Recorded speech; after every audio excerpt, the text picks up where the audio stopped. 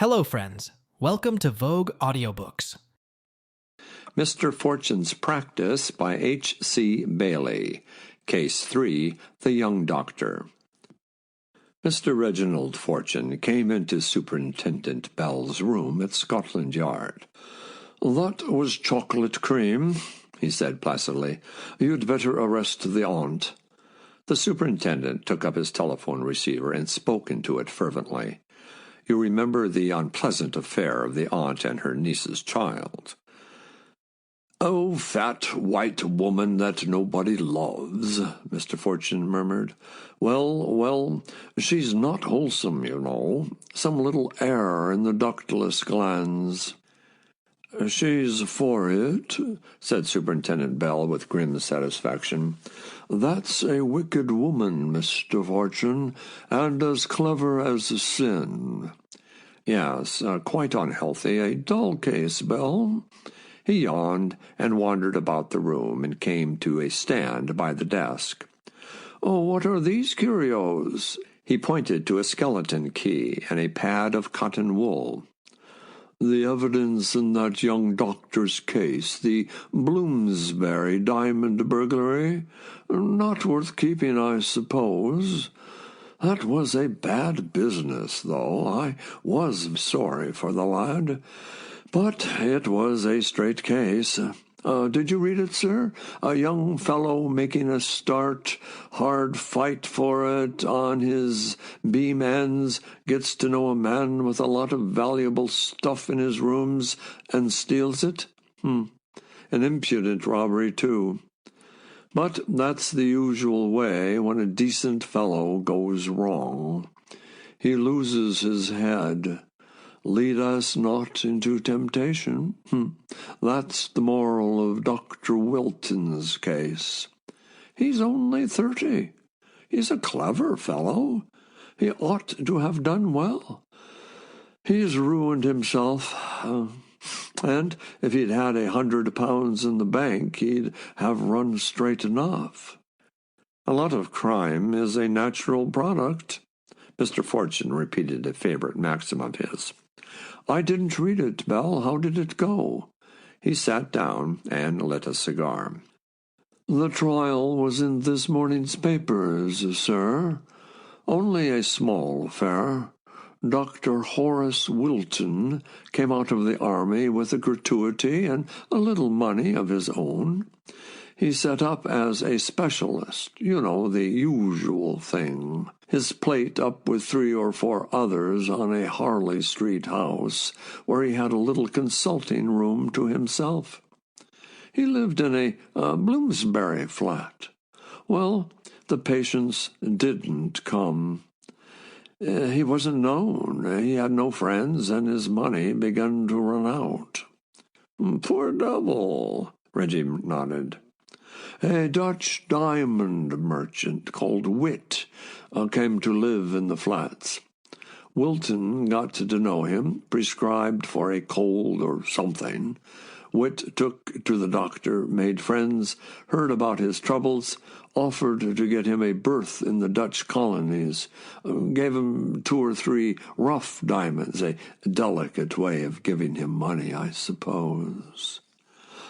Then one morning the valet, service flats they are, coming into Witt's room, found him heavily asleep. He'd been chloroformed. There was that pad on his pillow." Reggie took up the box in which the cotton wool and the skeleton key lay. "Oh, don't shake it," said the superintendent. "Do you see those scraps of tobacco? That's important. The bureau in which Witt kept the diamonds he had with him had been forced open, and the diamonds were gone. Witt sent for the police. Now, you see that tobacco on the cotton wool? The inspector spotted that. The cotton wool must have been handled by a man who smoked that tobacco. Most likely carried it in the same pocket. Unusual stuff, isn't it?" Well, the inspector remarked on that to Witt. Witt was horrified. You see, it's South African tobacco, and he knew Wilton used the stuff. There was some spilt in the room, too. Have you got that? Said Reggie. No, I don't think it was produced. But our man saw it, and he's reliable. There's a Dutch journalist stopped in. He was just over in England. He'd called on Witt late the night before and couldn't make him hear. That surprised him because as he came up, he'd seen someone coming out of Witt's room, someone who went into Wilton's. That was enough to act on. Wilton was arrested, and his flat was searched. Tucked away in the window seat, they found the diamonds and that skeleton key. He stood his trial yesterday. He made no defense, but to swear that he knew nothing about it. The evidence was clear. Witt, he must be a soft-hearted old fellow.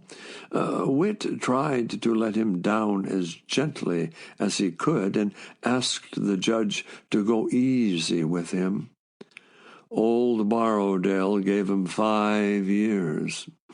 A stiff sentence. But the case itself would break the man's career. Poor chap. A bad business, sir, isn't it? Impudent, ungrateful piece of thieving. But he might have been honest enough if he could have made a living at his job. Mr. Fortune did not answer. He was looking at the key. He set it down, took up a magnifying glass, carried the box to the light, and frowned over the cotton wool. "What's the matter with it, sir?" "The key," Mr. Fortune mumbled, still studying the cotton wool. Why was the key made in Germany? Why does Dr. Horace Wilton of Harley Street and Bloomsbury use a skeleton key that was made in Solingen? "Well, sir, you can't tell how a man comes by that sort of stuff. It goes about from hand to hand, don't it?" Yes. "Whose hand?" said Reggie. "And why does your local expert swear this is South African tobacco?" There is a likeness, but this is that awful stuff they sell in Germany and call Rauchtabak." Bell was startled. That's awkward, sir. German too, huh? Well, you can buy Solingen goods outside Germany, and German tobacco too. Say in Holland. I don't know what you're thinking, sir. I think the tobacco was a little error. I think the tobacco ought not to have been there. But it was rather unlucky for Dr. Wilton. Your bright expert took it for his brand. The superintendent looked uncomfortable. Yes, sir, that's the sort of thing we don't want to happen. But after all, the case didn't turn on the tobacco. There was the man who swore he saw Wilton leaving Witt's flat and finding of the diamonds in Wilton's room. Without the tobacco, the evidence was clear. I know. I said the tobacco was superfluous. That's why it interests me. Superfluous, not to say awkward. We know Wilton don't use Rauchtabak, yet there is Rauchtabak on the chloroformed pad, which suggests that someone else was on the job. Some fellow with a taste for German flavors. The sort of fellow who'd use a German key. There's not a sign of Wilton's having an accomplice, said Bell heavily. But of course it's possible. Mr. Fortune looked at him with affection. Dear Bell, he said. "You must find the world very wonderful. No, I wouldn't look for an accomplice, but I think you might look for the diamond merchant and the journalist. I should like to ask them who smokes Rauchtobak." "There must be an investigation," Bell sighed. "I see that, sir. But I can't see that it will do the poor fellow any good, and it's bad for the department." Reggie smiled upon him. "Historic picture of an official struggling with his humanity, he said. "Poor old Bell." At the end of that week, Mr. Fortune was summoned to Scotland Yard. He found the chief of the Criminal Investigation Department in conference with Edis, a man of law from the Home Office.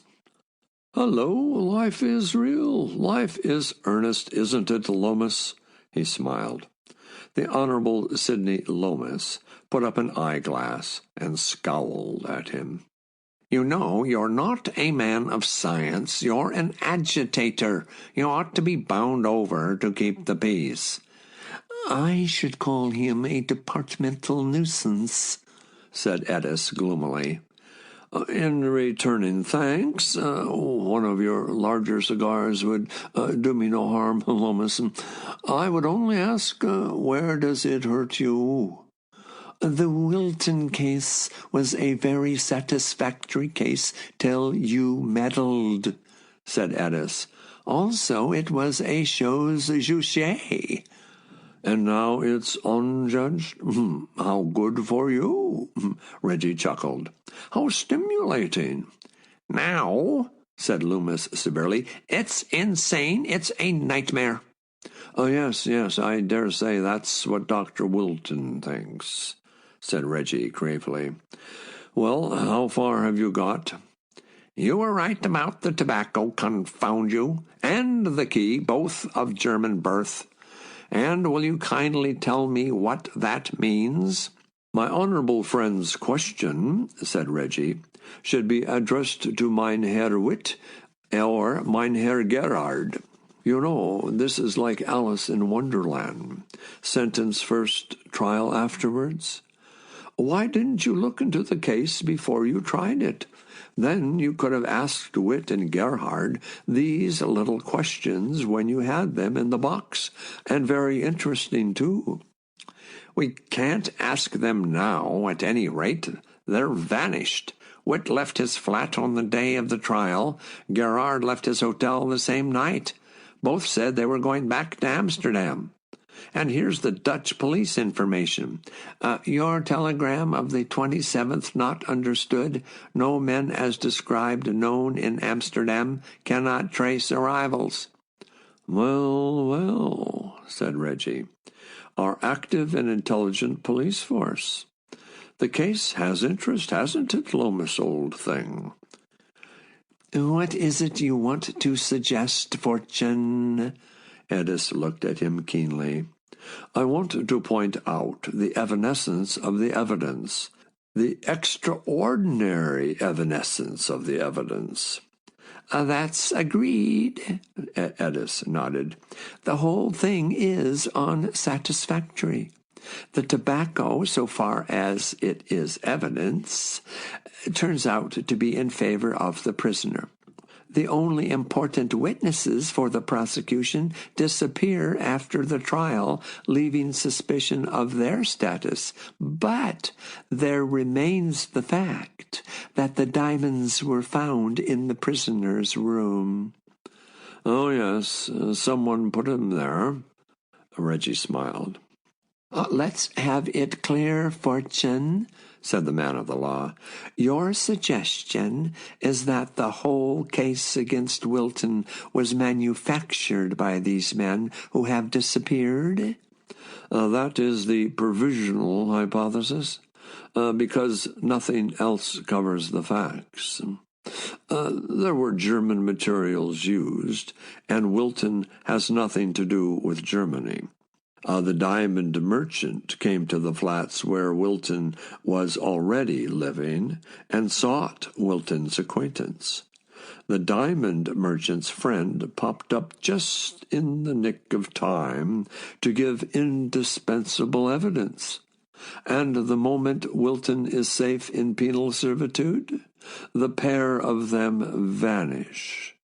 And the only thing we can find out about them is that they aren't what they pretended to be. Well, the one hypothesis which fits all these facts is that these two fellows wanted to put Dr. Horace Wilton away.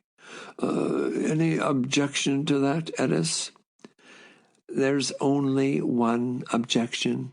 Why?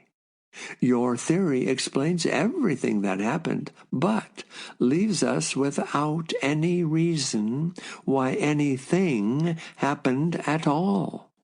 That is, it's an explanation which makes the case more obscure than ever. We can understand why Wilton might have stolen diamonds. Nobody can understand why anyone would want to put him in prison. Oh, my dear fellow, you're so legal. What you don't know isn't knowledge. You don't know why Wilton had to be put out of the way. No more do I. But no more did Wilton, said Edis sharply. He didn't suspect these fellows. His defense didn't suggest that he had any enemies. He only denied all knowledge of the theft, and his counsel argued that the real thief had used his rooms to hide the diamonds in because he was surprised and scared. Yes, that was pretty feeble, wasn't it? These lawyers, Edis, these lawyers, a stodgy tribe. We do like evidence. Then why not use it? The man Wit was very interesting in the box. He said that in the kindness of his heart he had offered this ungrateful young doctor a job in the Dutch colonies, quite a nice long way from England, Edis. Wilton wouldn't take it. So Wilton had to be provided for otherwise. Edis looked at him thoughtfully. I agree there's something in that, but why? We know all about Wilton. He's run quite straight till now.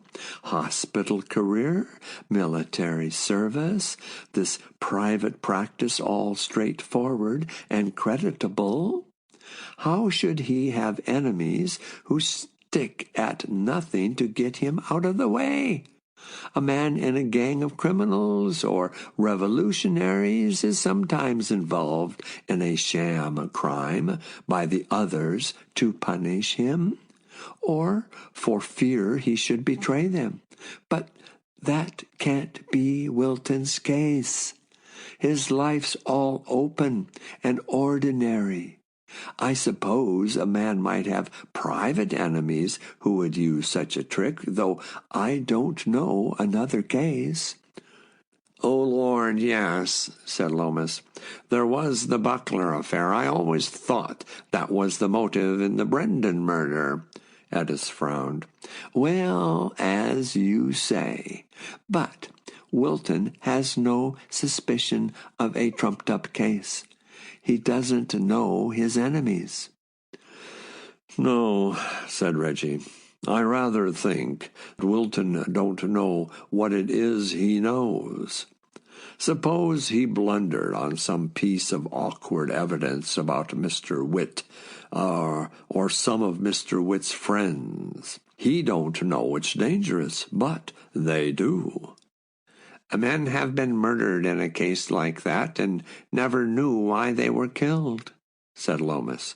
I dare say, Edis cried. It's all quite possible, but it's all in the air. I have nothing that I can act upon. "Oh, I wouldn't say that," said Reggie. "You're so modest." "Perhaps I am," Edis shrugged. "But I can't recommend Wilton's sentence for revision on a provisional hypothesis." "Revision be damned," Reggie cried. "I want him free." Edis stared at him. "But this is fantastic," he protested.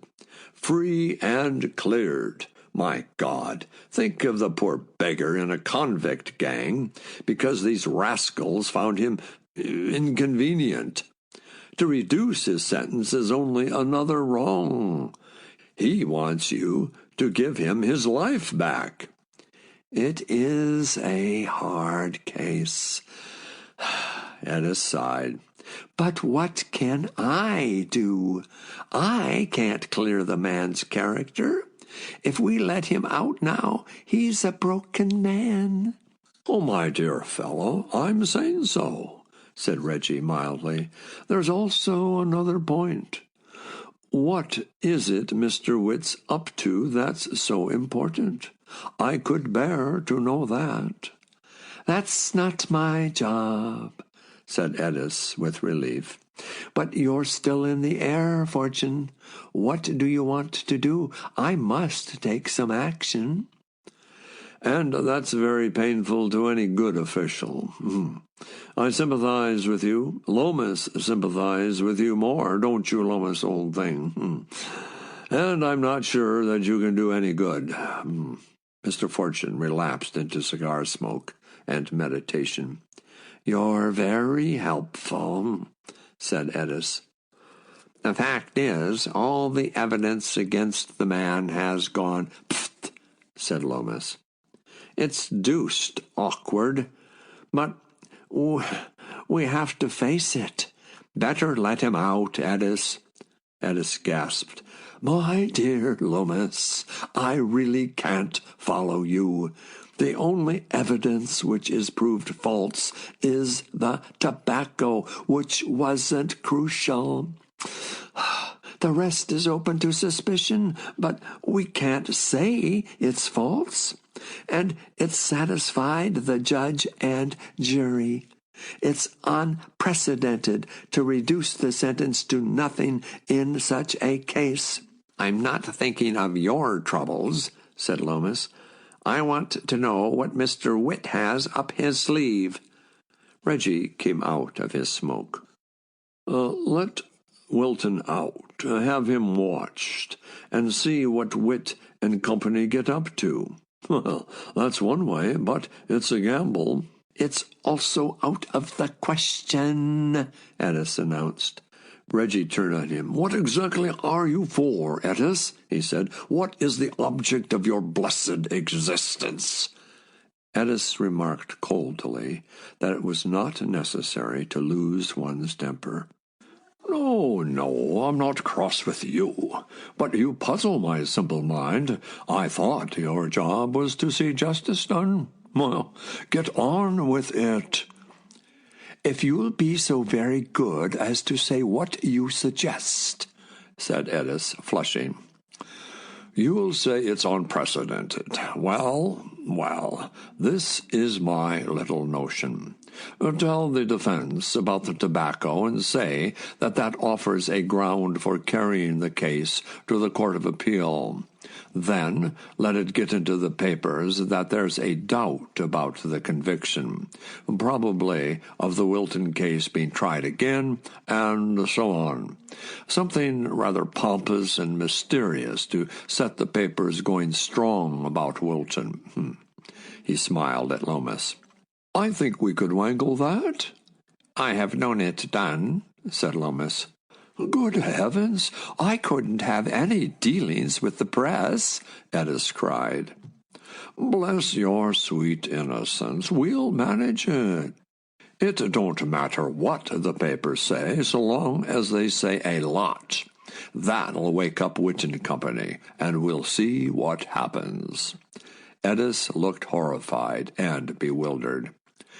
"I think it is clear the defense should be advised of the flaw discovered in the evidence, in order that the conviction may be reviewed by the Court of Appeal," he said solemnly. "But, of course, I couldn't sanction anything more." "That's all right, my dear fellow," Lomas smiled. "Nobody sanctions these things, and nobody does them. They only happen." And Edis was got rid of. "My country, oh, my country," Reggie groaned. "That's the kind of man that governs England." A day or two later saw Mr. Fortune shivering on an April morning outside Princetown Prison.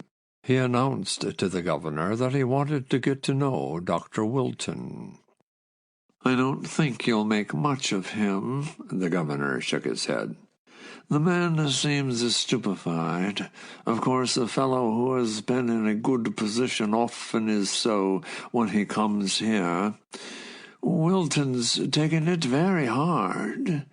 When we told him that there was a flaw in the evidence and he could appeal against his sentence, he showed no interest. He was sullen and sour, as he has been all the time. All he would say was, 'What's the good you've done for me?'" "Poor devil," Reggie sighed. "It may be." The governor looked dubious. "No one can judge a man's character on his first days in prison, but I've known men who gave me a good deal more reason to believe them innocent." Dr. Wilton was brought in, a shred of a man in his prison clothes. A haggard face glowed at Reggie. "My name, Fortune, Dr. Wilton. I come from Scotland Yard. I found the mistake which had been made about the tobacco. It made me very interested in your case. I feel sure we don't know the truth of it. If you can help me to that, it's going to help you." He waited. "The police can't help me," said Wilton. "I'm not going to say anything." "Oh, my dear chap, I know that was a bad blunder, but there's more than that wants looking into. If you'll give us a chance, we might be able to clear up the whole case and set you on your feet again. That's what I'm here for." And Wilton laughed. "No, thanks," he said unpleasantly. "Oh, just think of it. I can't do you any harm. I'm looking for the truth. I'm on your side. What I want to know is, have you got any enemies? Anyone who might like to damage you? Anybody who wanted to put you out of the way?" "Only the police," said Wilton. "Oh, my dear chap," Reggie brushed that away. "Did anything strange ever happen to you before this charge?" "What?" Wilton flushed. "Oh, I see. I'm an old criminal, am I? Better look for my previous convictions, or you can invent 'em quite easy." "My dear chap, what good can this do you?" said Reggie sadly. "The police didn't invent this charge. Your friend Mr. Witt made it. Do you know anything about Mr. Witt?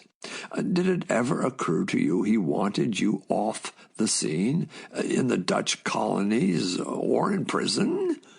"I have nothing against Witt," said Wilton. "Oh, my dear fellow, how did the diamonds get in your room?" "Yes, how did they?" said Wilton savagely. "Ask your police inspector, the man who said that was my tobacco. You're a policeman. You know how these jobs are done." "I wish I did," Reggie sighed. "If I did, I dare say you wouldn't be here." But he couldn't get no more out of Dr. Wilton. He went away sorrowful. He had not recovered his spirits when he sought Lomas next morning.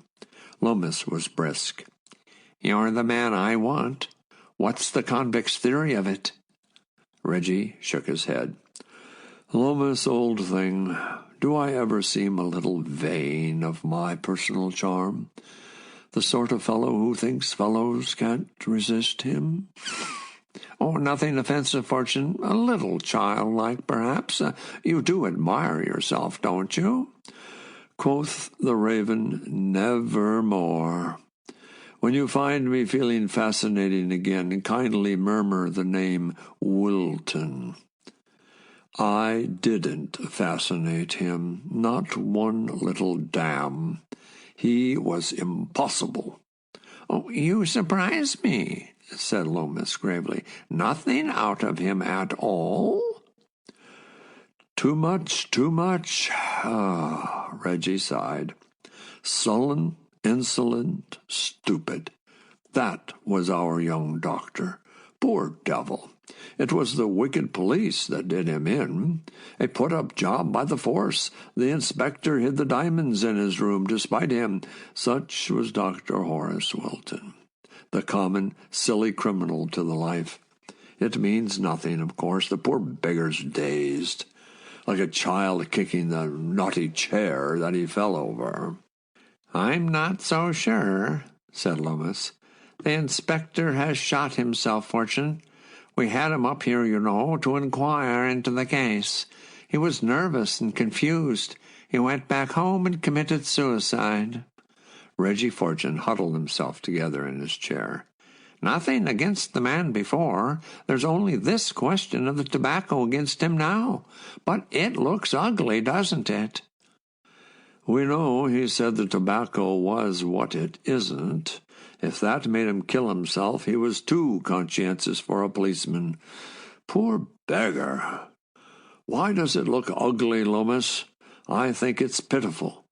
My God, if we all shot ourselves or we made mistakes, there would be vacancies in the force. Poor Wilton said the inspector put the diamonds in his room, but that's crazy." "It's all crazy. You are a little confused yourself, Fortune.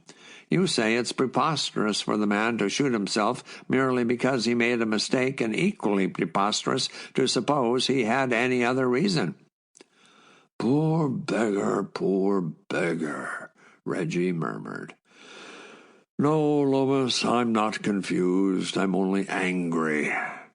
Wilton's not guilty, and your inspector's not guilty, and one's in prison and one's dead, and we call ourselves policemen. Shutting the stable door after the horse is stolen, that's a policeman's job. But great heavens, we don't even shut the door." Lomas shook his head. "Not only angry, I fear, but rattled. My dear Fortune, what can we do?" "Wit hasn't shown his hand?" "Not unless he had a hand in the inspector's suicide." "I suppose it was suicide?" "Well, you'd better look at the body. The evidence is good enough." "Oh, nothing in the papers?" Lomas stared at him. "Oh, columns, of course, all quite futile. You didn't expect evidence in the papers, did you?" "You never know, you know. You don't put a proper value on the press, Lomas." It has been remarked of Mr. Fortune that when he is interested he will do everything himself. This is considered by professional critics a weakness. Yet, in this case of the young doctor, where he was continually occupied with details, he seems to have kept a clear head for strategy. He went to see the inspector's body in the mortuary. He came out in gloomy thought. "Satisfied, sir?" said Superintendent Bell, who escorted him. Reggie stopped and stared at him. "Oh, Peter, what a word!" he muttered. "Satisfied? No, Bell, not satisfied, only infuriated. He killed himself, all right, poor beggar. One more victim for wit and company." "What's the next move, sir?" "Goodbye," said Mr. Fortune. "I'm going home to read the papers."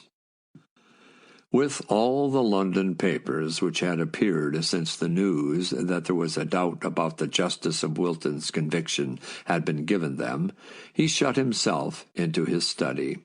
Most of them had taken the hint that there was a mystery in the case, and made a lot of it.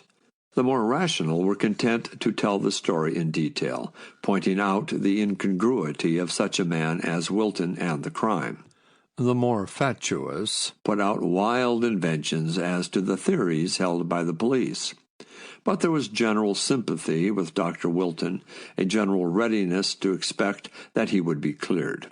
He had a good press, except for the Daily Watchman. The Daily Watchman began in the same strain as the rest of the sillier papers, taking Wilton's innocence for granted and devising crazy explanations of the burglary. But on the third day it burst into a different tune. Under a full-page headline, "The Wilton Scandal," its readers were warned against the manufactured agitation to release the man Wilton. It was a trick of politicians and civil servants and intellectuals to prevent the punishment of a rascally criminal. It was another case of one law for the rich and another for the poor. It was a corrupt job to save a scoundrel who had friends in high places. It was, in fine, all sorts of iniquity, and the British people must rise in their might and keep the wicked Wilton in jail, as they did not want burglars calling every night. Mr. Fortune went to sup at that one of his clubs used by certain journalists.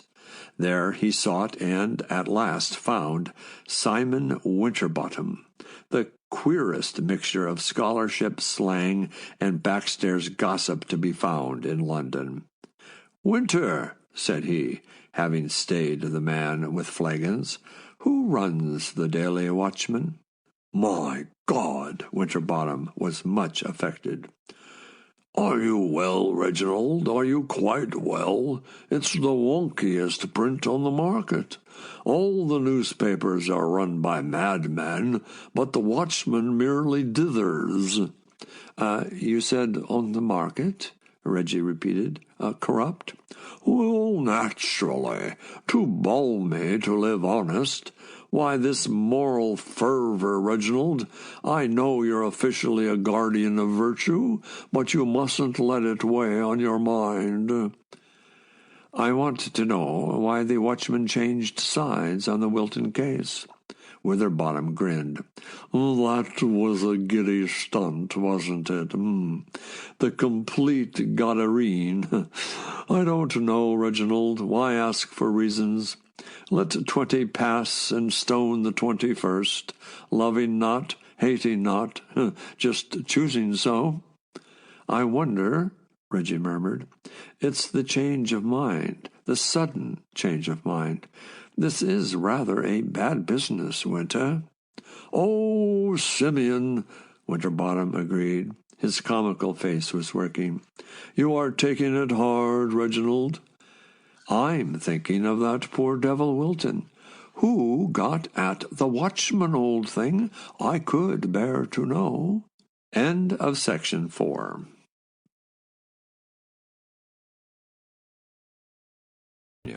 Mr. Fortune's Practice by H.C.Bailey, the Young Doctor, continued.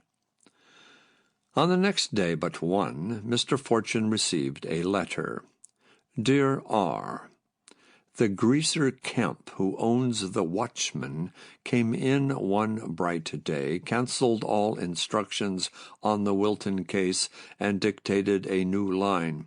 No known cause for the rash act.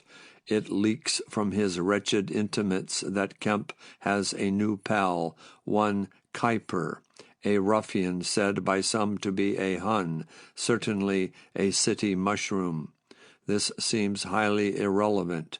You must not expect Kemp to be rational even in his vices. Sorry, S.W." Mr. Fortune went into the city and consumed turtle soup and oyster patties with Tommy Owen, the young son of an ancient firm of stockbrokers. When they were back again in the dungeon, which is Tommy's office, "Oh, Thomas, do you know anything of one Kuiper?" he said. "Wrong number, old bean." Tommy Owen shook his round head. "Not in my department. International finance is Mr. Julius Kuiper's line." Reggie smiled. It is the foible of Tommy Owen to profess ignorance. "Big business," he said. Not so much big business as queer business. Mr. Julius Kuiper blew into London some months ago. Yes, January. He is said to be negotiating deals in Russian mining properties." Sounds like selling gold bricks." "Well, not in my department," said Tommy Owen again.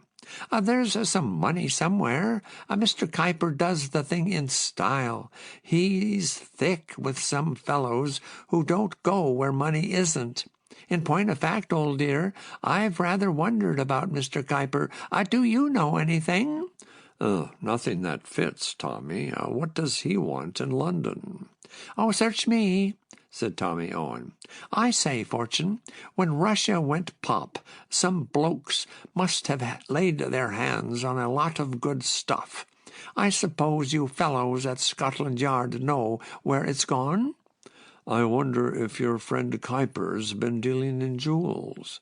Tommy Owen looked wary. "Don't that fit, old bean? There's a blighter that's been busy with Brother Kuiper, blossomed out with a rare old black pearl in his tie-pin. They used to tell me the good black pearls went to Russia." What is Kuiper? A Hun?" "I wouldn't bet on it. He might be anything. Lean beggar, oldish, trim little beard, very well groomed. Talks English well, says he's a Dutchman. You could see him yourself. He's had offices in that ghastly new block in Magdalen Lane." "Oh, thanks very much, Thomas," said Mr. Fortune. "Oh, not a bit. Sorry I don't know anything about the blighter," said Tommy Owen, and Mr. Fortune laughed. As a taxi took him home to Wimpole Street, he considered his evidence. The mysterious Kuiper said he was Dutch. The vanished wit also said he was Dutch. Kuiper said he was selling Russian jewels. Wit also dealt in jewels. Mr. Fortune went home and telephoned to Lomas that Julius Kuiper of Magdalen Lane should be watched, and by men of experience. Even over the telephone, the voice of Lomas expressed surprise. "Kuiper," it repeated. "What is the reference, Fortune? The Wilton case? Quite so. You did say Julius Kuiper? Oh, but he's political. He's a Bolshevik." Reggie also felt some surprise, but he did not show it. "Some of your men who've moved in good criminal society," he said firmly. "Rush it, old thing." After breakfast on the next day but one, he was going to the telephone to talk to Lomas when the thing rang at him. "Is that Fortune?" said Lomas's voice. "Speaking? The great Mr. Fortune? I look towards you, Reginald. I likewise bows. Come right on."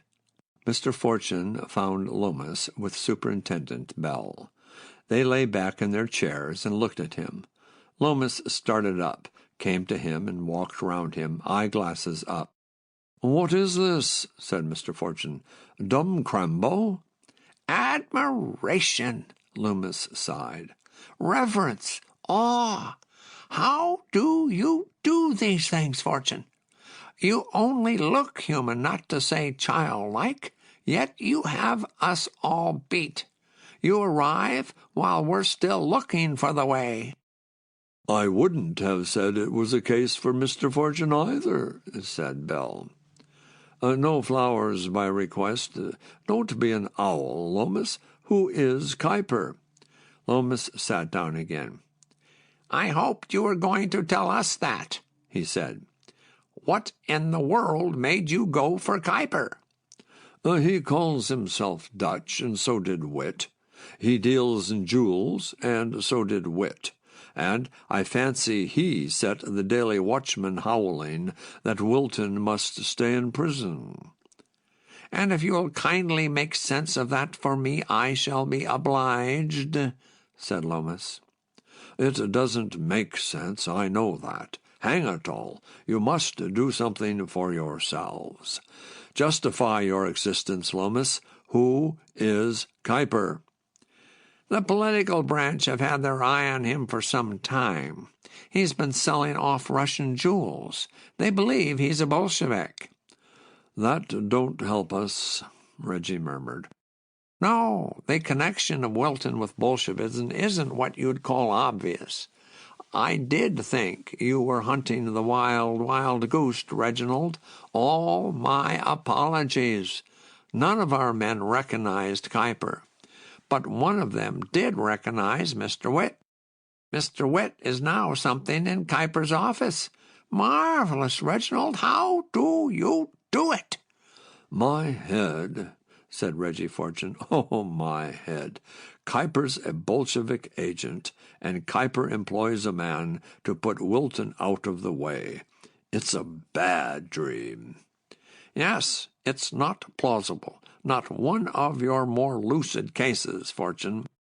"I had thought," said Bell diffidently, "if Dr. Wilton happened to get to know of some Bolshevik plot, Mr. Fortune, they would be wanting to put him out." "They would in a novel." Reggie shook his head. "But hang it all, Wilton don't know that he ever knew anything."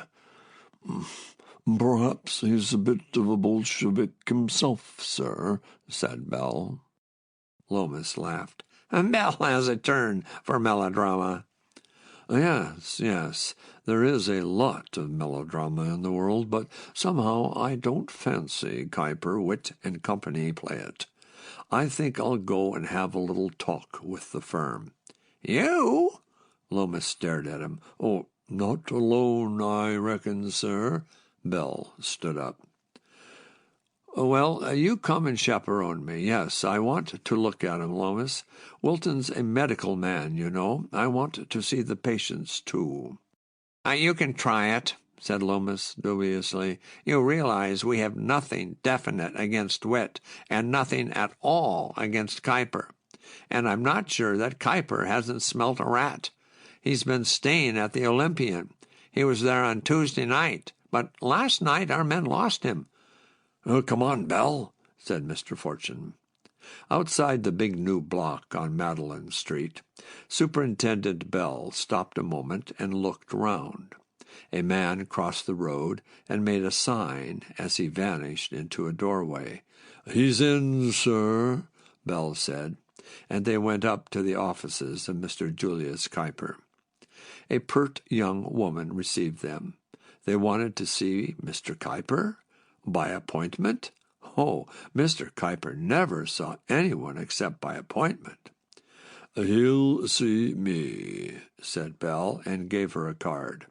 She looked him over impudently and vanished. Another young woman peered round the glass screen at them. "Sorry," the first young woman came briskly back. "Mr. Kuiper's not in. Better write and ask for an appointment." "That won't do. Who is in?" said Bell heavily. "Don't you bully me," she cried. "You don't want to get into trouble, do you?" Bell frowned down at her. "You go in there and say Superintendent Bell is waiting to see Mr. Witt." We haven't got any Mr. Witt." "You do as you're told." She went. She was gone a long time. A murmur of voices was audible. She came out again, looking flustered. "Well, what about it?" said Bell. "I don't know anything about it," she said. A door slammed. A bell rang. She made a nervous exclamation and turned to answer it. Bell went first, and Reggie on his heels. In the inner room an oldish man stood smoothing his hair. He was flushed, and at the sight of Bell he cried out, "But you intrude, sir." "Ah, here's our old friend Mr. Witt," Bell smiled. "There is some mistake. You are wrong, sir. What is your name? Mr. Superintendent, my name is Siegel." "I dare say it is. Then why did you call yourself Witt?" "I do not know what you mean." "I don't forget faces. I should know you anywhere. You're the Mr. Witt who prosecuted Dr. Horace Wilton. Come, the game's up now." "What do you mean by that, sir?" "Time to tell the truth," said Reggie sweetly. "A time you begin to think of yourself, isn't it? We know all about the evidence in the Wilton burglary. Why did you do it, Mr. Witt? It wasn't safe, you know." "What do you want?" "Well, where's your friend Mr. Kuiper? We had better have him in." "Mr. Kuiper has gone out, sir." Reggie laughed. "Oh, I don't think so. You're not doing yourself justice. I don't suppose you wanted to trap Dr. Wilton. You'd better consider your position. What is Mr. Kuiper's little game with you?" Mr. Witt looked nervously around the room. You mustn't. We can't talk here," he said. "The girls will be listening." "Oh, send the girls out to tea," said Bell. "Oh, no, I can't do that. I had rather come with you, Mr. Superintendent. I would rather indeed." "Oh, come on, then." Mr. Witt, who was shaking with nervous fear, caught up his hat and coat. The farther door of the room was flung open. 2 pistol shots were fired. As Reggie sprang at the door, it was slammed in his face and locked. Mr. Witt went down in a heap. Bell dashed through the outer office into the corridor. Reggie knelt by Mr. Witt. "Kuiper!" Mr. Witt gasped. "Kuiper!" I know. We'll get him yet. Where's he gone?" "His yacht," Mr. Witt gasped. "Yacht at Gravesend. He had it ready." He groaned and writhed. He was hit in the shoulder and stomach. Reggie did what he could for the man and went to the telephone. He had finished demanding an ambulance when Bell came back, breathless, with policemen in uniform at his heels. "The swine!" Bell gasped. "He's off, sir. Must have gone down the other staircase into Bull Court. We had a man there, but he wouldn't know there was anything up. He'd only follow. Pray God he don't lose them. They lost him last night."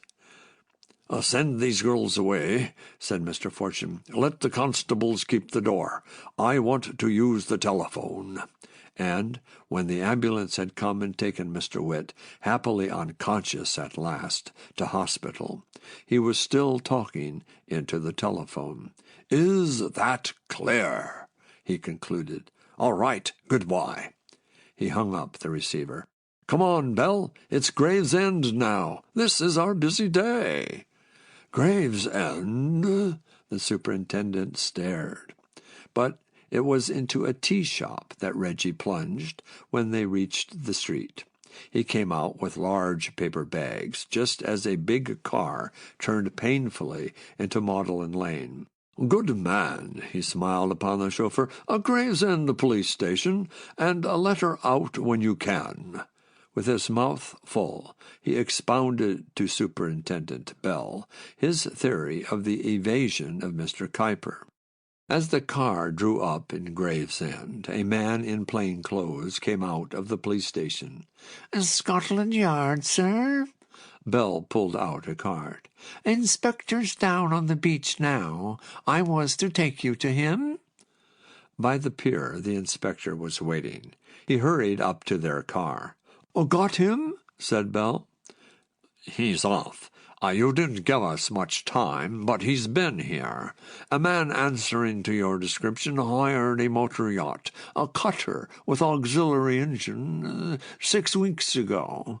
It was rather noticed, being an unusual time of year to start yachting. He's been down odd times and slept aboard. He seems to have slept aboard last night. I can't find anyone who's seen him here today, but there's a longshoreman swears he saw a Tilbury boat go alongside the Cyrilla, that's his yacht, a while since, and the Cyrilla's away. Have you got a fast boat ready for us? At the pier head, sir. Motor launch. Good work, Reggie smiled, and they hurried on board.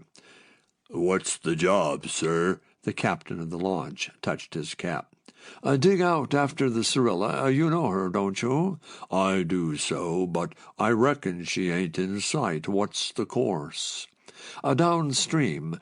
She'll be making for the Dutch coast. Are you good for a long run? Surely, and I reckon it will be a long run. She's fast, is Cyrilla. Wind her up, Jim.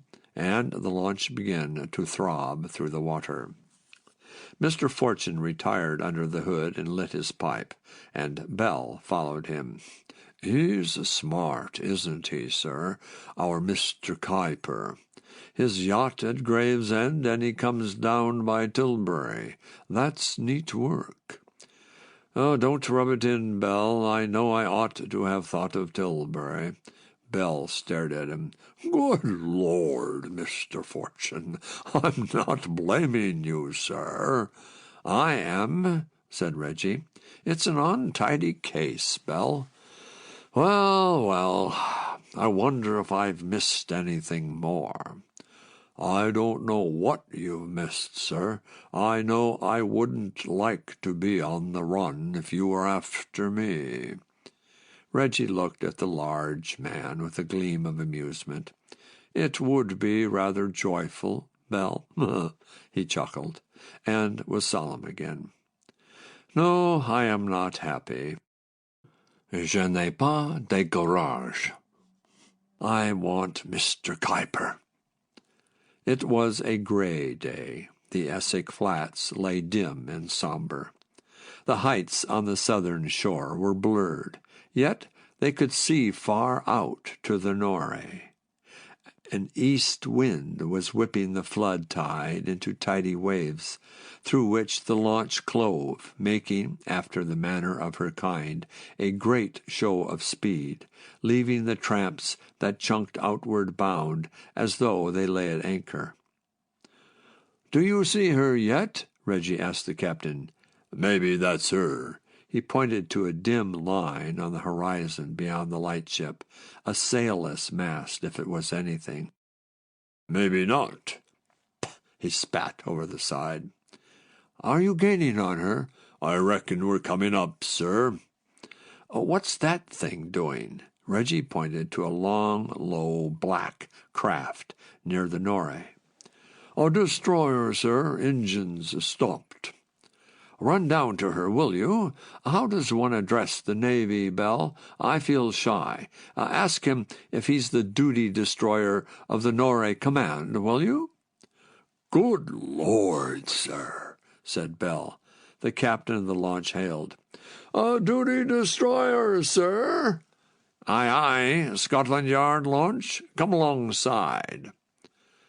"Thank God for the Navy," as the soldier said, Mr. Fortune murmured. "Perhaps it will be warmer on board her." "I say, sir, did you order a destroyer out?" "Oh, I asked Lomas to turn out the Navy. I thought we might want him." Superintendent Bell gazed at him. "And you say you forgot things," he said. "Wits shot, and all in a minute you have all this in your head." They climbed a most unpleasant ladder. A young lieutenant received them. "You gentlemen got a job of work for us?" A motor yacht cutter rig named Cyrilla left Gravesend an hour or two ago, probably making for the Dutch coast. There's a man on board that's badly wanted." "Oh, can do." The lieutenant smiled and ran up to the bridge. "Starboard 5, half ahead both." He spoke into a voice pipe. "You'd better come up here," he called at them. "We'll whack her up as we go." The destroyer began to quiver gently to the purr of the turbines. Reggie cowered under the wind-screen. The speed grew and grew, and the destroyer sat down on her stern, and on either side white waves rushed from the high, sharp bow. "Who is your friend on the yacht?" The lieutenant smiled. "His last is attempted murder, but that was only this morning." "You fellows don't lose much time," said the lieutenant with more respect. "You seem to want him bad." "I could bear to see him," said Reggie. "He interests me as a medical man." "Medical?" The lieutenant stared at him. "Quite a lot of crime is medical," said Reggie. The lieutenant gave it up and again asked for more speed and began to use his binoculars. "There's a cutter rig." He pointed at something invisible. "Not under sail, laying a course for Flushing. That's good enough, what?" The destroyer came up fast. A white hull was revealed to the naked eye. The lieutenant spoke to his signalman, and flags fluttered above the bridge. "Not answered. Do you think your friend'll put up a scrap?" "I dare say he will, if his crew will stand for it." "Praise God," said the lieutenant. "Will they have any arms?" "Pistols, likely," said Bell. "Well, she is Cyrilla." He picked up a megaphone and roared through it. "The cutter! Cyrilla! Stop your engine!" There was some movement on the yacht's deck. She did stop her engine, or slow. A shot was heard. She started her engine again, and again stopped. A man ran aft and held up his hand. The destroyer drew a beam, and the lieutenant said what occurred to him of yachts which did not obey Navy signals. There was no answer. A little knot of men on the Cyrilla gazed at the destroyer. "You fellows going aboard her? Got guns? I'll give you an armed boat's crew." Behind the destroyer's sub-lieutenant, Bell and Reggie came to the yacht's deck. "Where's the captain? Don't you know enough to read the signals?" Thus the sub-lieutenant began. "Where's Mr. Kuiper?" said Bell. "We didn't understand your signals, sir." The captain licked his lips. "I don't know anything about Mr. Kuiper. We've got Mr. Houghton, a Dutch gentleman. He's my owner, as you might say." "Where is he?" "Down the engine room. It was him fired at the engineer to make him start her up again. When I had stopped, I laid him out with a spanner." "Bring him up," Bell said. A slim spruce body was laid on the deck, precisely the Julius Kuiper of Tommy Owen's description. Reggie knelt down beside him. "He ain't dead, is he?" said the yacht's captain anxiously. But the stertorous breath of Mr. Kuiper could be heard. "My only aunt," Reggie muttered. "What's the matter, sir?" "Man hasn't got a heart. This is very unusual. Good Lord. Heart well over on the right side. Heterotaxy very marked. Quite unusual. That's more to the point. He's had an operation on the thyroid gland. Yes, just so." He smiled happily. "What was that word you said, sir?" Heterotaxy. Oh, it only means he's got his things all over on the wrong side." "Then I know him," Bell cried. "I thought I knew the look of him. As old as he is now. It's Lawton, sir. Lawton of the big bank frauds. He went off with 50,000 or more before your time, but you must have heard of it. Did a clear getaway." "And that's that," said Reggie. "Now we know." Some days afterwards, the Honorable Sidney Lomas called on Mr. Fortune, who was at the moment making a modest supper of deviled sole. "And did you clear it up?" he said. "Try that champagne. It's young, but has distinction. Oh, yes, Dr. Wilton quite agrees with me. A faulty thyroid gland is the root of the trouble."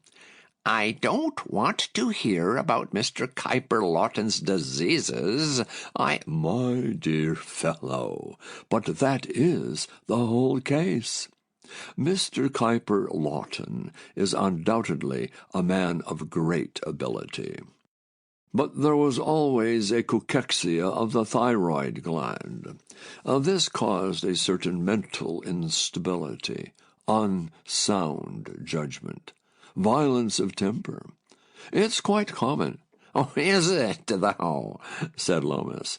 "But why was he violent to poor Wilton?" "Well, Lawton got clean away after his bank frauds, as you know." "I know all about Lawton. He lived on the plunder in Holland as Adrian Houghton and flourished till the war. Then he lost most of his money back in Germany to win. In the end of 1917, he went off to Russia. This year, he turned up in London as Julius Kuiper, talking about Russian finance and selling Russian jewels." "Oh, quite so. Well, in February, he was in a motor accident in Cavendish Square. A lorry hit his car, and he was thrown out and stunned. The unfortunate Wilton was passing and gave him first aid, and discovered that his heart was on the wrong side. He came to under Wilton's hands. I suppose Wilton showed a little too much interest.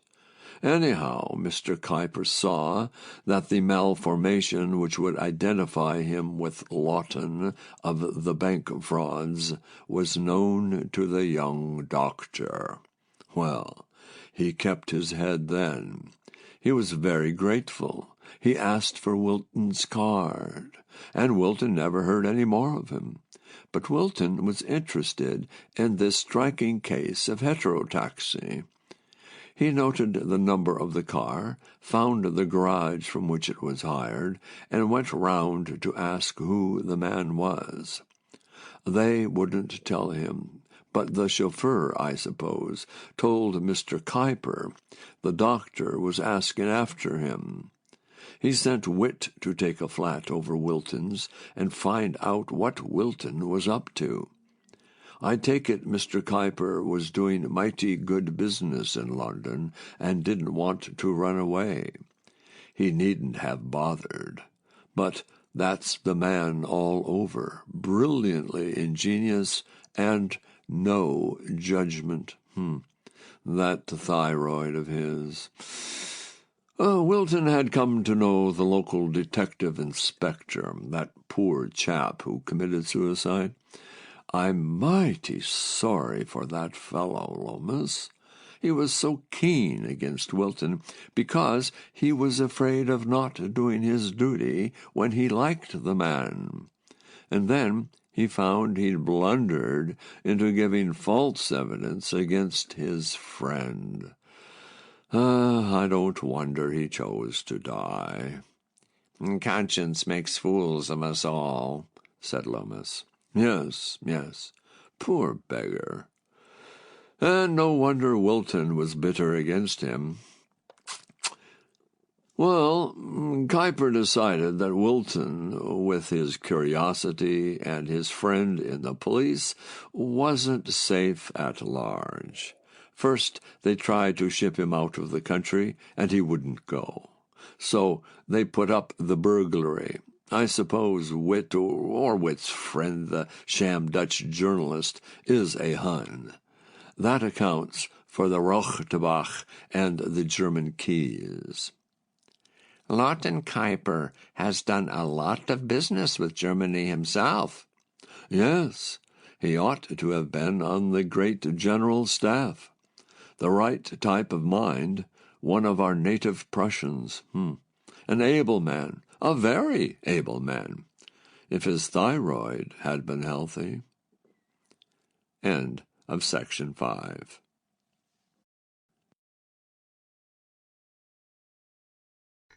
Read by Wayne Cook. Mr. Fortune's Practice by H.C.Bailey. Case 4.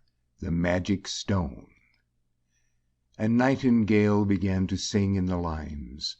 Mr. Fortune smiled through his cigar smoke at the moon, and slid lower into his chair. In the silver light his garden was a wonderland. He could see fairies dancing on the lawn. The fine odor of the cigar was glorified by the mingled fragrance of the night, the spicy scent of the lime flowers borne on a wind which came from the river over meadowsweet and hay. The music of the nightingale was heard through the soft murmur of the Weir stream. The head of the Criminal Investigation Department was arguing that the case of the town clerk of Barchester offered an example of the abuse of the simple poisons in married life. Mr. Reginald Fortune, though his chief adviser, said no word. The head of the Criminal Investigation Department came at last to an end. "That's the case, then." He stood up and knocked over his coffee cup. A tinkling clatter, a profound silence, and then only the murmur of the water. The nightingale was gone. "Well, Fortune?" Mr. Fortune sighed and raised himself. "Dear me, Lomas," he said sadly, "why don't you find something to do?" The Honorable Sidney Lomas suffered from a sense of wrong, and said so. It was a difficult and complex case, and had given him much anxiety, and he wanted Fortune's advice, and "She did him in all right," said Reggie Fortune succinctly, "and you'll never find a jury to hang her. Why don't you bring me something interesting?" Lomas then complained of him, pointing out that a policeman's life was not a happy one, and that he did not arrange or even choose the crimes of his country. "Interesting? Good gad! Do you suppose I'm interested in this female Bluebeard? I know my job's not interesting. Work's work." "And eggs is eggs. You have no soul, Lomas." Reggie Fortune stood up. "Come and have a drink."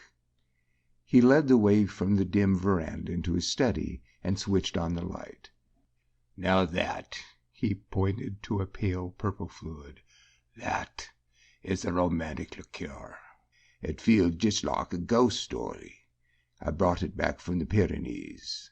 "Whiskey," said Lomas morosely. "My dear chap, are we downhearted?" "You should go to Scotland Yard, Fortune." Lomas clung to his grievance.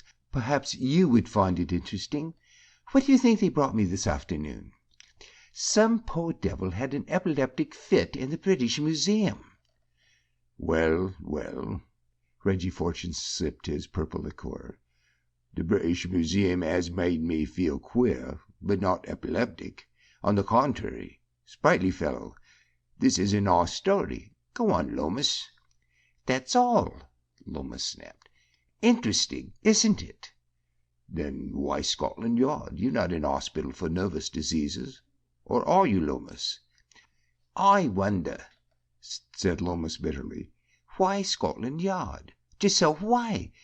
Because they've lost an infernal pebble in the fray. And will I find it for them, please? Most interesting case." Reggie Fortune took another cigar and composed himself for comfort. "Begin at the beginning," he advised, "and relate all facts without passion or recrimination." "There are no facts, confound you. It was in the Ethnological Gallery of the British Museum, where nobody ever goes. Some fellow did go and had a fit. He broke one of the glass cases in his convulsions. They picked him up, and he came round. He was very apologetic, left them a fiver to pay for the glass and an address in New York. He was an American doing Europe and just off to France with his family. When they looked over the case afterwards, they found one of the stones in it was gone. The epaulette couldn't have taken it, poor devil. Anybody who was in the gallery might have pocketed it in the confusion, most likely a child. The thing is only a pebble with some paint on it. A pundit from the museum came to me with his hair on end and wanted me to sift London for it. I asked him what it was worth, and he couldn't tell me. Only an anthropologist would want the thing, he said. It seems an acquired taste. I haven't acquired it. I told him this was my busy day. Reggie Fortune smiled benignly. "But this is art," he said. "This is a learning, Lomas. Have you cabled New York?" Have I? Lomas stopped his whiskey on the way to his mouth. No, Fortune, I have not cabled New York, nor have I sent for the military. The British Museum is still without a garrison. "Why, you know this gentleman with the fit may be a collector." Oh, Lord, no. It was a real fit, no deception. They had a doctor to him. Reggie Fortune was much affected. "There speaks to the great heart of the people. The doctor always knows. I love your simple faith, Lomas. It cheers me, but I'm a doctor myself. My dear chap, has no one ever murmured into the innocence of Scotland Yard that a fit can be faked?" I dare say I am credulous, said Lomas, but I draw the line somewhere. If you ask me to believe that a fellow shammed epilepsy, cut himself, and spent a fiver to pick up a pebble, I draw it there. "That's the worst of credulity. It's always skeptical in the wrong places. What was this pebble like?" Lomas reached for a writing pad and drew the likeness of a fat cigar, upon which parallel to each other were two zigzag lines. A greenish bit of stone, with those marks in red.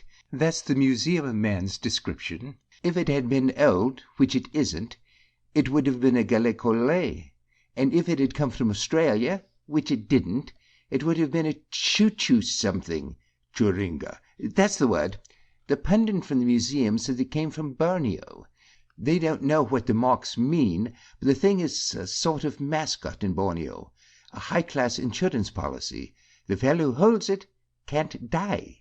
So the simple Bornese don't part with these pebbles easily. There isn't another known in Europe. That's where it hurts the museum pundit. He says it's priceless. I told him marbles were selling 30 a penny. Nice round marbles, all colors. "Yes, you have no soul, Lomas." I dare say I'm busy. "With toctic spouses," Reggie said reproachfully. "Green, was it? Green quartz, I suppose, or perhaps jade with a pattern oxide of iron." And I expect some child has swapped it for a green apple.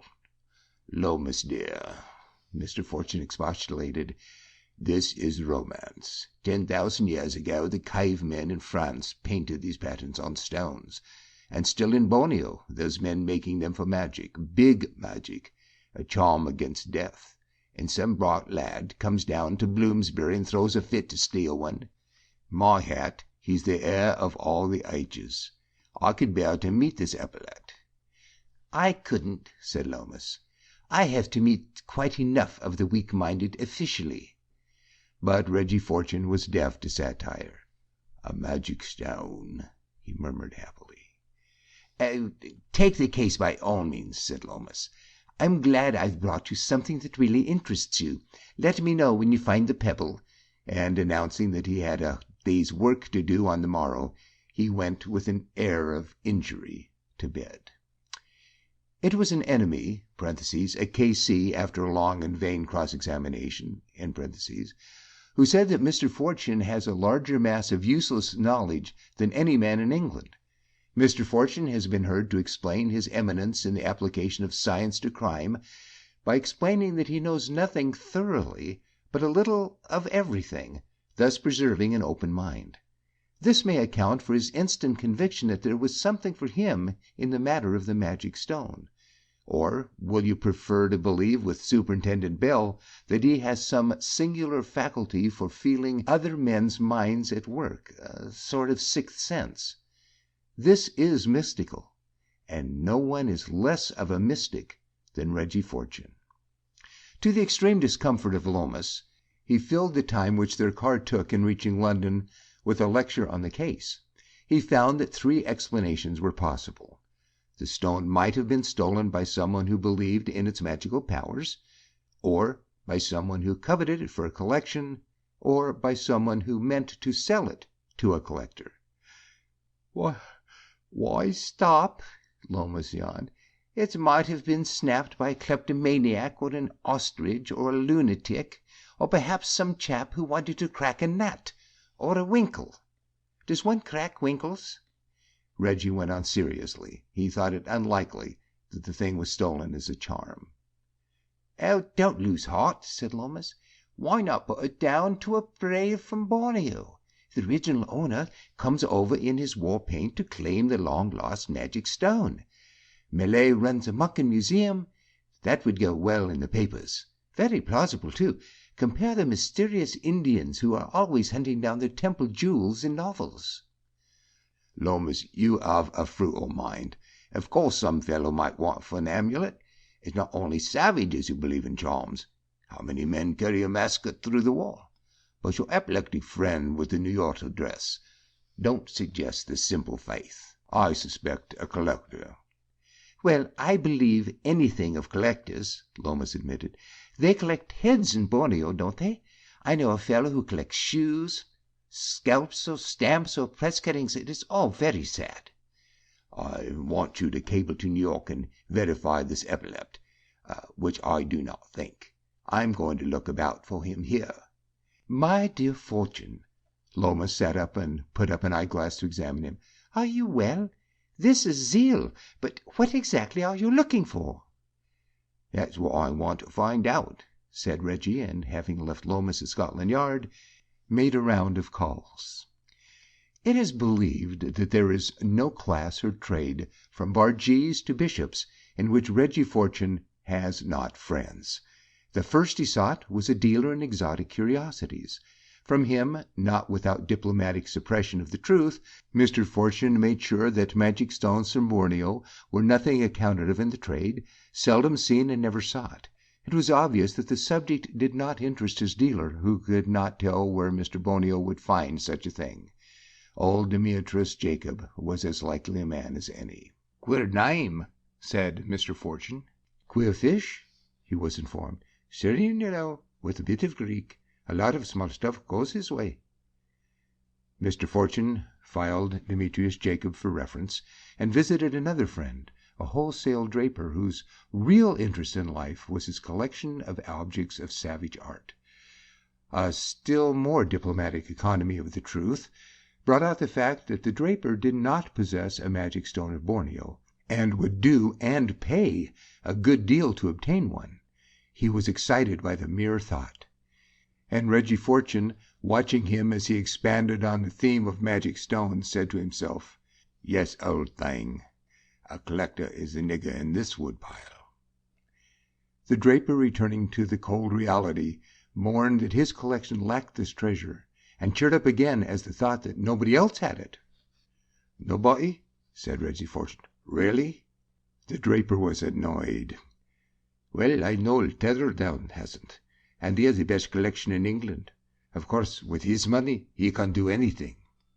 Reggie Fortune, neatly diverting the conversation to harmless subjects, consulted his encyclopedic memory about old Tetherdown. Lord Tetherdown was a little gentleman of middle age, reputed by connoisseurs to be the shabbiest in London. He inherited great wealth, and used it by living like a hermit and amassing an anthropological collection. That afternoon saw Reggie Fortune knocking at a little house in the back street of Mayfair. The door was opened by an old woman in an overall. Lord Tetherdown was not at home. Reggie Fortune exhibited great surprise. "Really? But I counted on seeing him. Can you tell me when he'll be back?" "No, I can't. He's away." It appeared to Reggie that she was ill at ease. "Away?" he repeated. "Oh, that's absurd. When did he go?" "He was off last night." "Really? But didn't he say when he'd be back?" "No, he didn't, young man." "It's amazing. I don't know what call you have to be amazed, neither, she cried. I counted on seeing him today, Reggie explained. I'd better come in and write a note. The old woman did not seem to think so, but she let him in and took him to a little room. Reggie Fortune caught his breath, for the place was ineffably musty. It was also very full. There was hardly space for both him and the woman. Cabinets lined the walls, and in the corners, in between the cabinets, on top, on the mantel, the window-sill, were multitudes of queer things.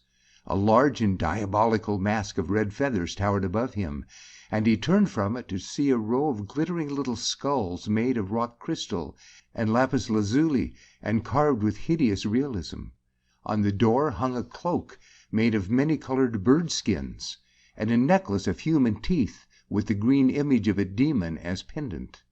A golden dragon with crystal eyes gaped on the sideboard over the whiskey decanter. Reggie showed no surprise. He slid into a chair by the table and looked at the old woman. I don't know what you want that you can't say, she grumbled, unlocked the desk, and put before him one sheet of paper, one envelope, pen and ink. Well, it's about a curio. Reggie smiled up at her.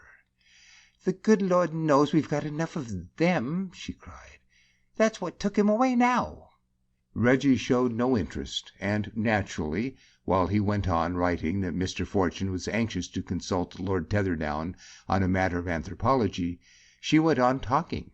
He learnt that it was a gentleman coming about a curio who took Lord Tetherdown away the night before, and she made it plain that she thought little of gentlemen who came about curios. Didn't he say when he'd be back? Reggie asked as he stood up to go. Not a word, I tell you. Well, that's strange. Strange, is it? It's plain you don't know the master, young man. He'd go to the end of the kingdom for his pretties. I hope he hasn't gone as far as that, said Reggie. He saw as he turned the corner of the street that she was still looking after him. She knows more than she says, he told himself.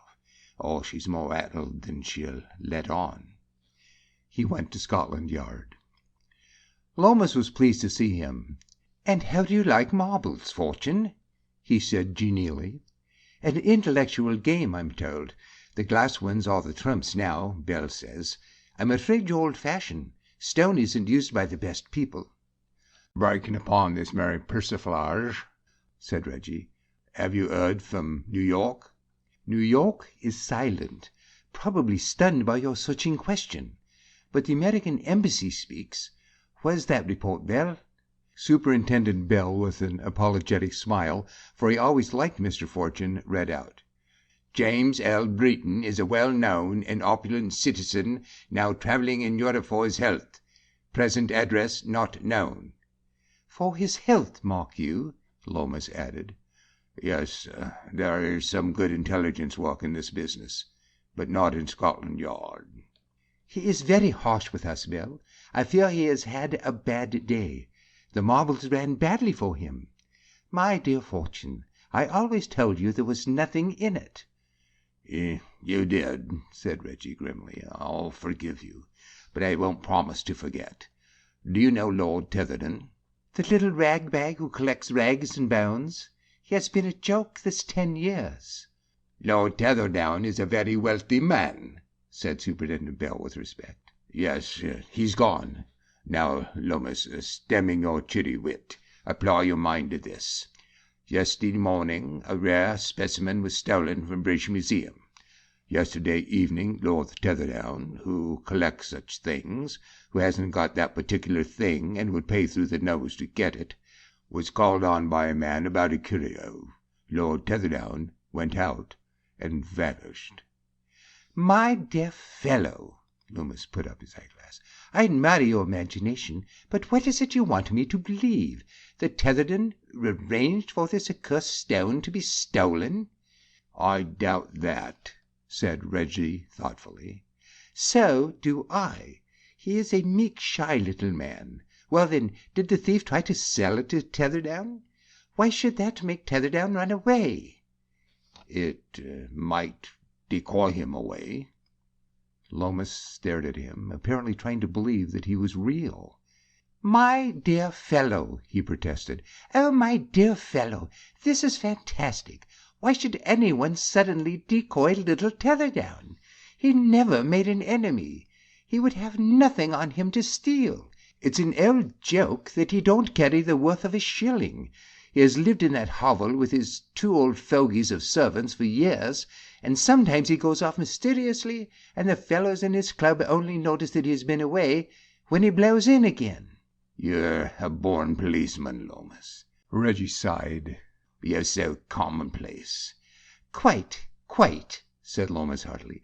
"Now tell me, you've been to Tetherdown's place. Did his servants say they were surprised he had gone off?"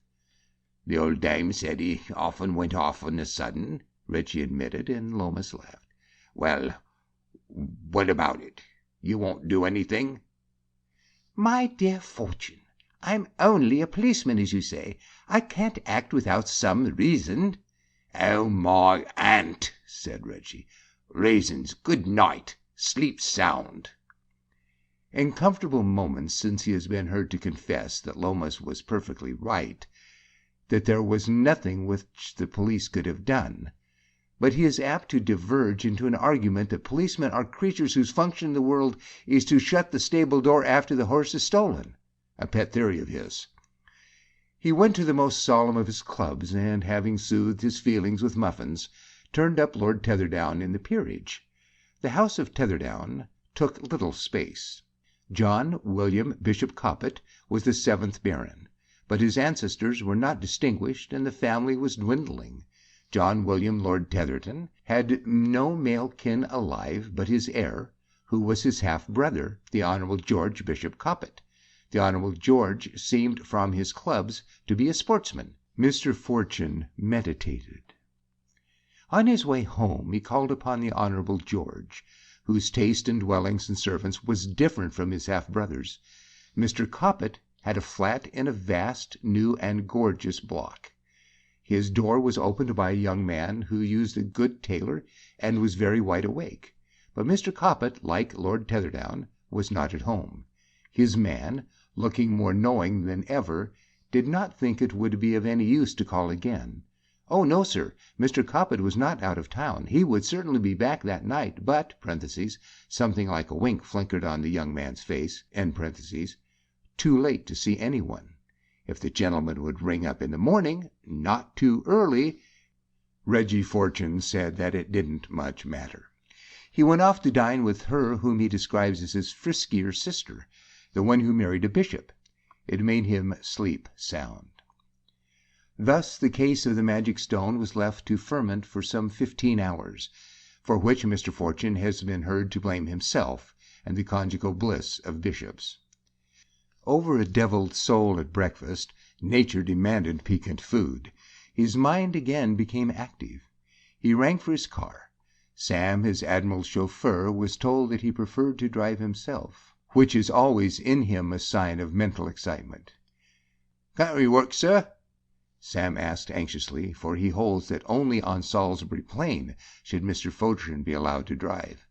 Mr. Fortune shook his head, and Sam swallowed, and they came down upon Oxford Street like the wolf on the fold. The big car was inserted, a camel into an eye of a needle, into the alleyway where Lord Tetherdown's house lurks. Again the old woman in the overall was brought to the door. She recognized Reggie Fortune, and liked him less than ever. "There's no answer," she cried. "The master's not back." "Really?" "You heard what I said." "He's not let you know when he's been coming back?" "No, he hasn't, nor have I no call to tell you if he had. You and your curios." The door slammed. Reggie went back to his car. When it stopped again in a shabby street by Covent Garden, Sam allowed himself to cough, this one protest from first to last.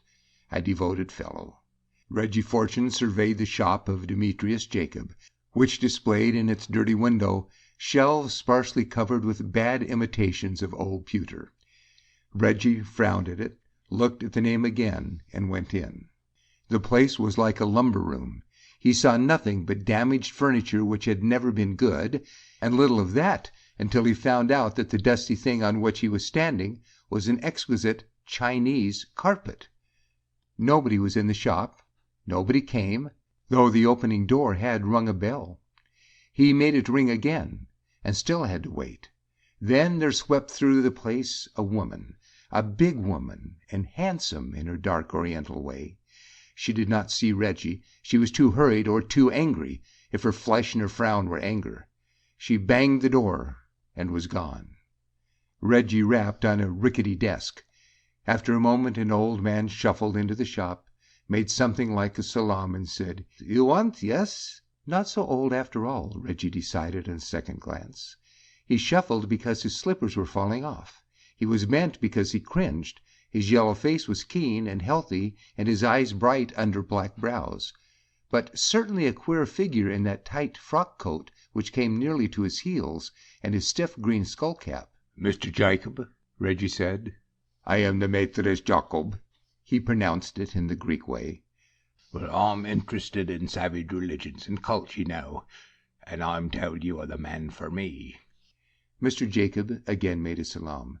"What I'm after just now is charms and amulets." He paused and suddenly rapped out, "Have you got anything from Borneo?" Demetrius Jacob showed no surprise or any other emotion. "Borneo? Oh, yes, I think." He smiled. "Beautiful things." He shuffled to a cupboard and brought out a tray which contained 2 skulls and a necklace of human teeth. Reggie Fortune was supercilious.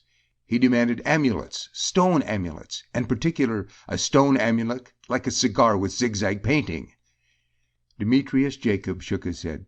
"I not have him," he said sadly. "Not from Borneo. I beautiful galets collares from France, yes, and Russia. But not the East. I never see him from the East, but in the museum." Reggie Fortune went away thinking that it took a clever fellow to be as guileless as that. The car plunged through Piccadilly again to the flat of the Honorable George Coppet. Mr. Coppet's man received him with a smile which was almost a leer. "I'll see, sir." He took Reggie's card. "I'm afraid Mr. Coppet's particularly busy." As Reggie was ushered in, he heard a bell ring, and a woman's voice, high and angry. "Oh, yes, I will go, but I do not believe you, not one word." A door was flung open, and across the hall swept a big woman from Demetrius Jacob's shop. Reggie looked into the crown of his hat. She stopped short and stared hard at him. Neither she did not recognize him or did not care who he was. She hurried on, and the door banged behind her. The Honorable George Coppet was a little man who walked like a bird. Damn it," he piped, jumping about. "What the devil are you at, Brown?" He stared at Mr. Fortune, and Brown gave him Mr. Fortune's card. "Hello, I don't know you, do I? I'm in the devil of a hurry." "I think you'd better see me, Mr. Coppet," said Reggie. Mr. Coppet swore again and bade him come in. Mr. Coppet gave himself some whiskey. "I say, women are the devil," he said as he wiped his mouth. "Have one?" He nodded at the decanter. "Now, what's your trouble, Mr. Fortune?" "I am anxious to have some news of Lord Turdown." "Well, why don't you ask him?" Mr. Coppet laughed. "He ought to be found." "Well, gone off again, has he? Lord, he's always had." "My dear chap, he's simply potty about his curios." "I don't know the first thing about them, but it beats me how a fellow can fall for that old junk. One of the best and all that, don't you know. But it's a mania with him. He's always running off after some queer bit of tripe." "When do you expect him back?" "Such me," Mr. Coppet laughed. "My dear chap, he doesn't tell me his little game. Old Martha might know. She doesn't." Mr. Coppet laughed again. "He was always a close old thing. Just pushes off, don't you know, on any old scent. And after a bit he blows in again." "Then you don't know when you'll see him again," Reggie said slowly. "Give you my word I don't," Mr. Coppet cried. Sorry. "So am I," said Reggie. "Good morning, Mr. Coppet." Mr. Coppet did not try to keep him, but he was hardly beyond the outer door of the flat when he heard Mr. Coppet say, Hello." He turned. The door was still shut. Mr. Coppet was using the telephone. He heard, "Millfield 33 something," and could not hear anything more. Millfield, as you know, is a quite middle-class suburb. Mr. Fortune went downstairs pensively. Pensively he was still when he entered Scotland Yard and sought Lomas's room. "Well, how goes the quest for the Holy Stone?" Lomas put up his eyeglass. "My dear Fortune, you're the Knight of the Rueful Countenance." "You're confused, Lomas. Don't do it," Reggie complained. "You're not subtle at Scotland Yard, but eyeing it, you might be clear." "What can we do for you?" "One of your large cigars?" Reggie mumbled and took it. "Yes. What can you do, I wonder?" He looked at Lomas with a baleful eye. "Who lives at Millfield? Speaking more precisely, who lives at Millfield 333 something?" Lomas suggested that it was a large order. "It is," Reggie agreed gloomily. "It is a nasty large order." And he described his morning's work. "There you are. The further you go, the queerer." Quite. Lomas nodded. But what's your theory, Fortune?" "The working hypothesis is that there's dirty work doing when a magic stone gets stolen and the man who wants the magic stone vanishes the same day, which is confirmed when a female connected with a chap who knows all about magic stones has found Colagwin with the vanished man's heir, and for support, when that heir, being rattled, runs to telephone to the chaste shades of Millfield, the last place for a sporting blood like him to keep his pals. I ask you, who lives at Millfield 333 something?" Lomas shifted his paper. "George Coppet stands to gain by Thedderdown's death, of course," he said, "and the only man, so far as we know. But he's not badly off. He's well known. There's never been anything against him. Why should he suddenly plan to do away with his brother? All your story might be explained in a dozen ways. There's not an ounce of evidence, Fortune." "You lock your evidence after the murder. I know that. My God, Lomas, I'm afraid." "My dear fellow!" Lomas was startled. "This isn't like you." "Oh, many thanks. I don't like men dying, that's all. Professional prejudice. I'm a doctor, you see. What a devil are we talking for? Who lives at Millfield 333 something?" "We might get at it," Lomas said doubtfully, and rang for Superintendent Bell. "but it's a needle in a bundle of hay. And if Tetherdown was to be murdered, it's done by now." "Yes, that's comforting," said Mr. Fortune. Superintendent Bell brought a list of subscribers to the Millfield Exchange, and then looked over the names of those in the 3400. Most were shopkeepers and ruled out. "George Coppet didn't buy his fish in Millfield," said Reggie Fortune. Over the doctors he hesitated.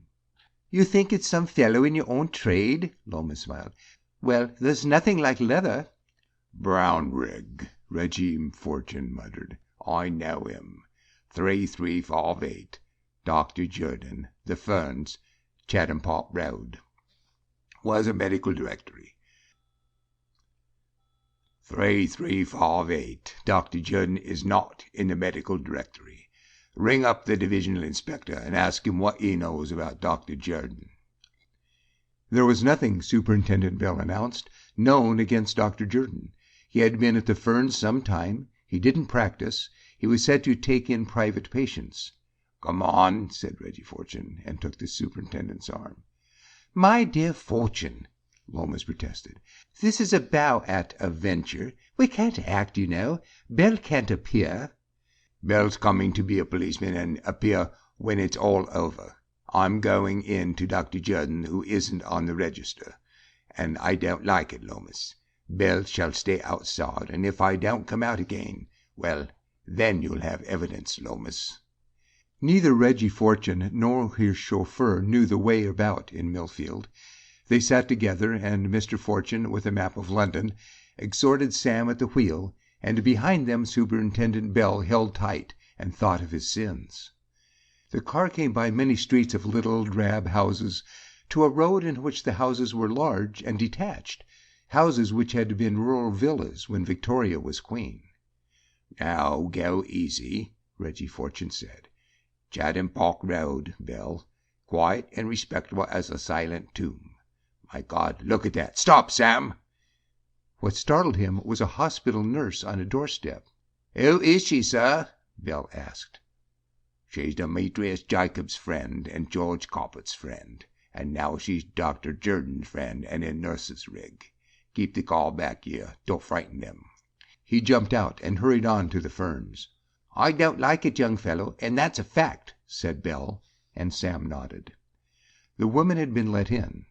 Mr. Fortune stood a moment surveying the house, which was as closely curtained as all the rest, and like them stood back with a curving drive to the door. He rang the bell, had no answer, rang again, knocked, and knocked more loudly. It sounded thunderous in the heavy quiet of the Chatham Park Road. At last the door was opened by a man, a lanky, powerful fellow who scowled at Mr. Fortune and said, "We ain't deaf." "I have been kept waiting," said Reggie. "Dr. Jordan, please." "Not at home." "Oh, I think so. Dr. Jordan will see me." "Don't see anyone but by appointment." "Dr. Jordan will see me. Go and tell him so." The door was shut in his face. After a moment or two he began knocking again. It was made plain to all the Chatham Park Road that something was happening at the Ferns, and here and there a curtain fluttered. Superintendent Bell got out of the car. "You stay here, son," he said. "Don't stop the engine." But before he reached the house, the door was opened, and Reggie Fortune saw a sleek man who smiled with all his teeth. "So sorry you have been waiting," he purred. "I am Dr. Jordan's secretary. What can I do for you?" "Dr. Jordan will see me." "Oh, no, I'm afraid not. Dr. Jordan's not at home." "Why say so?" said Reggie wearily. "Dr. Jordan, please." "You had better tell me your business, sir." "Haven't you guessed? Lord Tetherdown." "Lord who?" said the sleek man without a check. "I don't know anything about Lord Tetherdown." "But then you're only Dr. Jordan's secretary," Reggie murmured. Something of respect was to be seen in the pale eyes that studied him, and after a long stare, "I'll see what I can do. Come in, sir. What's your name?" He thrust his head forward like an animal snapping, but still he smiled. "Fortune. Reginald Fortune." "This way." The sleek man led him down a bare hall and showed him into a room at the back. "Do sit down, Mr. Fortune, but I'm afraid you won't see Dr. Jordan." He slid out. Reggie heard the key turn in the lock. He glanced at the window. It was barred. "Quite so," said Reggie. "Now how long will Bell wait?" He took his stand so that he would be behind the door if it were opened, and listened. There was a scurry of feet and some other sound. The feet fell silent. The other sound became a steady tapping. "Good God, are they nailing him down?" he muttered, took up a chair and dashed it at the lock again and again. As he broke out, he heard the beat of a motor engine. Superintendent Bell, drawing near, saw a car with two men up come out of the coach house of the Ferns. He ran into the road and stood in its way. It drove straight at him, gathering speed. He made a jump for the footboard and, being a heavy man, missed. The car shot by. The respectability of Chatham Park Road then heard such a stream of swearing as had never flowed that way.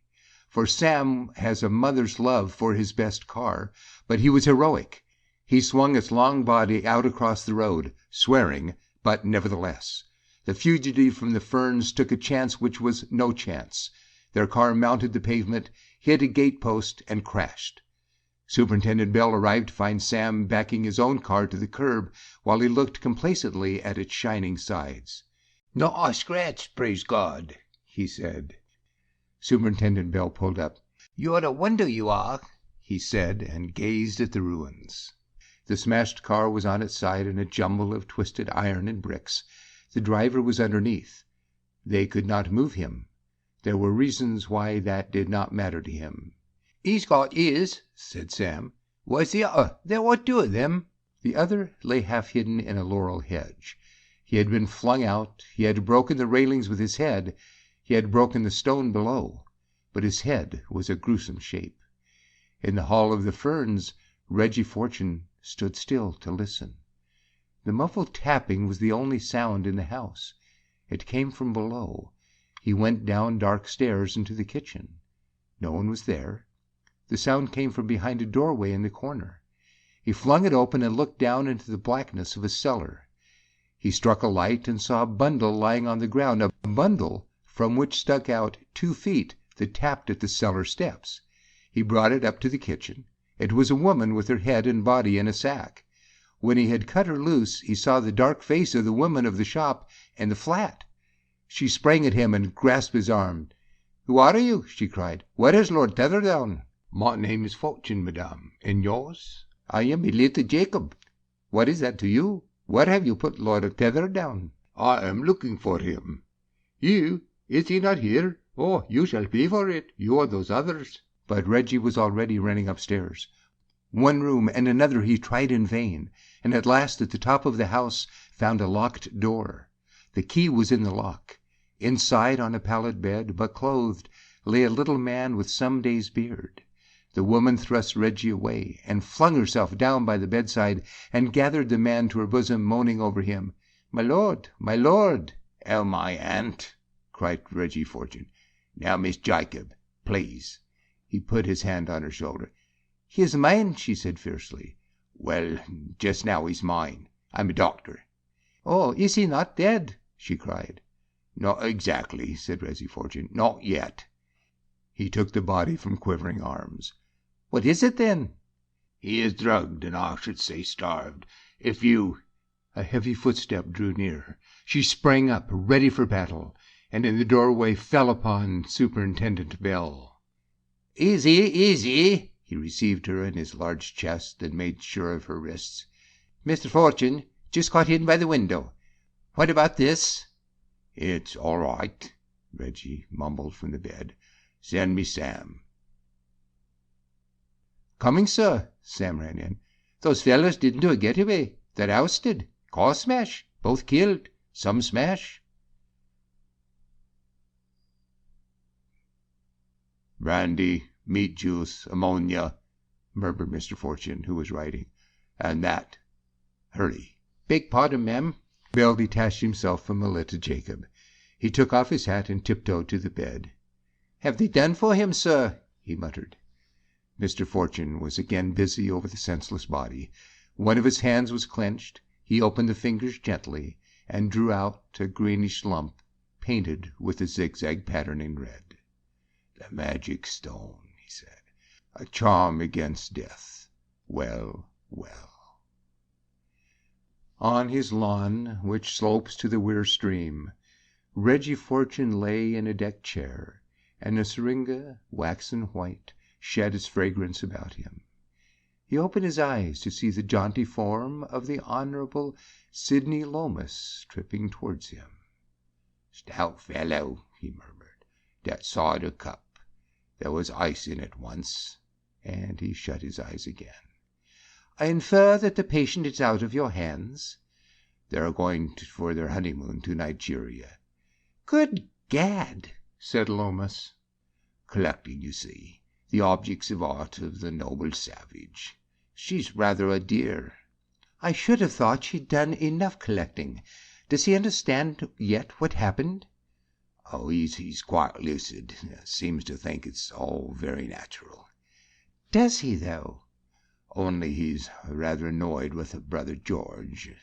He thinks Brother George had no right to object to his marrying. That's what started it, you see. Brother George came round to borrow his usual 100 or so, and found him with a magnificent Melita.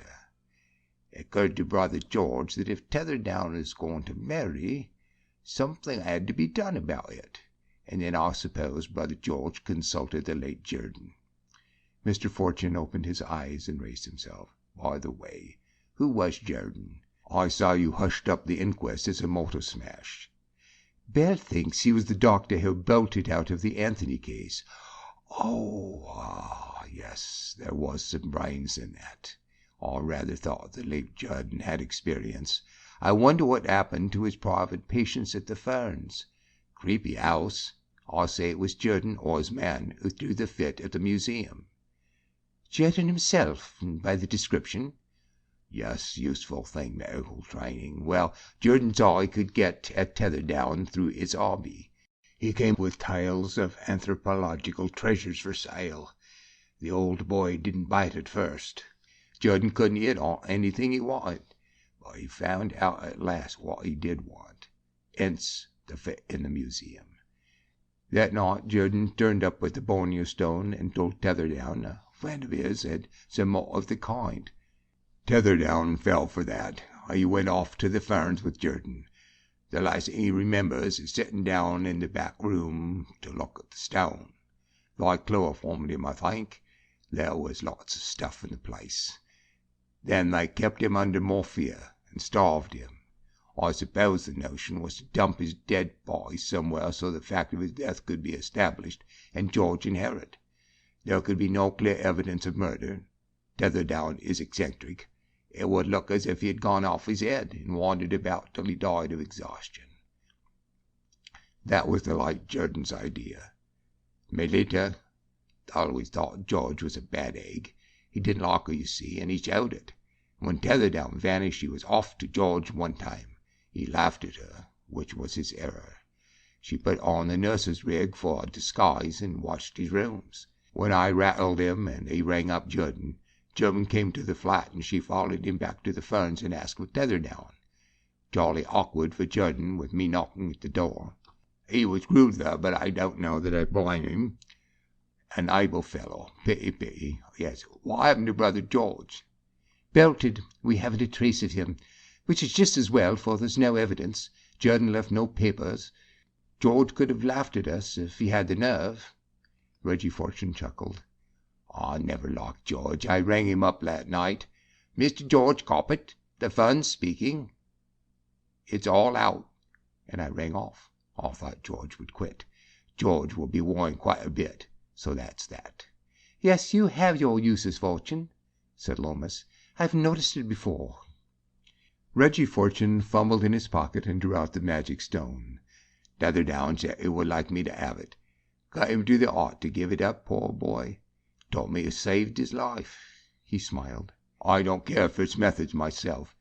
Better put it back in a glass case, Lomas. What did Melita give you? Melita is rather a dear, said Mr. Fortune. End of Section 6.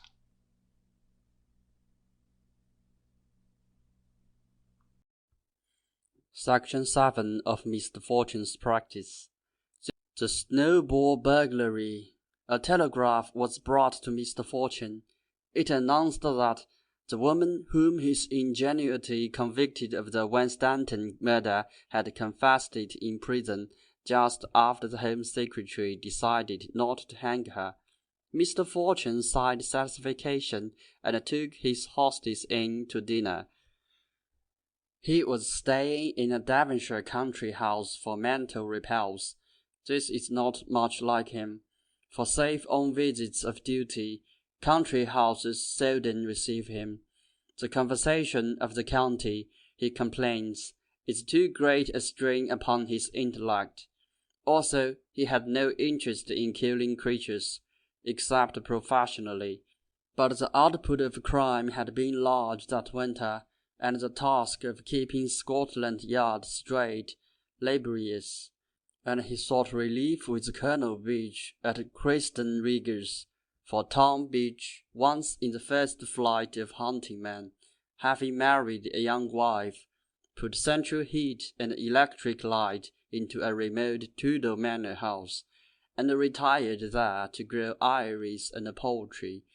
Neither poultry nor young wives allured Reggie Fortune, but gardens he loves, and his own iris are not satisfying him.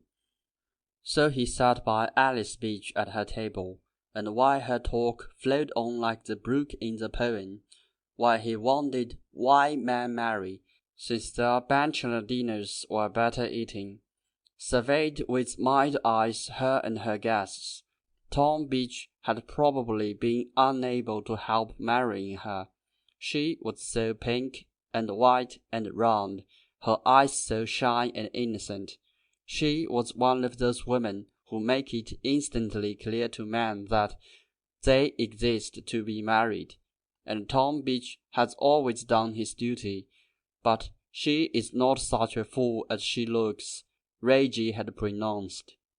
With pity if not sympathy, he glanced down the table at Tom Beach, that large, red, honest man who sat doing his best between dignity and impudence, dignity in the awful person of Mrs. Fox, and the mighty pretty impudence of his wife's sister, Sally Winslow. Mrs. Fox has been described as one who could never be caught bending, or a model of the art of the corset. She is spare, she is straight, and few have seen her exhibit interest in anything but other people's incomes, which she always distrusts. A cracked woman, but for a habit of wearing too many jewels. What she was doing in Tom Beach's genial house was plain enough. Her son had brought her to inspect Sally Winslow, as a man brings a vet to the horse he fancies. But it was not plain why Alexander Fox fancied Sally Winslow. Imagine a bulldog after a butterfly, but bulldogs have a sense of humor. Sally Winslow is a wisp of a creature who has no respect for anyone, even herself. Under her bright bubbled hair, indeed, it's the daintiest color. But when some fellow said she had the face of a fairy, a woman suggested the face of a fairy's maid. She listened to Alexander's heavy talk and watched him in a fearful fascination, but sometimes she shot a glance across the table, where a little man with a curly head and a roguish eye was eating his dinner demurely. His worst enemies never said that Captain Barney Coston's manners were bad. Now you know them all, when they made up a four for bridge, upon which Miss Fox always insists. It was inevitable that Reggie Fortune should stand out, for his simple mind declines to grasp the principles of cards. Alexander Fox, in his masterful way, directed Sally to the table, and, scared but submissive, she sat down and giggled nervously. Reggie found himself left to his hostess and Captain Coston. They seemed determined to entertain him, and he sighed and listened. So he says he's emphatic that he did not go to sleep. But the study of the events of that evening, which afterwards became necessary, makes it clear that a long time passed before Alice Beach was saying the first thing that he remembers. Did you ever know a perfect crime, Mr. Fortune? Mr. Fortune then sat up, as he records, and took notice. Captain Coston burst out laughing and departed, hammering a stave of "Meet me tomorrow in Dreamland." Mr. Fortune gazed at his hostess. He had not supposed that she could say anything so sensible. Most crimes are perfect, he said. But how horrible! I should hate to be murdered and know there wasn't a clue who did it. Oh, there will be a clue, all right, Reggie assured her. Are you sure? And will you promise to catch my murder, Mr. Fortune?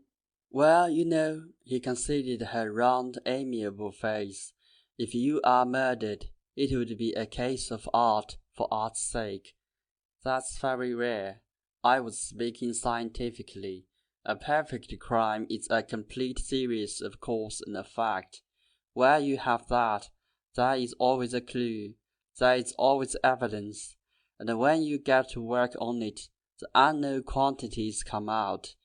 Yes, most crimes are perfect, but you must allow for chance. Sometimes the criminal is an idiot. That's a nuisance. Sometimes he has a streak of luck and the crime is damaged before we found it. Something has been washed out. A bit of it has been lost. It is imperfect crimes that give trouble. But how fascinating! Oh Lord, no, said Mr. Fortune. The bridge players are getting up. Sally Winsley was announcing that she had lost all but honor. Mrs. Fox wore a ruthless smile. Sally went off to bed. "Oh, Mrs. Fox," her sister cried, "do come. Mr. Fortune is lecturing on crime." "Really? How very interesting," said Mrs. Fox, and transfixed Reggie with an icy stare. "The perfect crime in one lesson." Alice Beach laughed.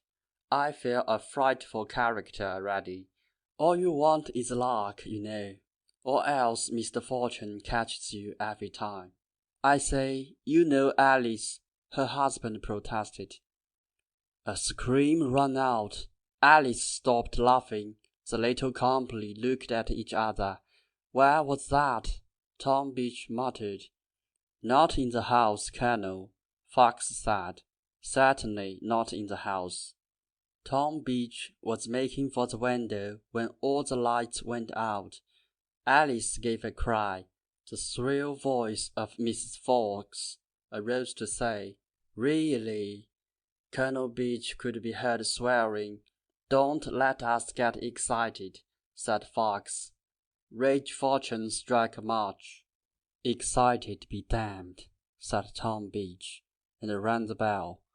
Reggie Fortune, holding his match aloft, made for the door and opened it. The hall was dark too. "Oh Lord, it's the Manfields blowout," Tom Beach groaned.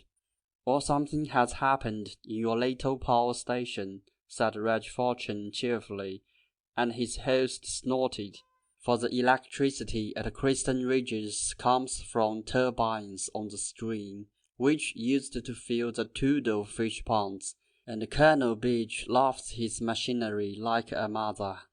He shouted to the butler to bring candles, and out of the dark the voice of the butler was heard apologizing. He rode to the chauffeur, who was his engineer, to put in a new fuse. "It is not the fuse, Colonel," came a startled voice. "There is no juice." Colonel Beach swore the more. "Run down to the powerhouse, confound you. Where the devil are those candles?" "Really?" said Mrs. Fox in the dark, for Reggie had grown tired of striking matches. "Most inconvenient." So in the dark they waited. And again they heard a scream. It was certainly in the house this time. It came from upstairs. It was in the voice of Sally Winsley. Reggie Fortune felt someone bumping against him, and knew by the weight it was Fox. Reggie struck another match, and saw him vanish into the darkness above, as he called, "Mrs. Winslow, Mrs. Winslow." There was the sound of a scuffle and a thud. Colonel Beach stormed upstairs. A placid voice spoke out of the dark at Reggie's ear. "I say, what's up with the jolly old house?" The butler arrived quivering with a candle in each hand and a bodyguard of candle-bearing satellites, and showed him the smiling face of Captain Coston. From above, Colonel Beach rode for lights. "The CO sounds peeved," said Captain Coston. "Someone's for it." "What?" They took the butler's candles and ran up, discovering with the light Mr. Fox holding his face together. "Hallo! Hallo! Dirty work at the crossroads." "What?" "Why, Sally, good God!" On the floor of the passage, Sally Winslow lay like a child asleep, one frail bare arm flung up above her head. "Look at that, Fortune!" Tom Beach cried. "Damned scoundrels!" "Hold the candle," said Reggie Fortune, but as he kneeled beside her, the electric light came on again. "Great Jimmy!" Captain Coston exclaimed. "Who did that?" "Don't play the fool, Bonnie," Tom Beach groaned. "What have they done to her, Fortune?" Reggie's plump, Capable hands were moving upon the girl delicately. "Knocked her out," he said, and stared down at her, and rubbed his chin. "Who? What? How?" Carsten cried. "Hello, Fox. What's your trouble? Who hit you?" "How on earth should I know?" Fox mumbled, still feeling his face as he peered at the girl. When Mr. Winslow screamed, I ran up. It was dark, of course. Some man caught hold of me. I struck out, and they sat on me. I was knocked down. I wish you would look at my eye, Fortune. Reggie was looking at Sally, whose face had begun to twitch. "Your eye will be a merry color tomorrow," Carsten assured him. "But who hit Sally?" "It was the fellows who sat upon me, I suppose, of course. They are attacking her when I rescued her." "Stout fellow," said Carsten. "How many were there?" "Quite a number, quite. How can I possibly tell? It was dark, quite a number." Sally tried to sneeze and failed, opened her eyes and murmured, "The light, the light." She saw the man about her and began to laugh hysterically. "Good God! The scoundrels may be in the house still," cried Tom Beach. "Come on, Carsten."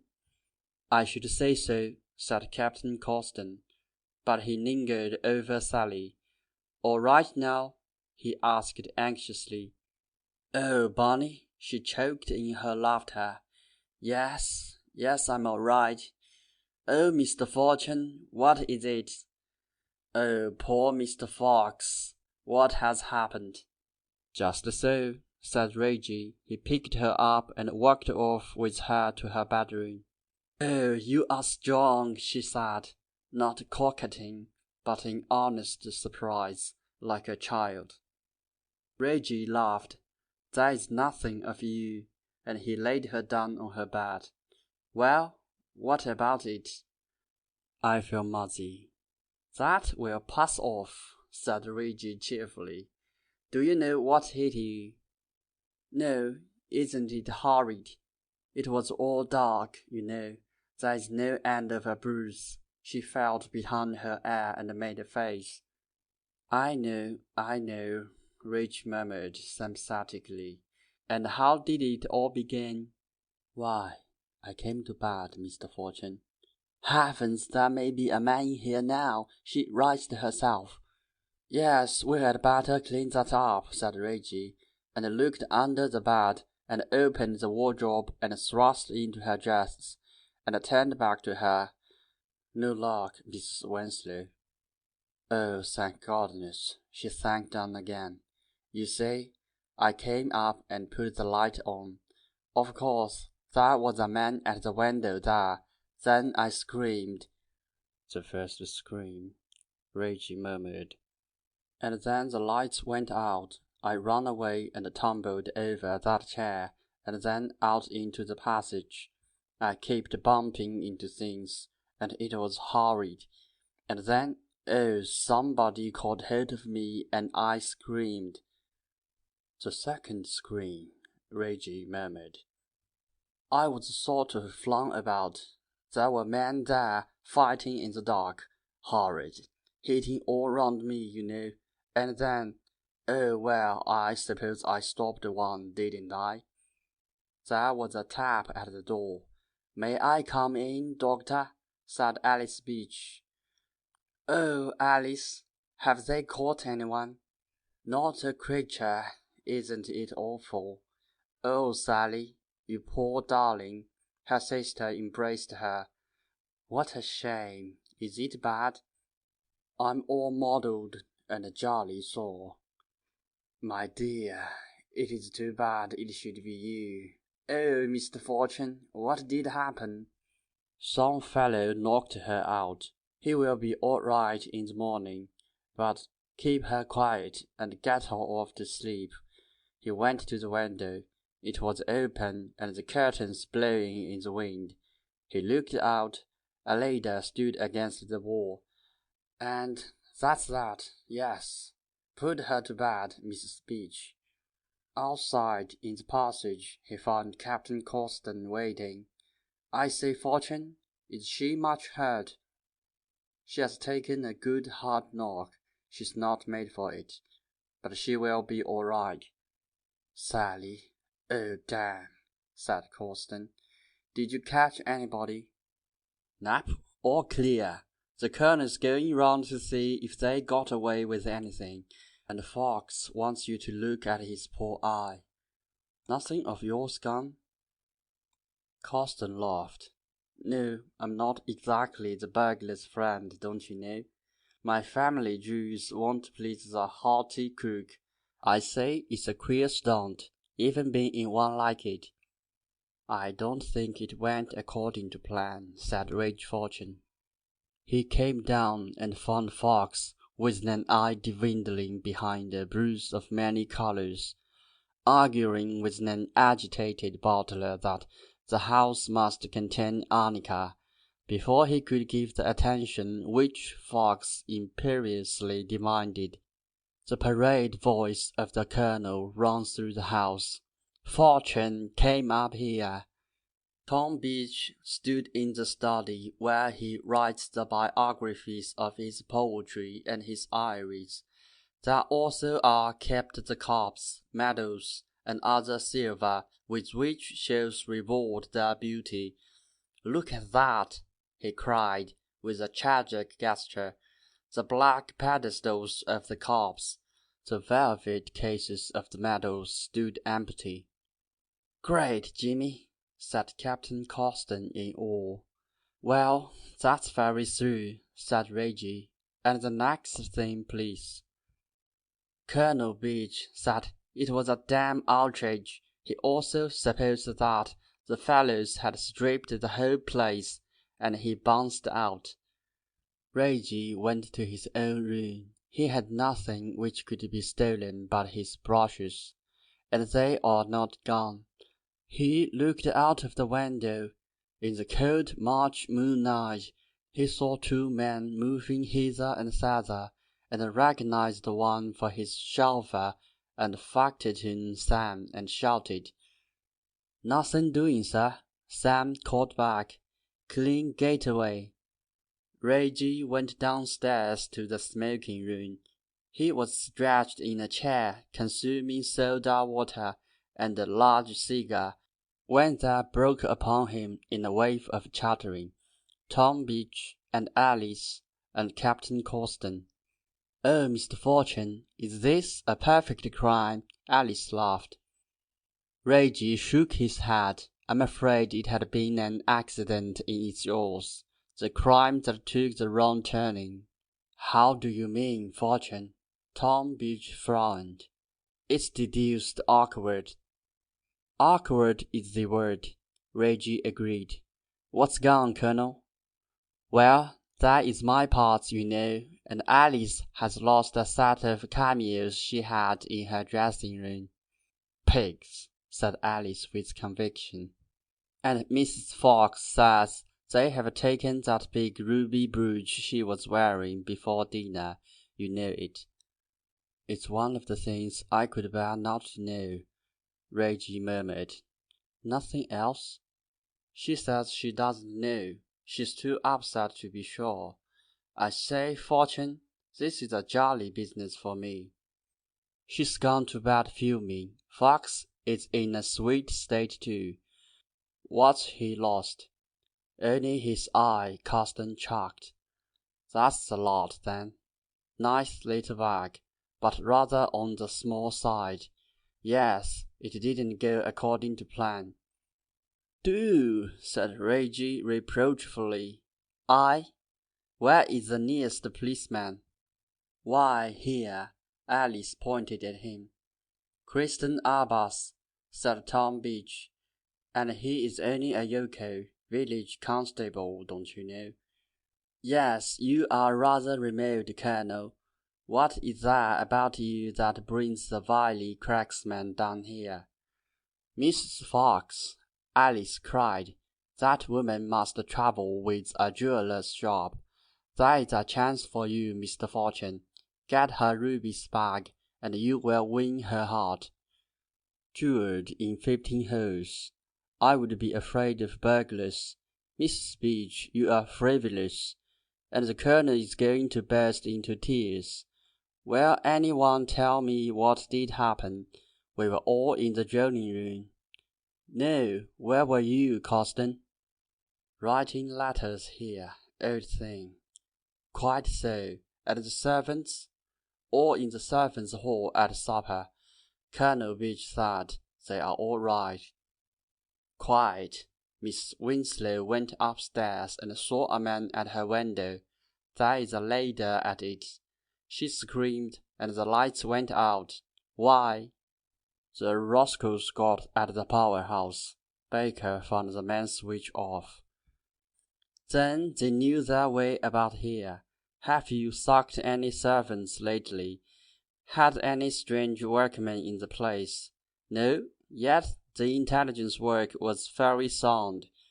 Well, in the darkness Miss Winslow tumbled out into the passage, and was grabbed and screamed, and the brave fox ran upstairs and took a black eye, and Miss Winslow took the cord. And when we arrived, there wasn't a burglar inside. Yes, there was some luck about. Not for Sally, said her sister. No, said Reggie thoughtfully. No, but there was a lot of luck going. He surveyed them through his cigar smoke with a bland smile. What do you think I ought to do, Fortune? Said Tom Beach. Go to bed, said Reggie. What's the time? Time runs on, doesn't it? Yes, go to bed. Oh, but, Mr. Fortune, you are disappointing, Alice Beach cried. I am. I notice it every day. It's my only vice. I do think you might be interested. A poor crime but her own, Captain Coston chucked. It's no good, Miss Beach. It don't appeal to the master's mind. You know, Fortune, it's devilish awkward, the Colonel protested. I'm sorry, but what can we do? You might call up your village policeman. He's 4 miles off, and I dare say he needs exercise. You might telephone to Thornton and say you have been burgled, and will they please watch some road or other for someone or other with a bag of silver, and a set of cameos and a ruby brooch.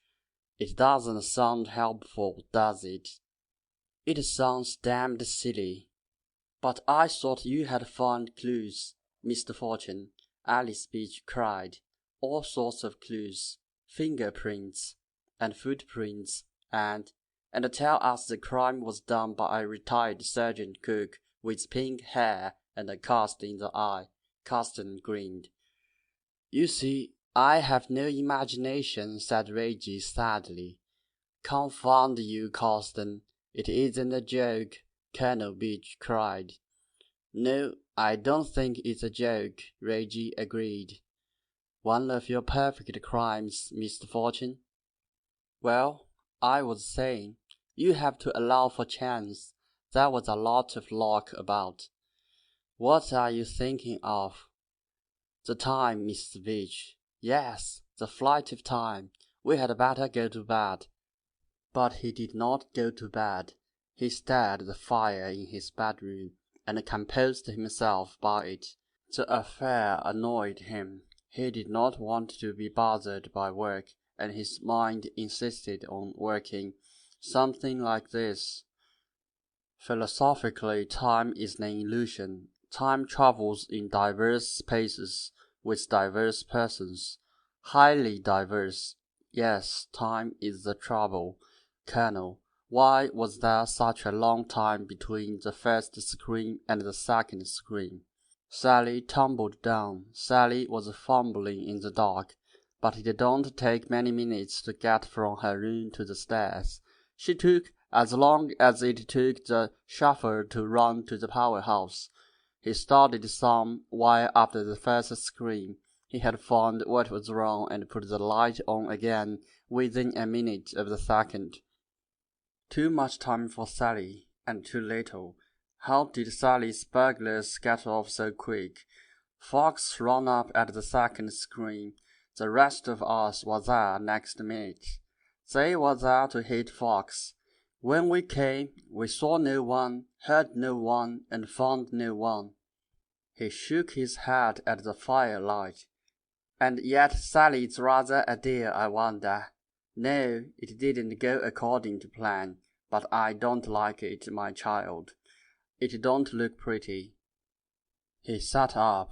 Somebody was moving in the corridor. He went to his table for an electric torch, slid silently across the room, flung open the door and flashed on the light. He caught a glimpse of legs vanishing round a corner, legs which were crawling, a man's legs. A door was closed stealthily. Reggie swept the light along the floor. It fell at last on some spots of candle grease dropped where the fallen Sally was examined. That about the legs had been. He moved the light to and fro. Close by stood an old oak settle. He swept the light about it, saw something beneath it flash, and picked up Mrs. Fox's big ruby brooch. The early morning, which he does not love, found him in the garden. There, under Sally's window, the lady still stood. That came from the parting shed, sir, his factotum Sam told him. Matter of 100 yards. Together they went over the path and away to the little power-house by the stream. The ground was still hard from the night frost. Not a trace, Reggie murmured.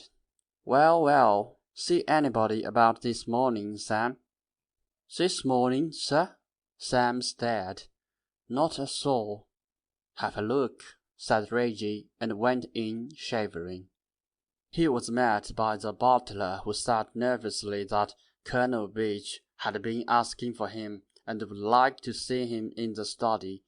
There he found not only Colonel Beach, but Mrs. Beach and Sally and Captain Causton, a distressful company. It was plain that Mrs. Beach had been crying. Sally was on the brink. Causton looked like a naughty boy, uncertain of his doom. But the Colonel was tragic. The Colonel was taking things very hard. Reggie Fortune beamed upon them. Morning, morning, up already. Mrs. Winslow, how is the head? Sally tried to say something and gaped. Tom Beach broke out. Sorry to bother you, Fortune. It's an infernal shame dragging you into this business. He glared at his wife, and she waited. My dear Colonel, it's my job, Reggie protested cheerfully, and edged towards the fire, which the Colonel screamed. I'm awfully sorry, Colonel. I'm the one to blame, Causton said. It's all my fault, don't you know? I don't know whose fault it isn't. I know it's almost a ghastly mess. It's just like a snowball, Alice laughed hysterically. Our snowball burglary. Snowball, the Colonel roared at her. Oh, Tom, you know, when you want subscriptions and have a snowball where everyone has to get someone else to subscribe, I thought of it, and I brought in Sally, and Sally brought in Bonnie, and then Mr. Fox came in. Poor Mr. Fox. And then Mrs. Fox got into it, and her rubies. Yes, that's very lucid, said Reggie, but a little confusing to an outsider. My brain is rather torpid, you know. I only wanted to get on the fire. He obtained the central position and sighed happily.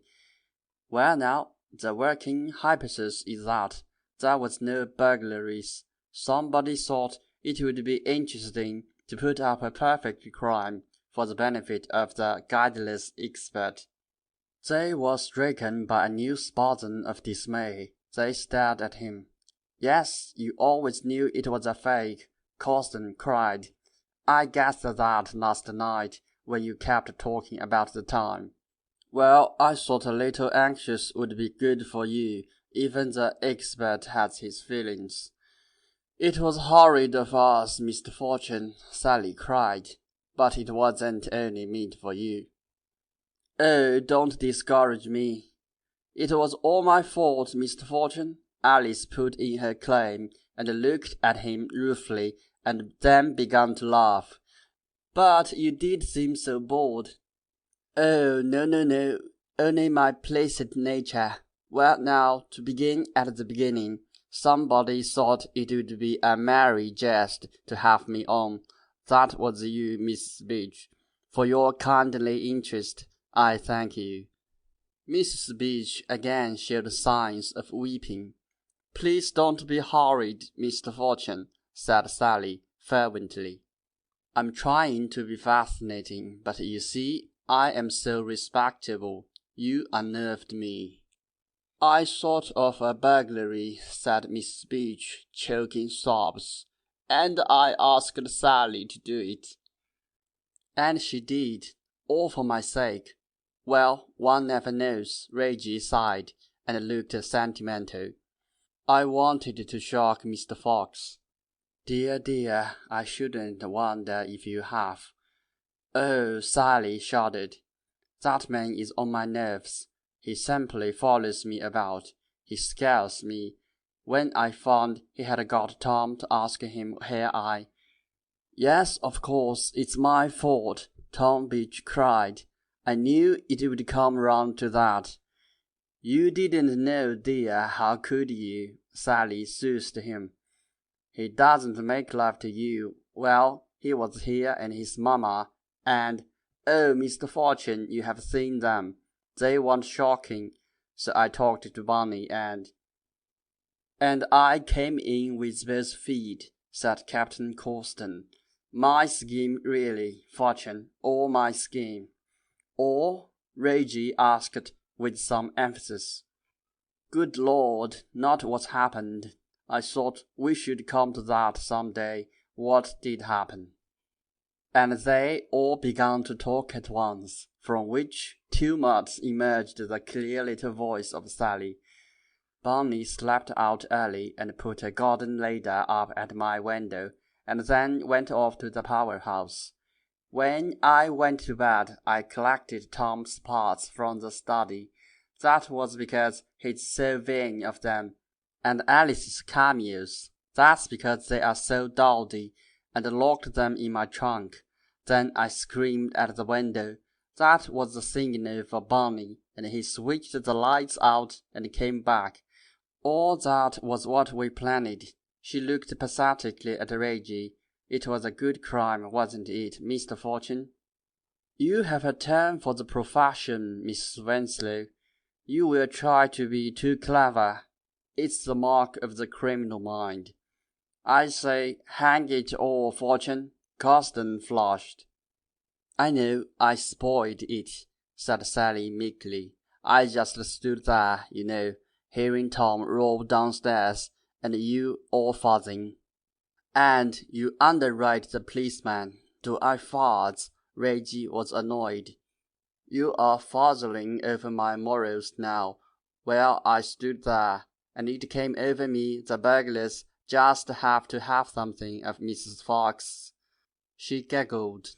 "That would make it quite perfect. So I ran into her room and struck a match, and that was her awful old ruby brooch.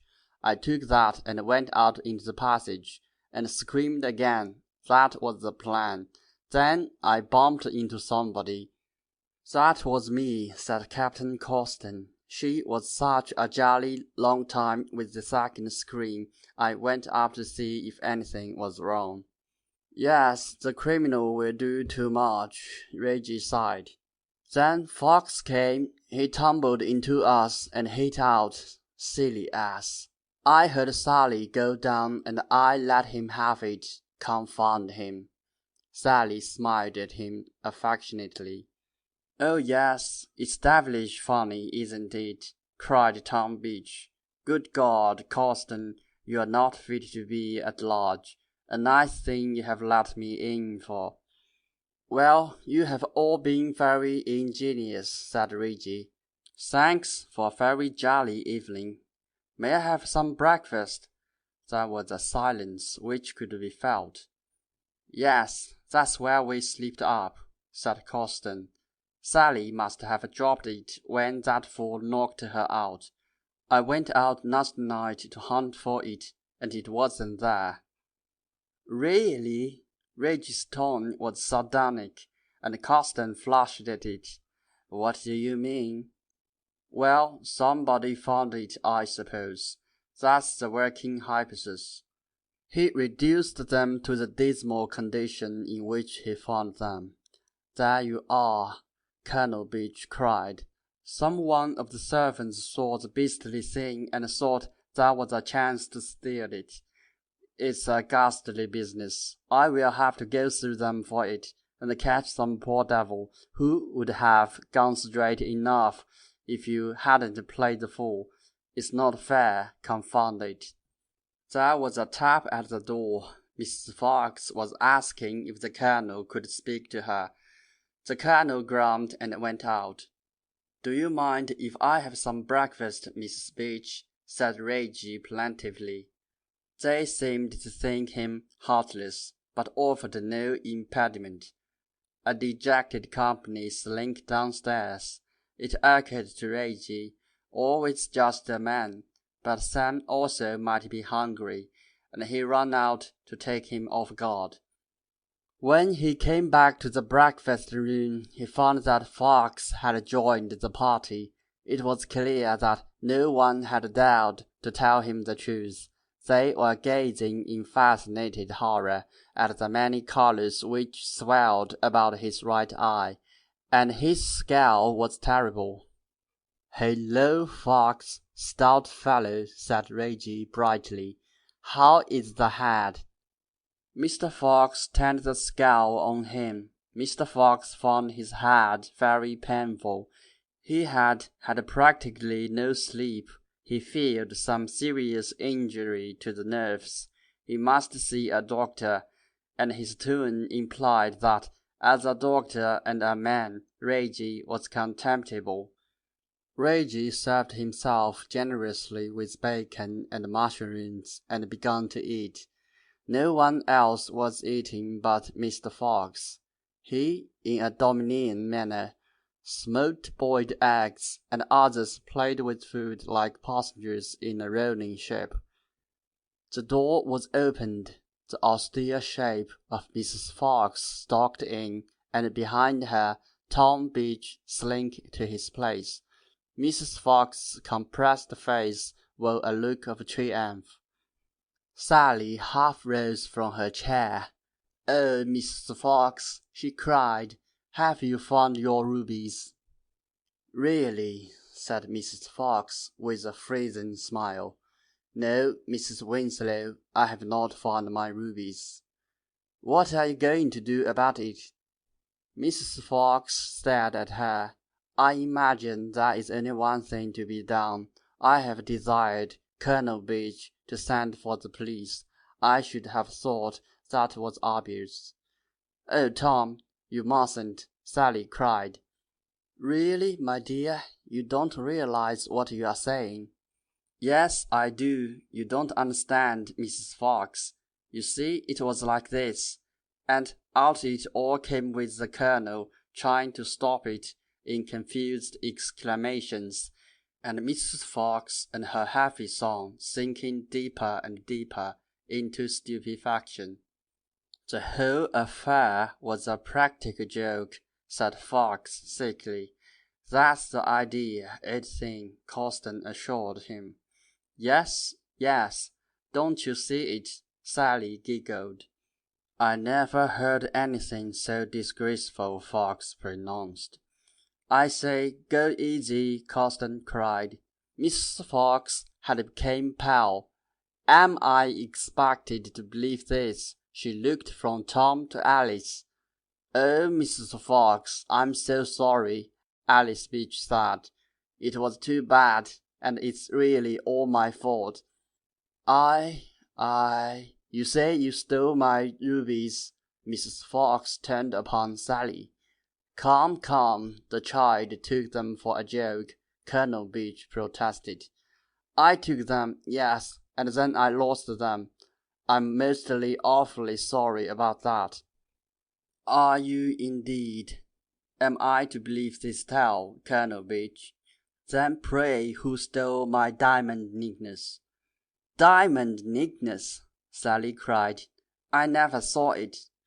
My necklace is gone. I don't profess to understand the ideas of joking in this house, but my necklace is gone."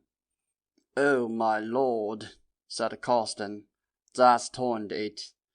"The snowball," Alice gasped. "It's a snowball. Everything gets in something else."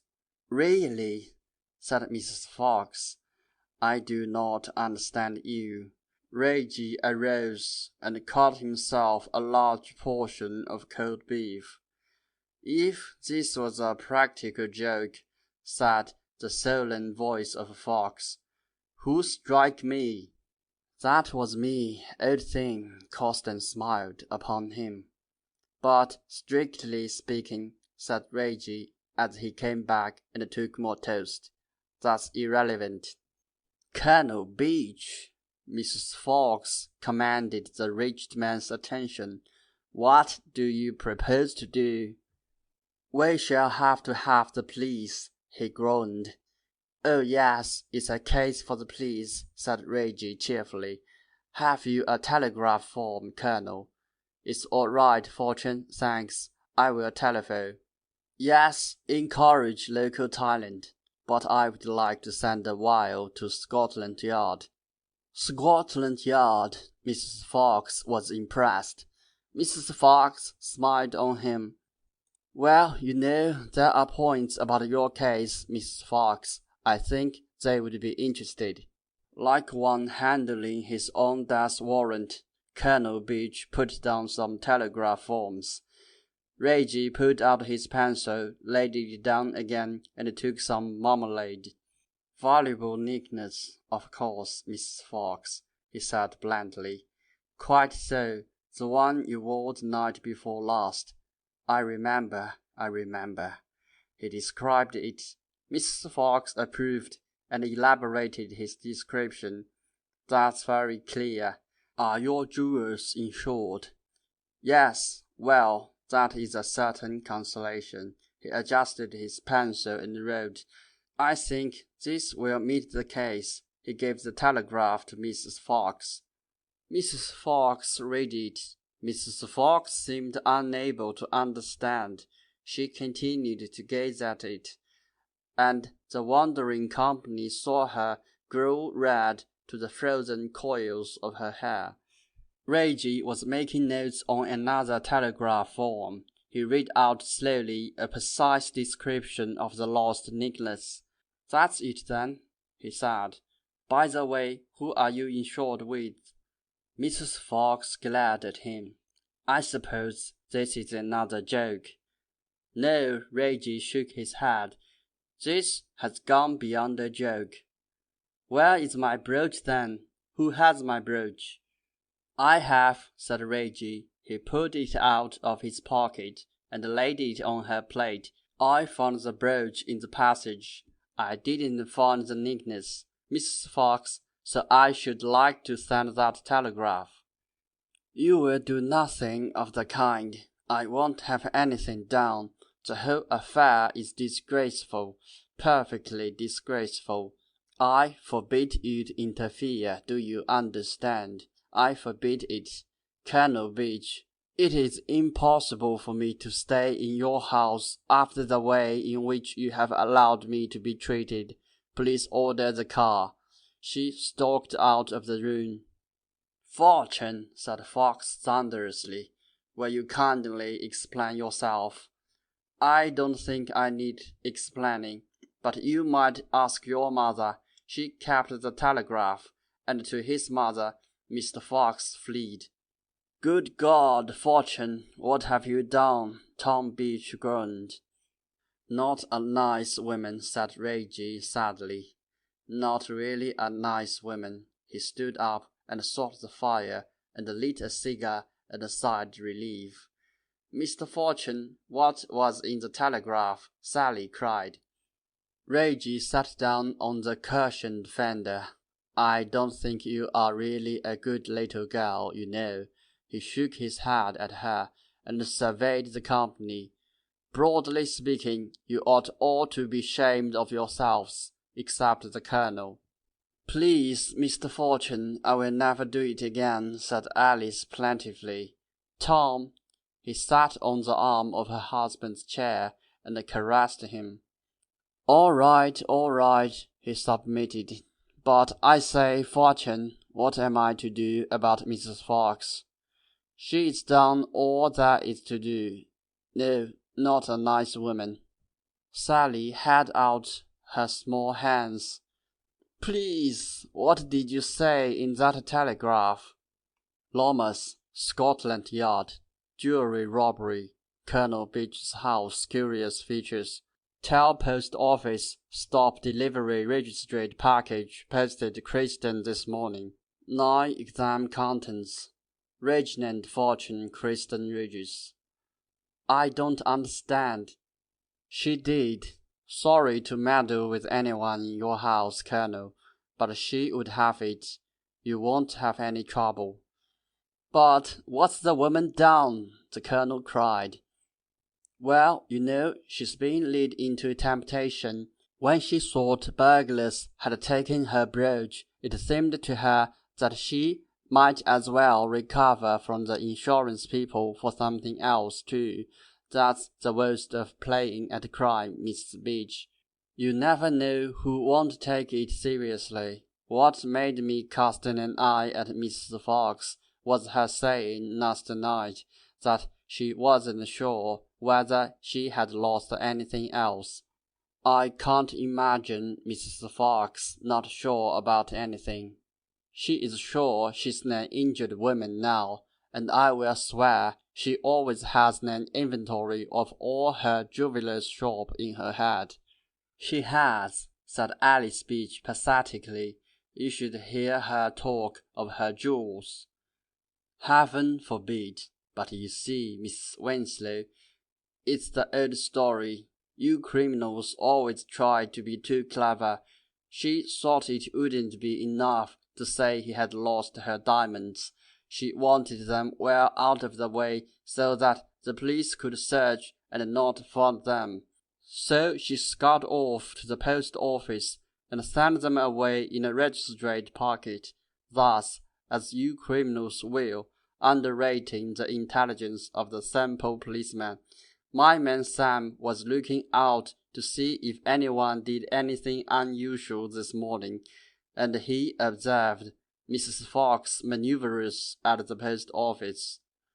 And you had her coat, Coston cried. Yes, a sad story. She didn't really mean any harm, said Sally. Did she, Mr. Fortune? Reggie looked at her sadly. You are not a moral little girl, you know, he said. End of section 7. Fortune's Practice by H.C.Bailey, The Leading Lady.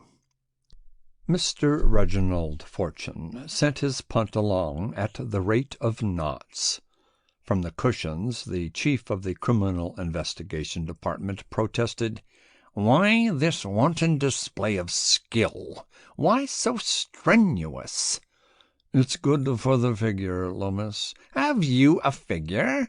said Lomas bitterly. It is to be confessed that a certain solidity distinguishes Reggie Fortune. Years of service as the scientific adviser of Scotland Yard have not marred the pink and white of his cherubic face, but they have brought weight to a body never svelte. Mr. Fortune let the punt drift. "That's vulgar abuse. What's the matter, old thing?" "I dislike your horrible competence. Is there anything you can't do?"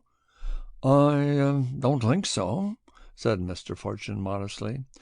"Jack of all trades and master of none. That is why I am a specialist." The Honorable Sidney Lomas sat up.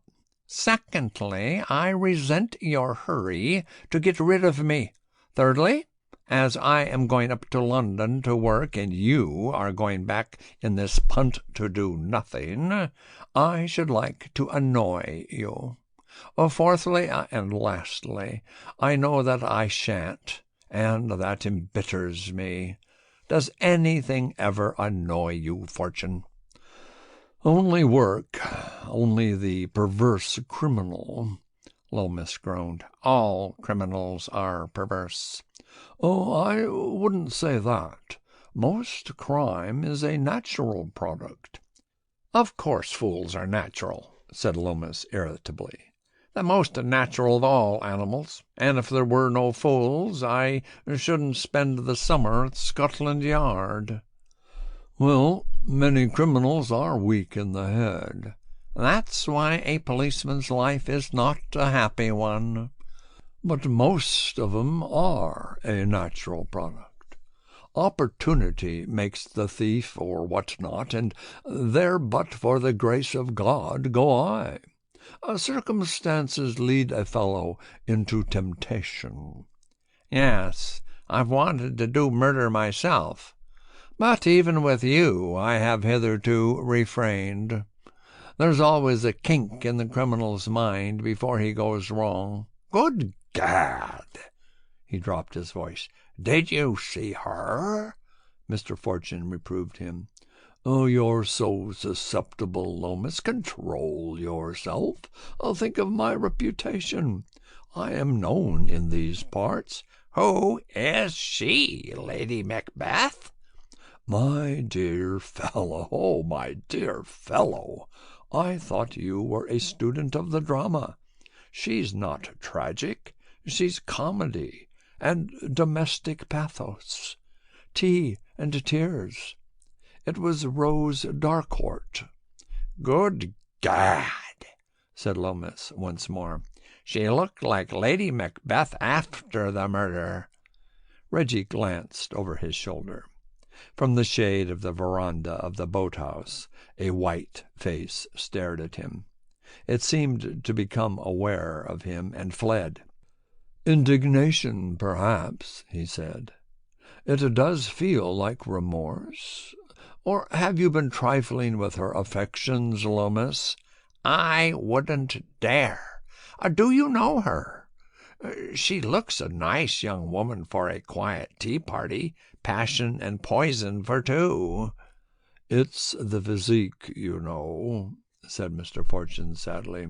When they're long and sinuous and dark, they will be intense. That's the etiquette of the profession, but it's spoiling her comedy. She takes everything in spasms now, and she used to be quite restful.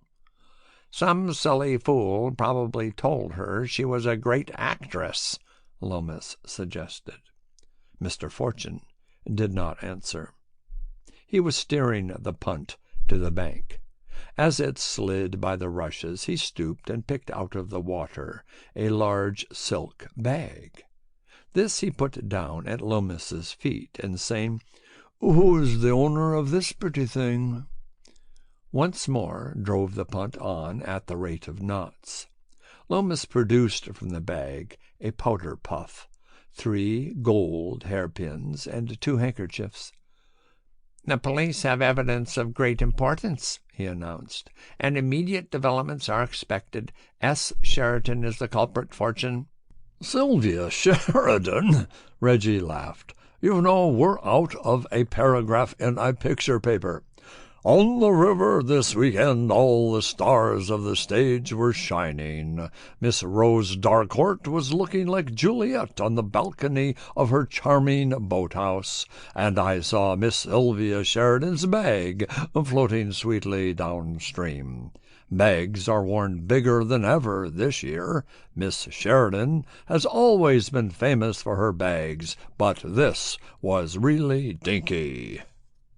At the bridge, he put Lomas into his car and strolled up to leave Miss Sheridan's bag at the police station. The sergeant was respectfully affable. Mr. Fortune is much petted by subordinates, and it took some time to reach the bag. When Ascot and the early peas and the sergeant's daughter's young man had been critically estimated, Mr. Fortune said that he was only calling on the Lost Property Department to leave a lady's bag. "I just picked it out of the river," Reggie explained. "No value to anybody but the owner. Seems to belong to Miss Sylvia Sheridan. She's a house down here, hasn't she? You might let her know." The sergeant stared at Mr. Fortune and breathed hard. "What makes you say that, sir?" "Say what?" "Beg pardon, sir. You'd better see the inspector." And the sergeant tumbled out of the room. The inspector was flurried. "Mr. Fortune, very glad to see you, sir. Sort of providential your coming in like this. Won't you sit down, sir? This is a queer start. Where might you have found her bag, Mr. Fortune?" "About a mile above the bridge." Reggie opened his eyes. "Against the reed bank, below Miss Darkcourt's boathouse." Inspector Oxtoby whistled. "Shh! That's above Miss Sheridan's cottage." He looked knowing. "Things don't float upstream, Mr. Fortune." "It's not usual. Why does that worry you?" "Miss Sheridan's missing, Mr. Fortune. I've just had her housekeeper in giving information. Miss Sheridan went out last night and hasn't been seen since. Now you've picked up her bag in the river above her house. It's a queer start, isn't it?" "Oh, but only a start," said Reggie gently. "We're not even sure the bag is hers. The handkerchiefs in it are marked S. Sheridan, but some women have a way of gleaning other women's handkerchiefs. Her housekeeper ought to know her bag. Did her housekeeper know why she went out?" "No, sir. That's one of the things that rattled her. Miss Sheridan went out after dinner alone, walking. They thought she was in the garden and went to bed. In the morning she wasn't in the house. She wasn't in the garden either." "And that's that," said Reggie. "Better let them know at Scotland Yard. They like work." And he rose to go. It was plain that he had disappointed Inspector Oxtoby, who asked rather plaintively if there was anything Mr. Fortune could suggest. "I should ask her friends, you know," said Mr. Fortune, wandering dreamily to the door. "I should have a look at her house. There may be something in it." And he left the inspector gaping. Reggie Fortune is one of the few people in England who like going to the theatre. The others, as you must have noticed, like this kind of play or that. Mr. Fortune has an impartial and curious mind, and tries everything.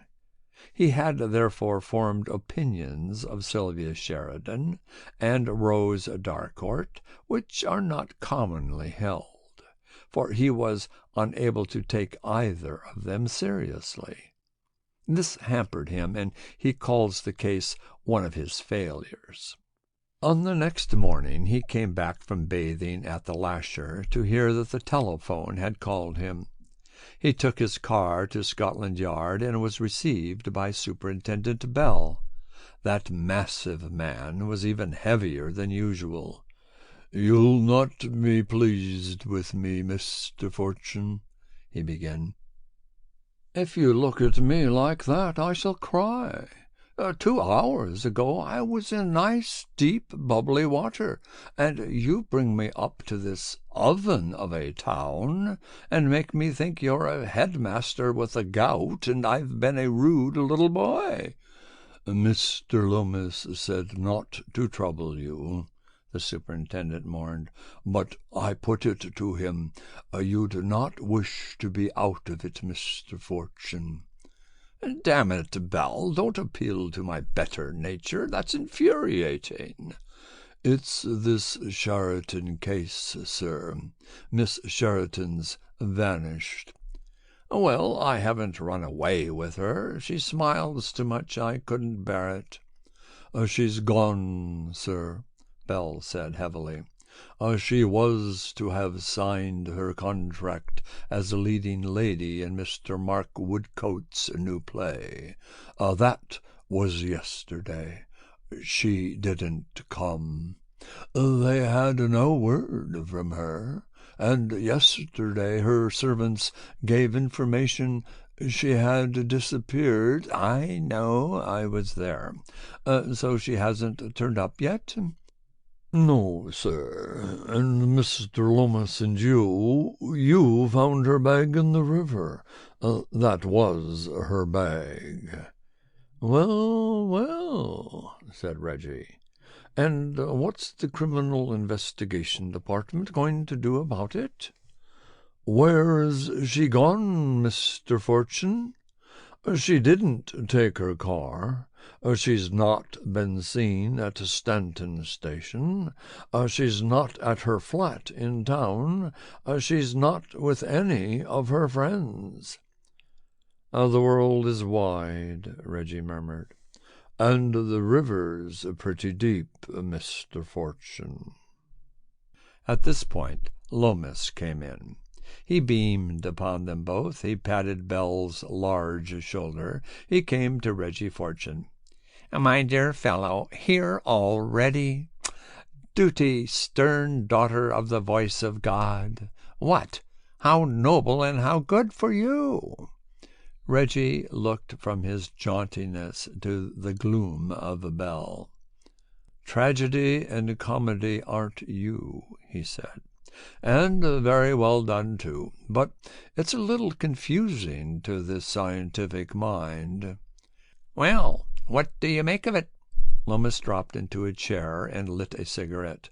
"Bell's out for blood. An actress's tragedy. Mystery of the Thames. Murder or suicide, that sort of thing. But it seems to me it has all the engaging air of an advertisement." "Only it isn't advertised, sir," said Bell.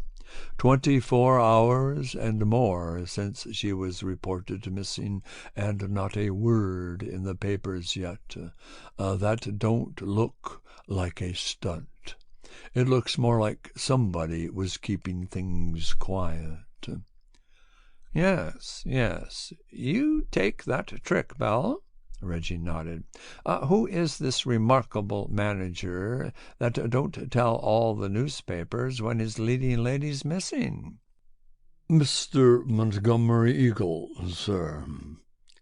But he runs straight," said Reggie. "Oh, Lord, yes." Lomas laughed. "Quite a good fellow. Bell is so melodramatic in the hot weather. I don't think Eagle is pulling my leg. I suspect it's the lady who is out for a little free advertisement. To be reported missing, that is a sure card. On the placards, in the headlines, unlimited space in all the papers. Wait and see, Bell. The delay means nothing. She couldn't tell her press agent to send in news of her disappearance. It wouldn't be artistic." Superintendent Bell looked at him compassionately. "And I'm sure I hope you're right, sir," he said. "But it don't look that way to me. If she wanted to disappear for a joke, why did she go and do it like this? These young ladies on the stage, they value their comforts. She goes off walking at night with nothing but what she stood up in. If you ask me to believe she meant to do the vanishing act when she went out of her house, I can't see how it's likely." "Strictly speaking," said Reggie, "nothing's likely. Why did she go out, Bell? To keep an appointment with her murderer?"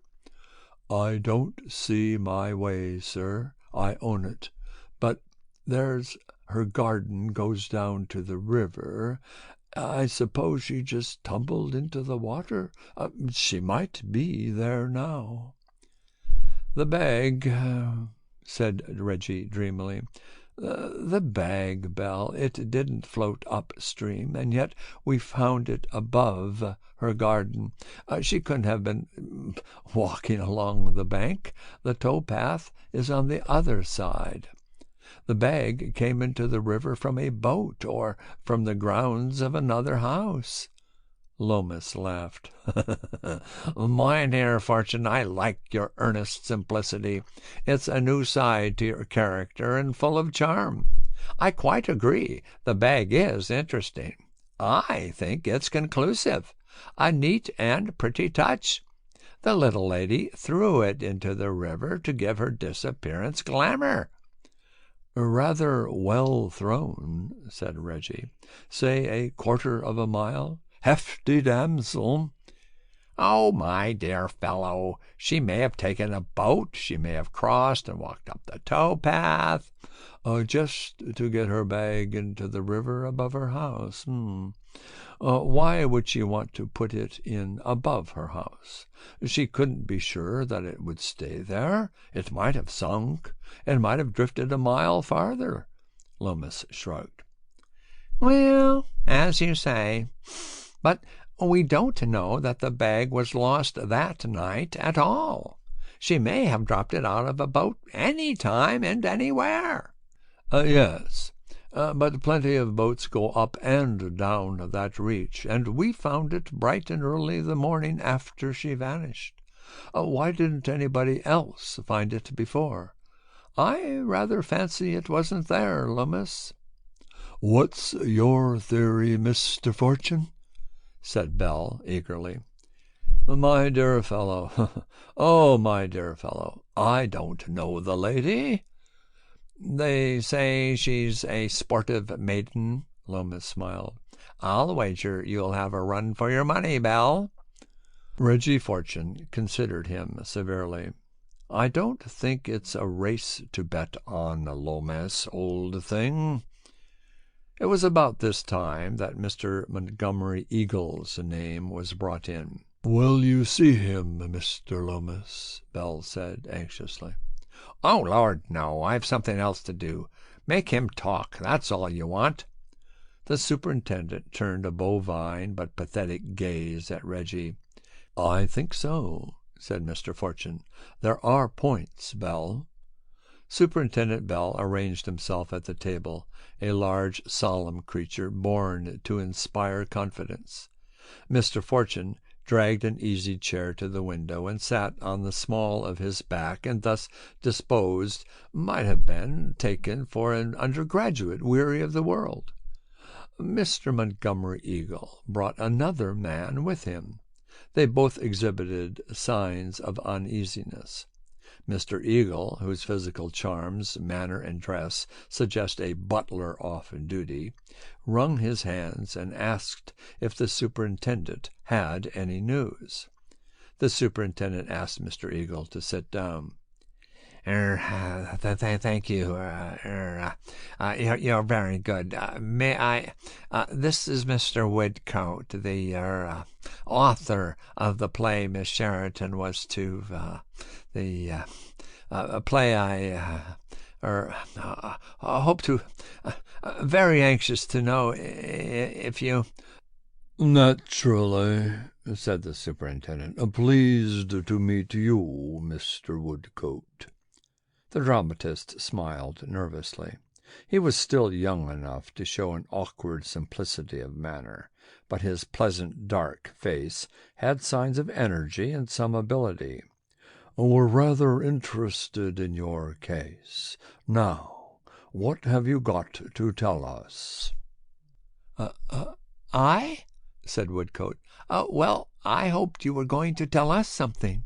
"We've heard nothing at all," said Eagle. "Absolutely nothing. It's very distressing. A serious matter for us. A whole production held up. This poor lady.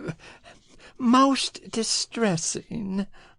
"Oh, quite," Reggie murmured from his chair, and the two stared at him. "The fact is," said Superintendent Bell heavily, "we can find no one who has seen Miss Sheridan since she left her house. We're where we were yesterday, gentlemen. Are you?" "Oh, absolutely," said Eagle. "First question, did she leave her house?" Reggie murmured. "Second question, why did she leave her house?" He sat up with a jerk. "I wonder, do you know anything about that?" Eagle gaped at him. "Did she leave her house?" Woodcote cried. "That's not doubtful, is it? She's not there." "Well, I like to begin at the beginning," said Reggie gently. "The local men have been over the house, Mr. Fortune." Bell stared at him. "I suppose they wouldn't overlook her." Woodcote laughed. "A second question, why did she leave it? You see, we don't know the lady, and I suppose you do. Had she any friends who were intimate?" "What are you suggesting?" Woodcote cried. "I don't know. Do you? Is there anyone she liked, or anyone she didn't like?" "I must say," Eagle was emphatic in jerks, "never heard a word said against Miss Sheridan. Very highest reputation." "If you have any suspicions, let's have it out, sir," Woodcote cried. "My dear fellow, oh, my dear fellow," Reggie protested. "It's the case is suspicious, not me. The primary hypothesis is that something made Miss Sheridan vanish. I'm asking you what it was." The manager looked at the dramatist. The dramatist looked at Mr. Fortune. "What is it you suspect, then?" he said. "What does take a lady out alone after dinner?" said Reggie. "I wonder." "We don't know that she went out of the garden, sir," Bell admonished him. Reggie lit a cigar. "Think there was a murderer waiting in the garden?" he said as he puffed. "Think she was feeling suicidal? Well, it's always possible." "Oh, good God!" said Eagle. "You're rather brutal, sir." Woodcote grew pale. "You don't like those ideas? Well, what's yours?" They were silent.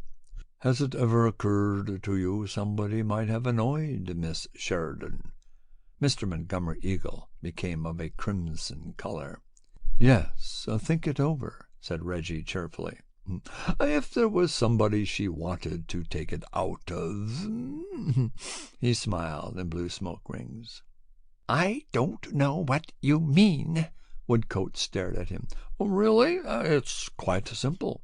Had anything happened lately to make Miss Sheridan annoyed with anybody?"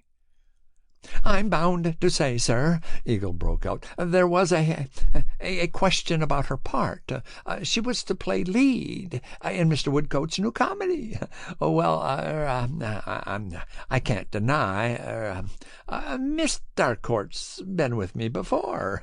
Miss Darcourt, she was, well, I had her representations from her. The part ought to be hers.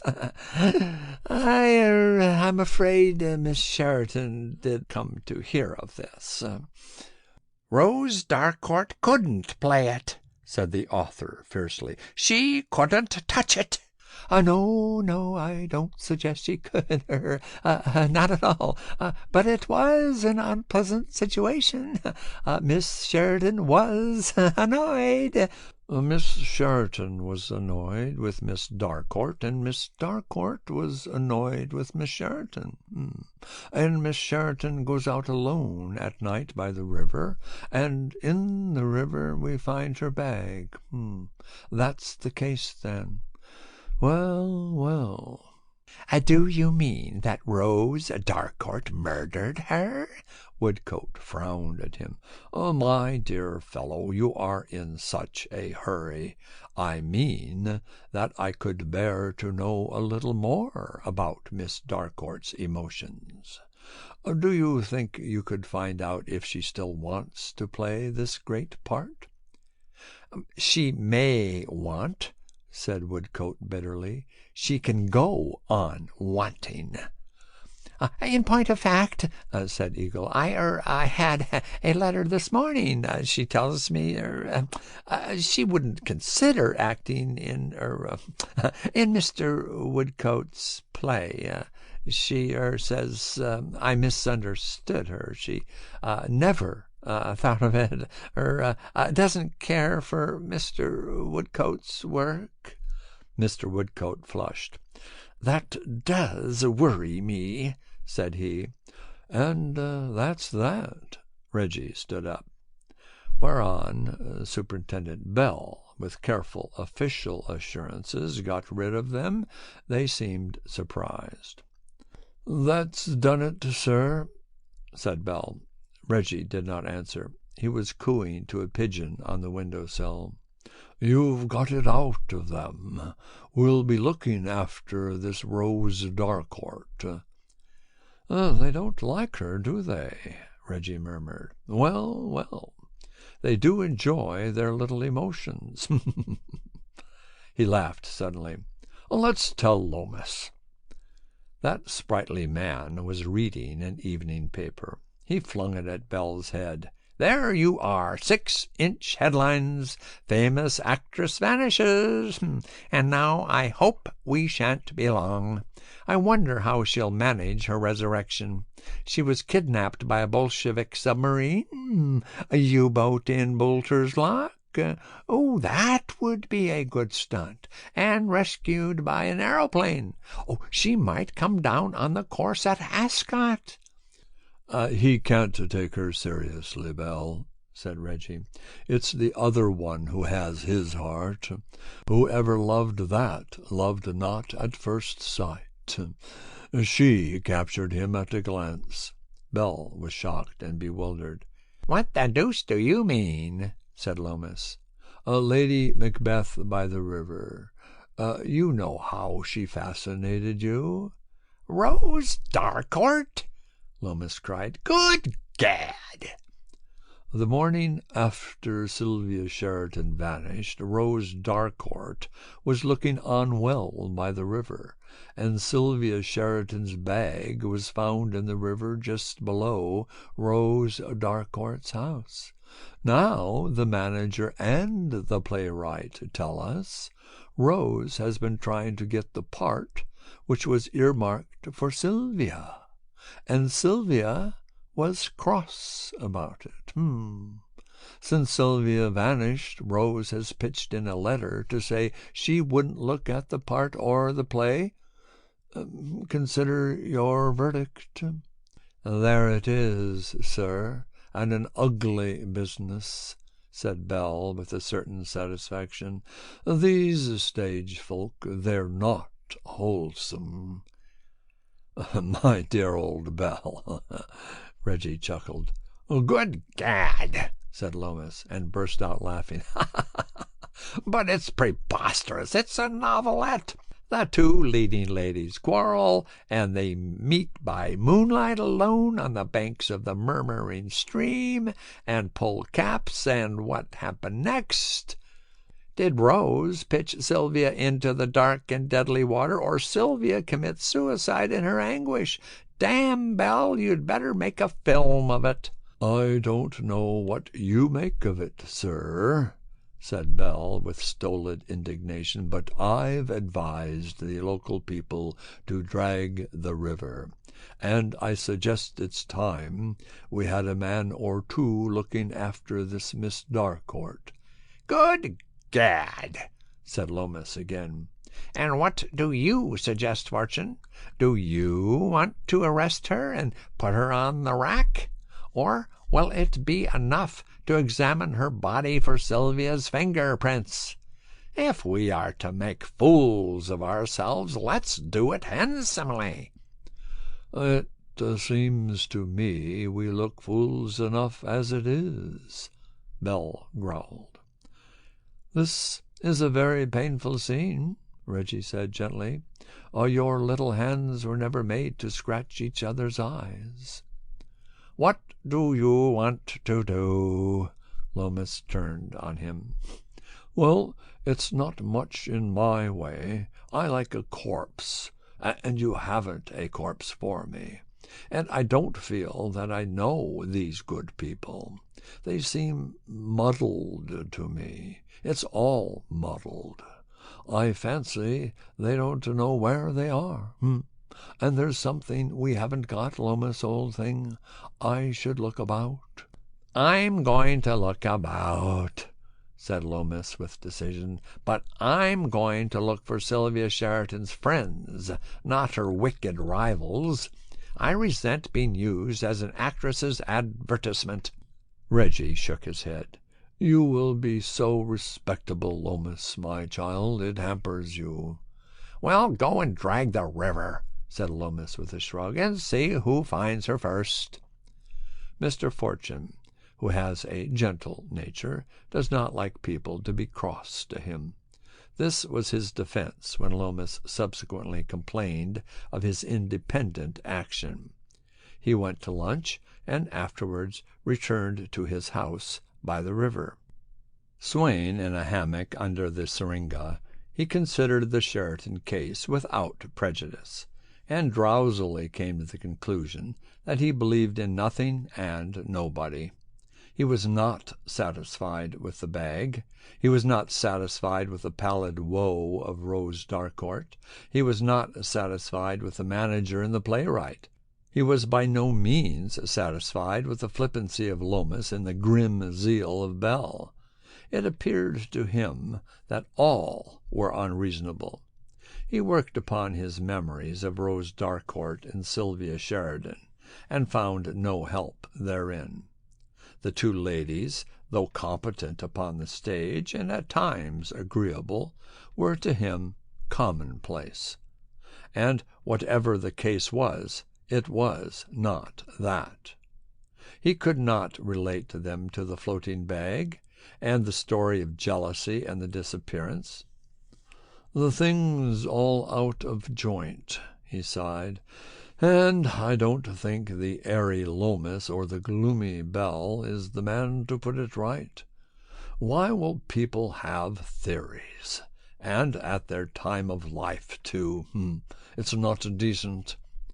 He rang, in his immoral garden you can ring from the pergola and ring from the hammocks and the lawn, for his chauffeur and factotum, Sam. Mr. Samuel Smith was born a small and perky cockney. He is, according to Reggie, a middle-class chauffeur, but otherwise a lad of parts, having a peculiarly neat hand with photography and wine, but a capacity for being all things to all men was what first recommended him. "Sam," said Mr. Fortune, "do you go much into society?" "Meaning the locals, sir?" That was the idea. "Well, sir, they're not brainy. Too much of the nouveau riche." "It's a hard world, Sam. I want to know about Miss Darcourt's servants.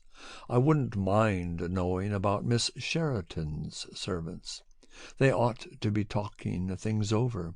Somebody may be saying something interesting, or doing something." "Oh, I've got it, sir. Can do." Mr. Fortune sighed happily and went to sleep.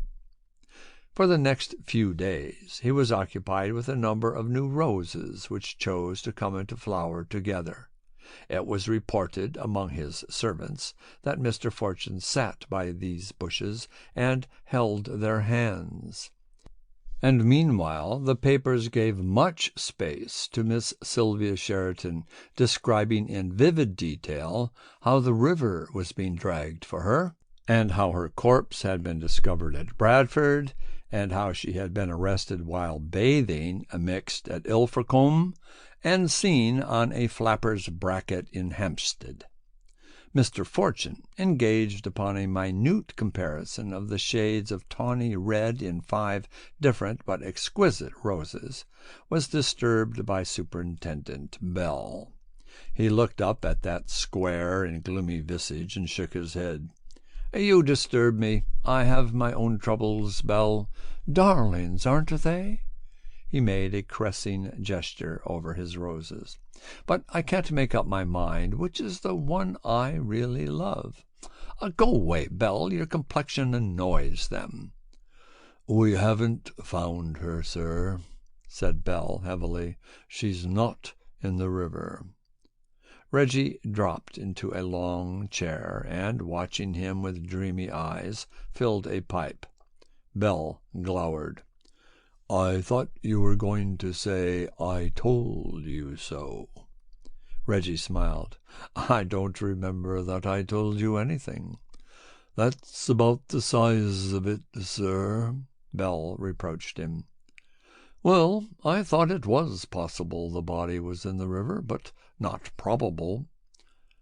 "Nothing's probable that I can see. Roses are a bit simpler, aren't they, sir?"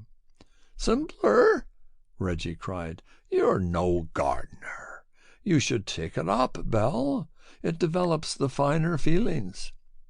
Now, don't be cross again. I can't bear it. I haven't forgotten your horrible case. Nothing's probable, as you say. But 1 or 2 things are certain all the same.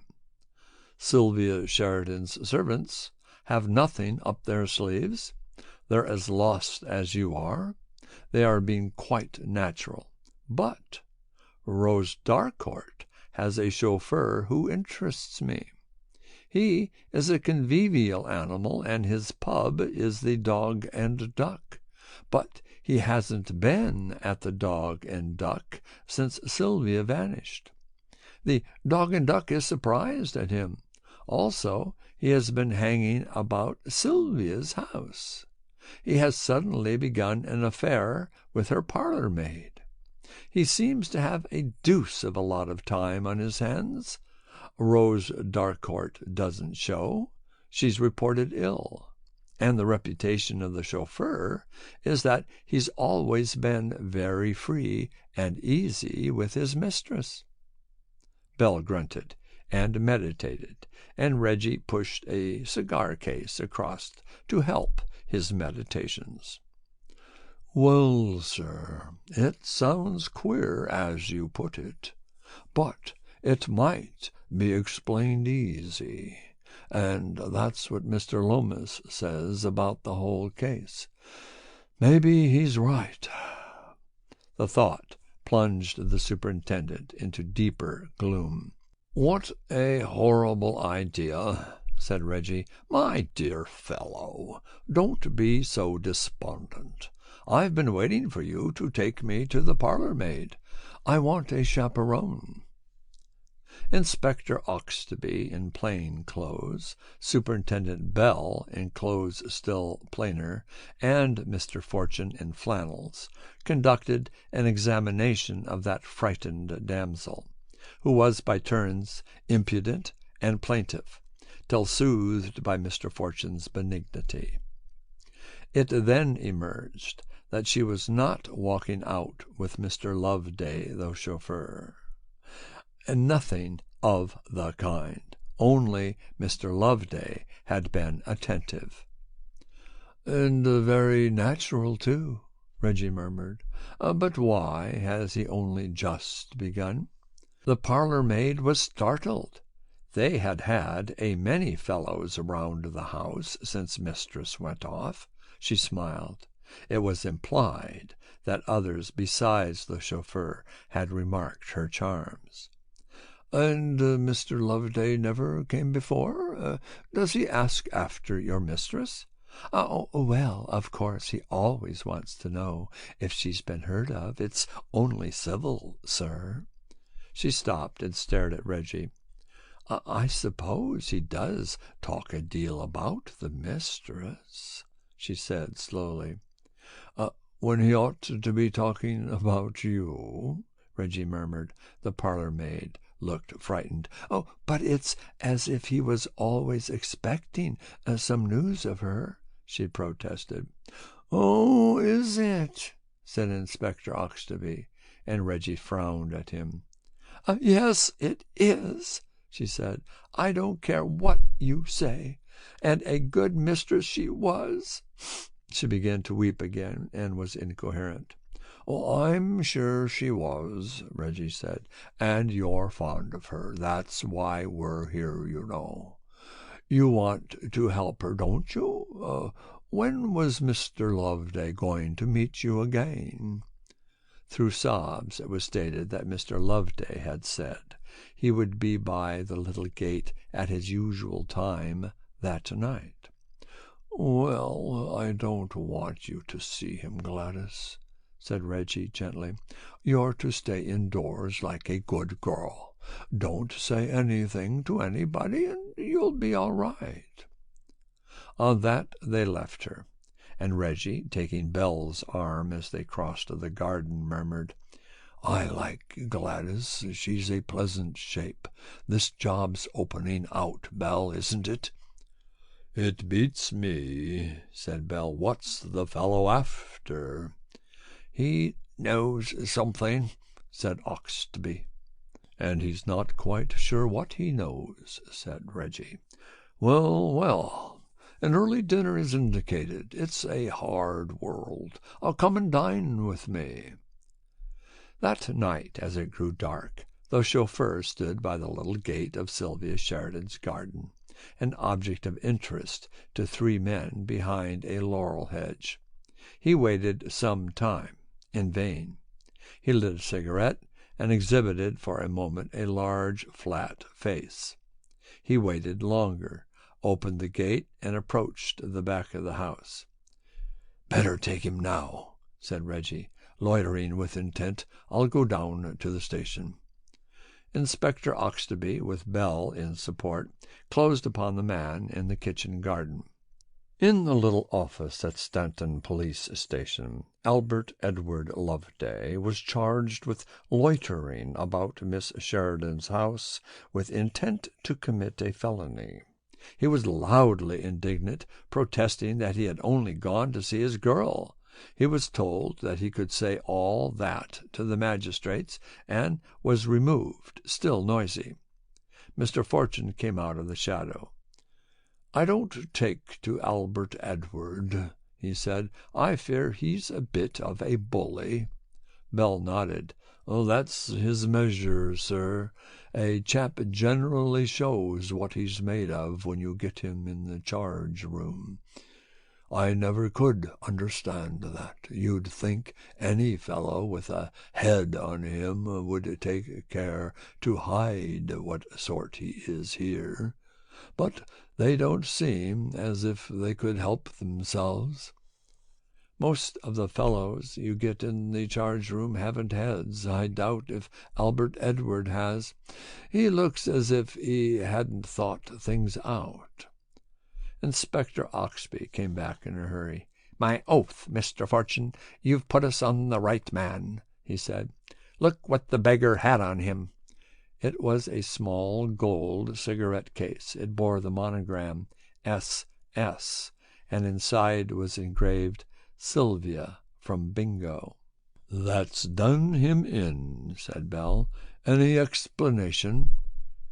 "He wouldn't say a word, barring that he cursed freely. No, Mr. Albert Edward Loveday wants to see his solicitor. He knows something." Yes, I wonder what it is," Reggie murmured. "He had some pawn tickets for jewelry, too. Pretty heavy stuff. We'll have to follow that up. And 150 quid. Some clean notes, some deuced dirty." Belle laughed grimly. "He's done himself proud, hasn't he?"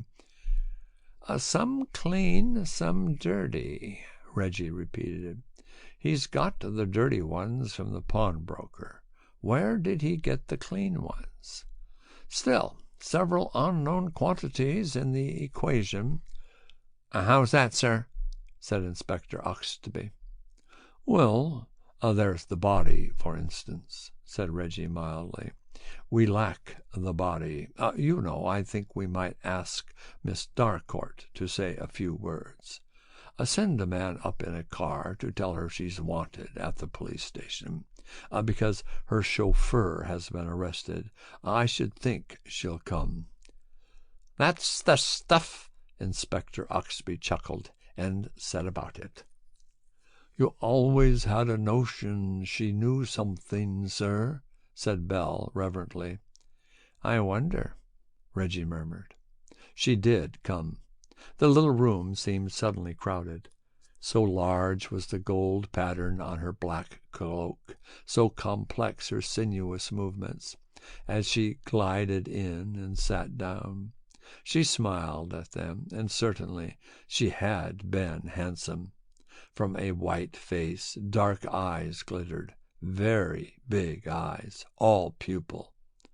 "Oh, my aunt," said Reggie to himself, "drugged." "Miss Rose Darcourt?" Inspector Oxby's pen scratched.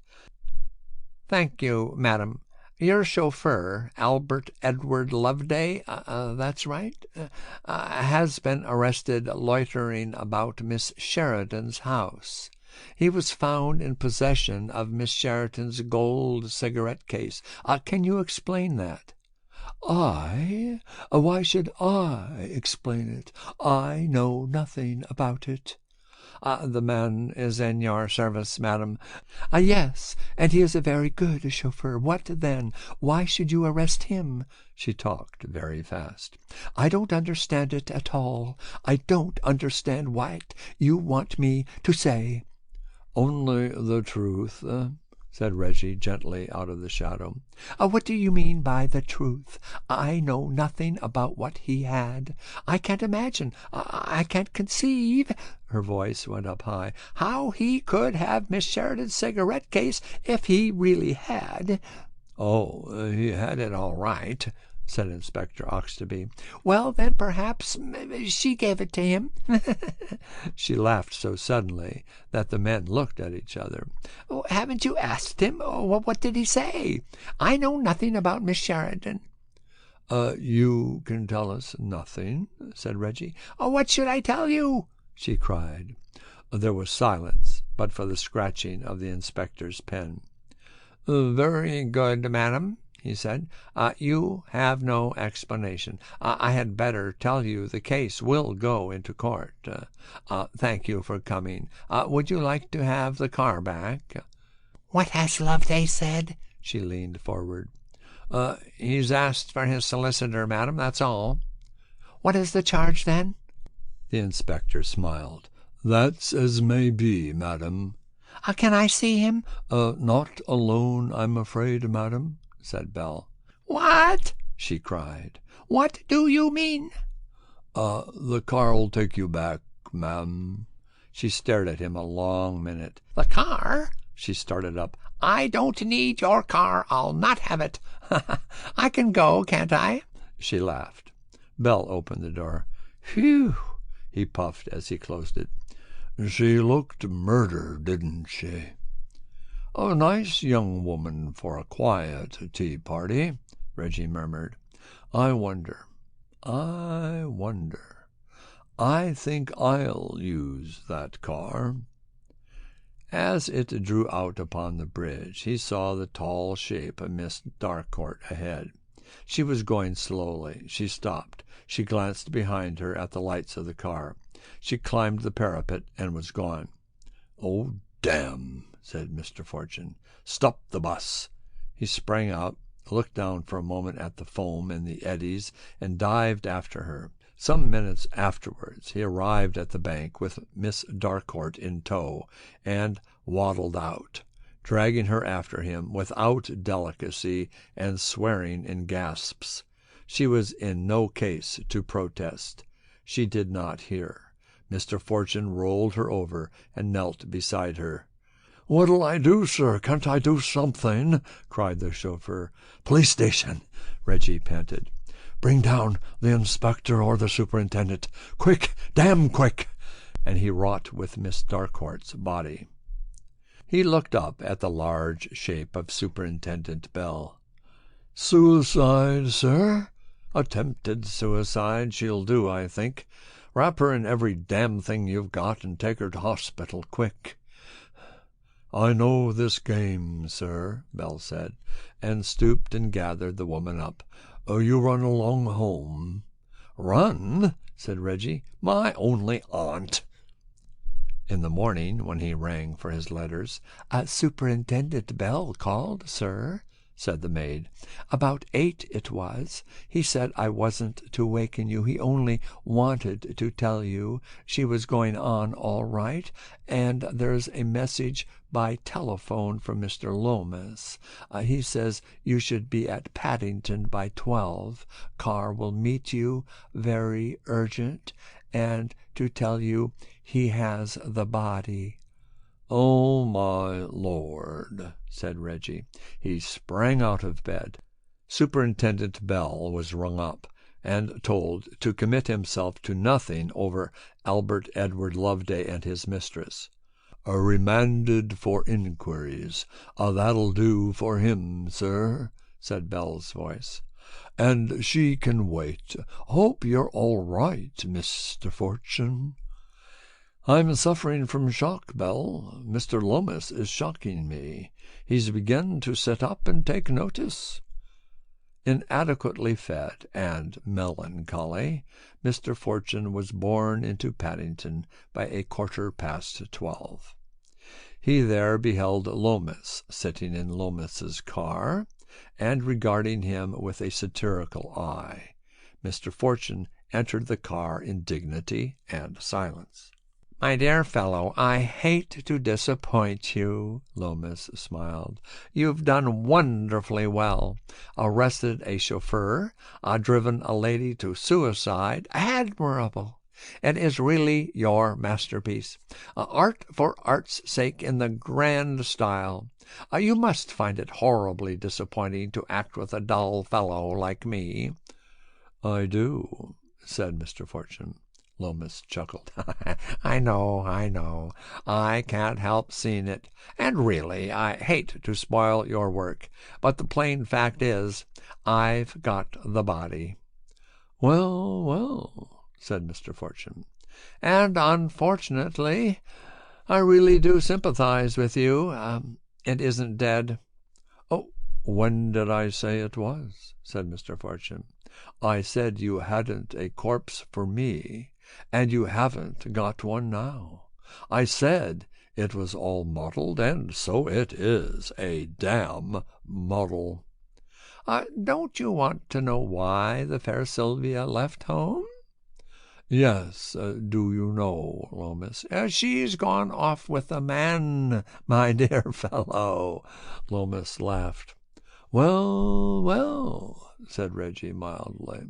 "And that's why the Dark Court's chauffeur had her cigarette case in his pocket. And that's why the Dark Court jumped into the river when we asked her to explain. You make it all so clear, Lomas." "Theft, I suppose. And fright." Lomas shrugged. "But we'll ask Sylvia." "Where is she?" "I had information of someone like her from a little place in the wilds of Suffolk. I sent a fellow down, and he has no doubt it's the lady. She's been living there since she vanished, with a man." "What man?" "Not identified. Smith by name," said Lomas curtly. "You'd better ask her yourself, Fortune." Yes, there's quite a lot of things I'd like to ask her," said Reggie, and conversation languished. Even the elaborate lunch which Reggie insisted on eating in Gloucester did not revive him, for Lomas was fretful at the delay. So at last, with Reggie somnolent and Lomas feverish, the car drew up at the ancient inn in the village of Bolden. A young fellow, who was drinking ginger beer in the porch, looked up and came to meet them. "She's done a bunk, sir," he said in a low voice. "She and her man Smith went off half an hour ago. Some luggage in the car. Took the London road." My poor Lomas, Reggie chuckled. Damn, we must have passed them on the road, Lomas cried. Any idea why she went, Blakiston? No, sir. The man went into Ipswich in their car this morning. Soon after he came back. They bolted together. I couldn't do anything, you know, sir. You're sure Mrs. Smith is Miss Sheraton? I'd swear to her, sir. It's damned awkward, Lomas frowned. Sorry, Fortune, we'd better be off back. I want my tea, said Reggie firmly, and got out. And vainly Lomas followed to protest that after the Gloucester lunch he could want no more to eat for 24 hours. He was already negotiating for cream. If it hadn't been for your confounded lunch, we should have caught her, Lomas grumbled. Now she's off into the blue again. Reggie fell into the window seat and took up the local paper. And where is he that knows? He murmured. From the great deep to the great deep she goes. But why? Assuming, for the sake of argument, that she is our leading lady, why does she make this hurried exit? How the devil should I know? Reggie smiled at him over the top of the papers. This is a very interesting journal, he remarked. Do you know what it is, Lomas? It's the Ipswich evening paper with the 2:30 winner. Were you backing anything? No? Well, not a race for a careful man. I read also that Miss Darcourt's chauffeur was brought up before the Stanton magistrates this morning, and Miss Darcourt jumped into the river last night. It makes quite a lot of headlines. The press is a great power, Lomas. Lomas damned the press. You're so old-fashioned, Reggie said sadly. My child, don't you see? Mr. Smith went to Ipswich. Mr. Smith read the early evening paper and hustled back to tell Mrs. Smith. And Mrs. Smith felt that duty called her. Assuming that Mrs. Smith is our Sylvia, where would it call her? Back to Stanton, to clear up the mess. I suppose so, said Lomas drearily. She can go to the devil for me.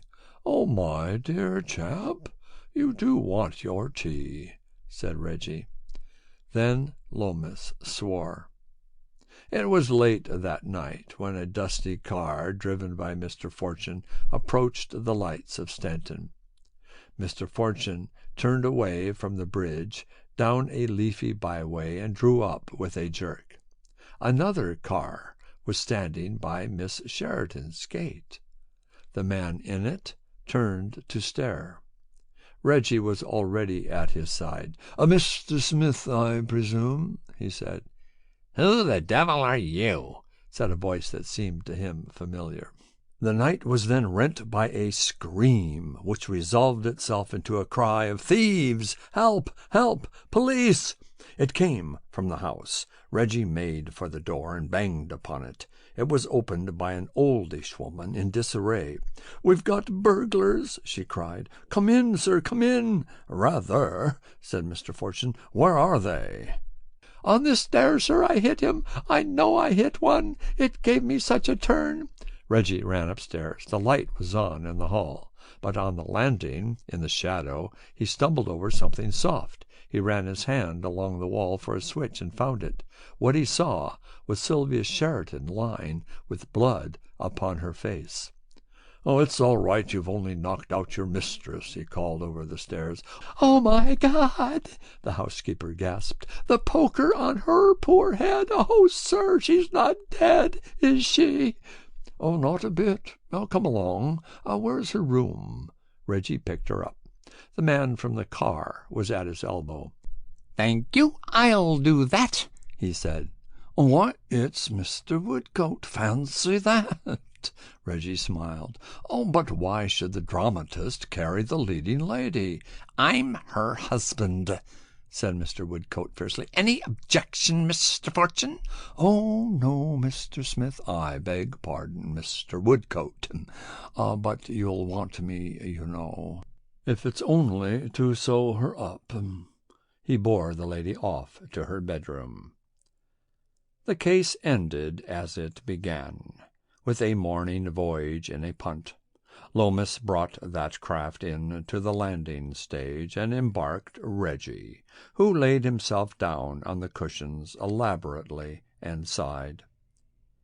My dear fellow, I know you were always a ladies' man, Lomas remonstrated, but you're overdoing it. You're enfeebled.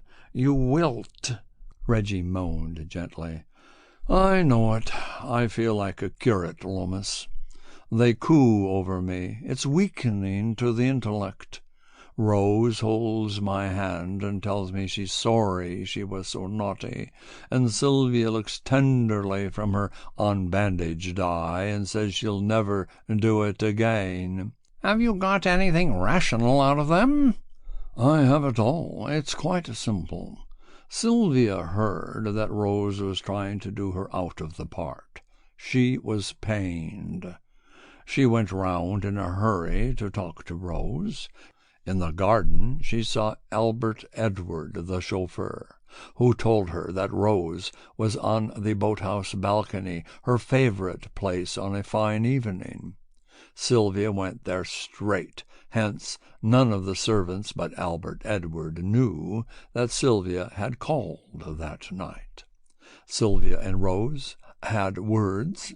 Sylvia says she offered Rose quite a good minor part.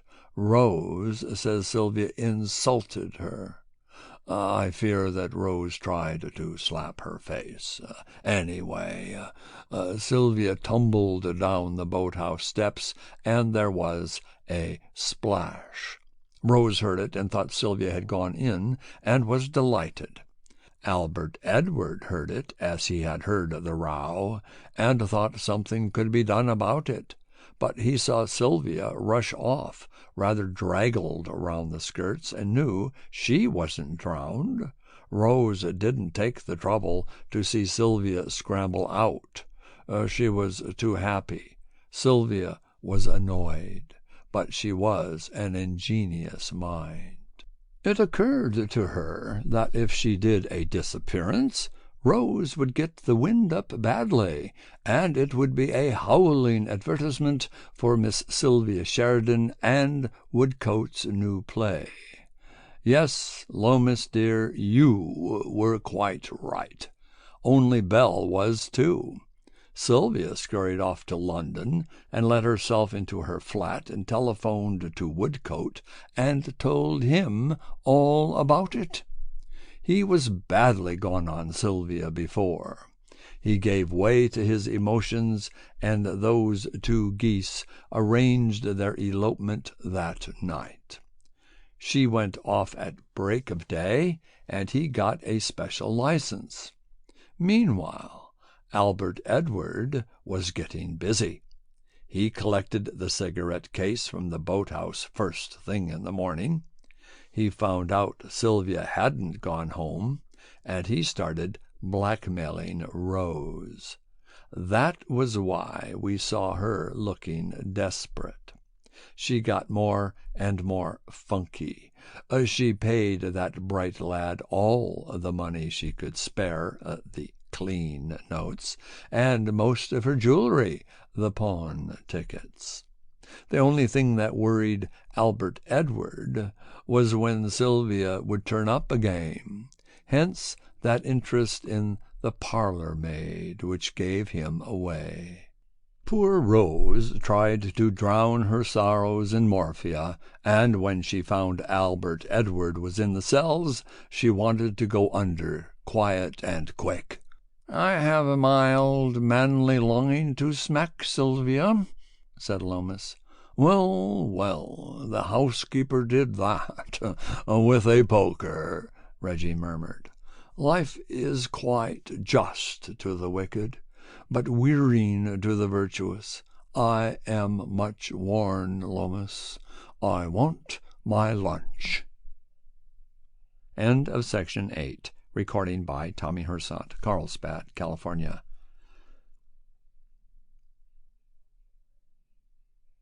Mr. Fortune's Practice by H.C.Bailey. The Unknown Murderer, Part 1. Once upon a time a number of men in a club discussed how Mr. Reginald Fortune came to be the expert adviser of the Home Office upon crime. The doctors admitted that though he is a competent surgeon, pathologist, and what not, he never showed international form. There was a Fellow of the Royal Society who urged that Fortune knew more about natural science than most schoolboys, politicians, and civil servants. An artist said he had been told Fortune understood business, and his banker believed Fortune was a judge of old furniture. But they all agreed that he is a jolly good fellow, which means, being interpreted, he can be all things to all men. Mr. Fortune himself is convinced that he was meant by Providence to be a general practitioner, to attend to my lumbago and your daughter's measles. He has been heard to complain of the chance that has made him, knowing something of everything, nothing completely, into a specialist. His only qualification, he will tell you, is that he doesn't get muddled. There you have it, then. He is singularly sensitive to people.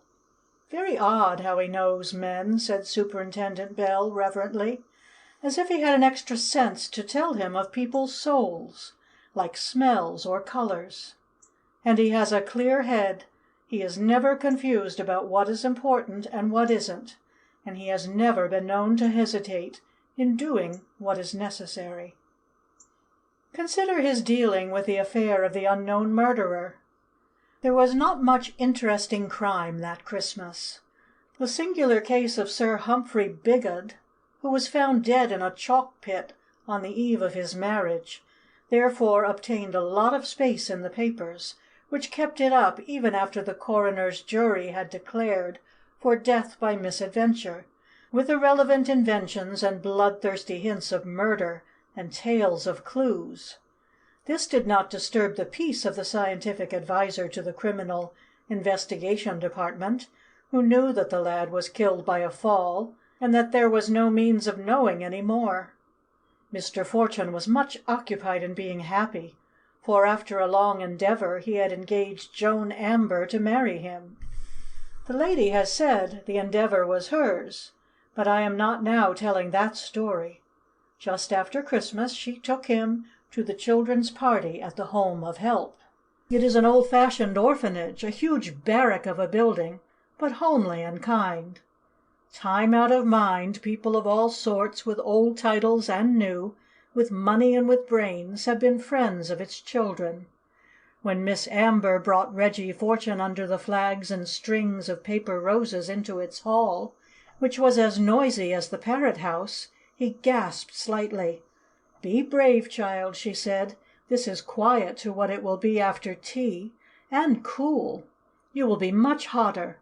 You don't know how hot you'll be." "Woman, you have deceived me," said Mr. Fortune bitterly. "I thought philanthropists were respectable." "Yes, dear, don't be frightened. You're only a philanthropist for the afternoon."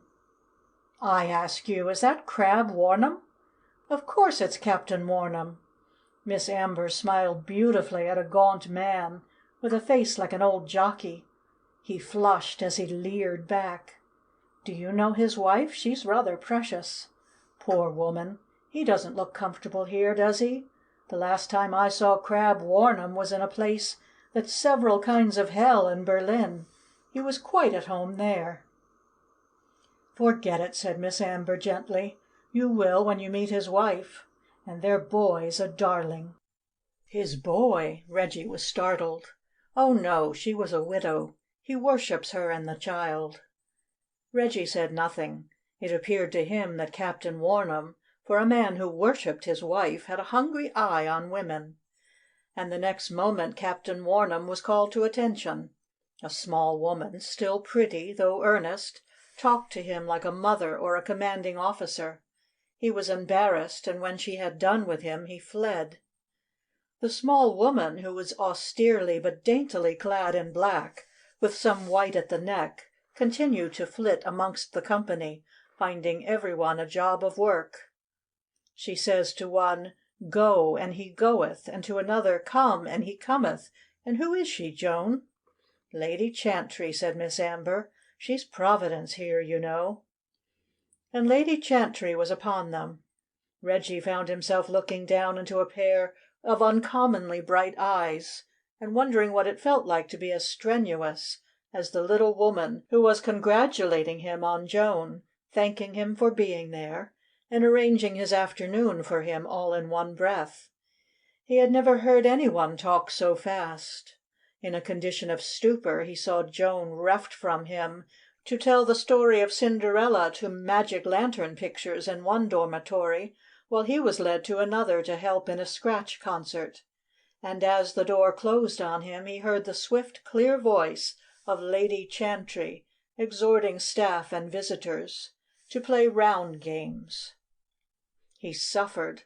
People who had no voices sang showy songs. People who had too much voice sang ragtime to those solemn, respectful children. In pity for the children and himself, he set up as a conjurer, and the dormitory was growing merry when a shriek cut into his patter. "That's only my bones creaking," he went on quickly, for the children were frightened. "They always do that when I put the knife in at the ear and take it out of my hind leg. So, but it doesn't hurt. As the motor car said when it ran over the policeman's feet, all done by kindness. Come here, Jenny Wren. You mustn't use your nose as a money box." A small person submitted to having pennies taken out of her face. The door opened, and a pallid nurse said faintly, "The doctor. Are you the doctor?" "Of course," said Reggie. "One moment, people. Mr. Punch has fallen over the baby. It always hurts him. In the hump. Are we downhearted? No. Pack up your troubles in the old kit bag." He went out to a joyful roar of that lyric. "What's the trouble?" The nurse was shaking. "In there, sir. She's up there." Reggie went up the stairs in quick time. The door of a little sitting room stood open. Inside it people were staring at a woman who sat at her desk. Her dress was dark and wet, her head lolled forward. A deep gash ran across her throat. "Yes, there's too many of us here," he said, and waved the spectators away. One lingered, an old woman, large and imposing, and announced that she was the matron.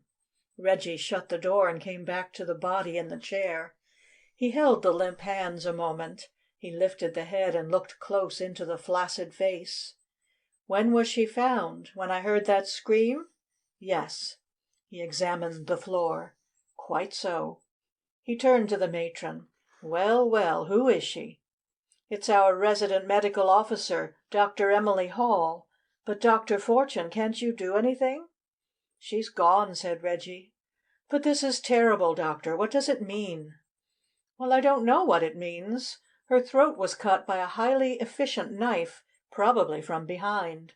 She lingered a little while quite helpless, and died. Not so very long ago." "Who screamed?" "The nurse who found her." "One of our own girls, Dr. Fortune. Edith Baker. She was always a favorite of poor Dr. Hall's.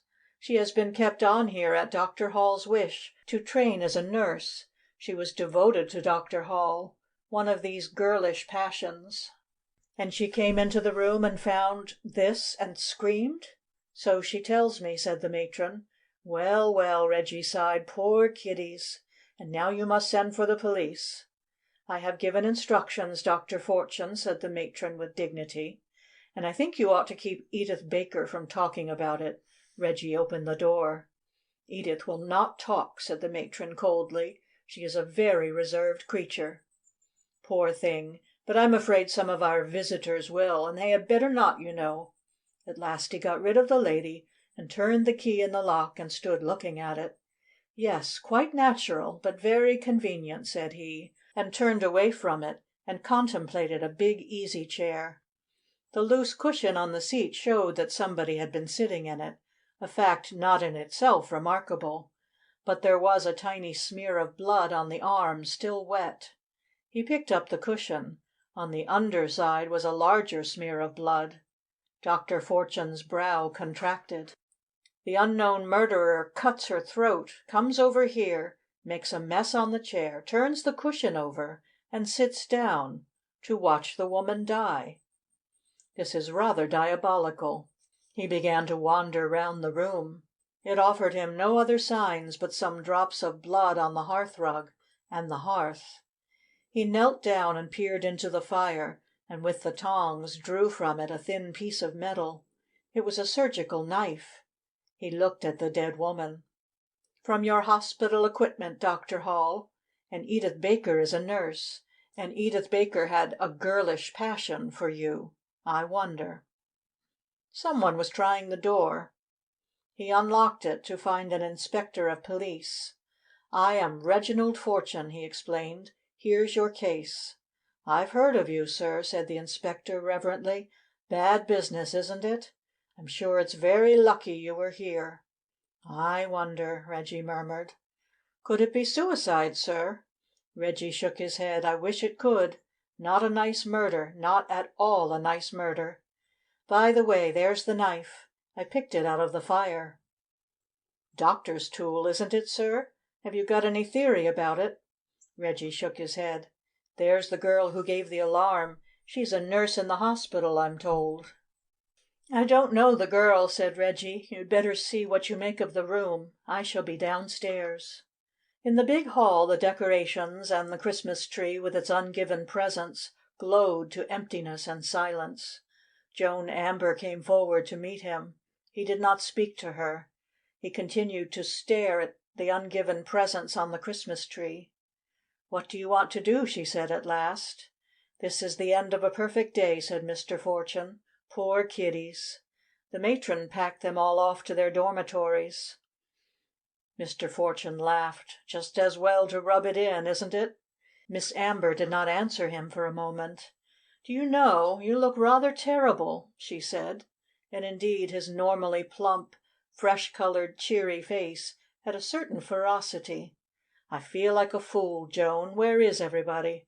"She sent everybody away, too." "She would. Great organizer. No brain. My only aunt. A woman's murdered, and every stranger who was in the place is hustled off before the police get to work. This isn't a crime, it's a nightmare." Well, of course they were anxious to go. They would be. "Reggie, who are you thinking of?" "I can't think. There are no facts. Where's this matron now?" The inspector came upon them as they were going to her room. "I've finished upstairs, sir. Not much for me, is there? Plenty downstairs, though. I reckon I'll hear some queer stories before I've done.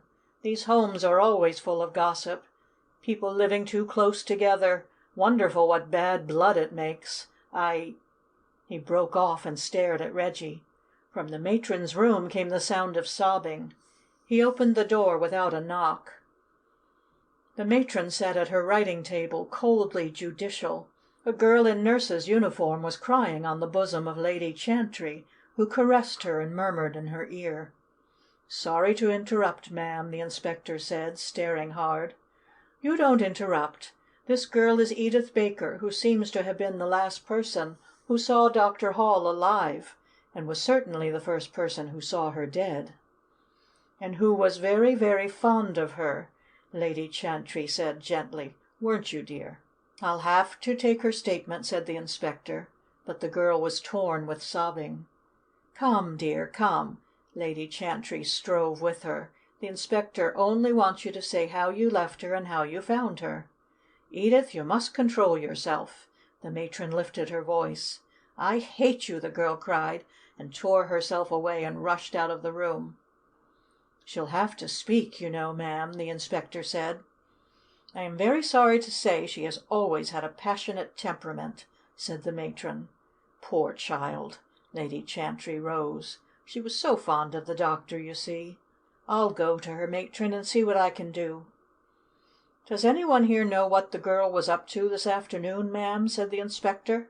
"I will try to find out for you," said the matron, and rang her bell. "Well, well," said Reggie Fortune, "every little helps. You might find out what all the other people were doing this afternoon." The matron stared at him. "Surely you're not thinking of the visitors, Mr. Fortune?" "I am thinking of your children," said Reggie, and she was the more amazed. "Not a nice murder, you know. Not at all a nice murder." And then he took Miss Amber home. She found him taciturn, which is his habit when he is angry, but she had never seen him angry before. She is a wise woman. When he was leaving her, "Do you know what it is about you, sir?" she said. "You're always just right." When the Honorable Sidney Lomas came to his room in Scotland Yard the next morning, Reggie Fortune was waiting for him. "My dear fellow," he protested, "what is this? You're not really up, are you? It's not 11. You're an hallucination." "Zeal, all zeal, Lomas. The orphanage murder is my trouble." "Have you come to give yourself up? I suspected you from the first, Fortune. Where is it?" He took a copy of the Daily Wire from the rack. Yes, Dr. Reginald Fortune, the eminent surgeon, was attending the function and was able to give the police a first-hand account of the crime. Dr. Fortune states that the weapon used was a surgical knife. My dear fellow, the case looks black indeed. Reggie was not amused. "Yes, I also was present, and several others," he said. "Do you know anything about any of us?" Lomas put up his eyeglass. "There's a certain bitterness about you, Fortune. This is unusual. What's the matter?" "I don't like this murder," said Reggie. "It spoilt the children's party." "That would be a by-product," Lomas agreed. "You're getting very domestic in your emotions." "Oh, I like it, my dear fellow, but it makes you a little irrelevant." "Domestic be damned! I'm highly relevant. It spoilt the children's party. Why did it happen at the children's party? Lots of other nice days to kill the resident medical officer." "You're suggesting it was one of the visitors?" "No, no, it isn't the only day visitors visit. I'm suggesting life is real, life is earnest, and rather diabolical sometimes." "I'll call for the reports," Lomas said, and did so. "Good gad, Reams! Barton's put in some heavy work." "I thought he would," said Reggie, and went to read over Lomas's shoulder. At the end Lomas lay back and looked up at him. "Well, Barton's put his money on this young nurse, Edith Baker." "Yes, that's the matron's tip. I saw the matron. One of the world's organizers, Lomas. A place for everything and everything in its place. And if you don't fit, God help you. Edith Baker didn't fit. Edith Baker has emotions. Therefore she does murders. Q.E.D. "Well, the matron ought to know the girl." "She ought," Reggie agreed. "And our case is, gentlemen, that the matron who ought to know girls says Edith Baker isn't a nice young person. Lomas, dear, why do policemen always believe what they're told? What the matron don't like isn't evidence." "There is some evidence. The girl had one of these hysterical affections for the dead woman, passionately devoted and passionately jealous, and so forth. The girl had access to the hospital instruments. All her time in the afternoon can't be accounted for, and she was the first to know of the murder." "It's not good enough, Lomas. Why did she give the alarm?" Lomas shrugged. "A murderer does now and then. Cunning or fright.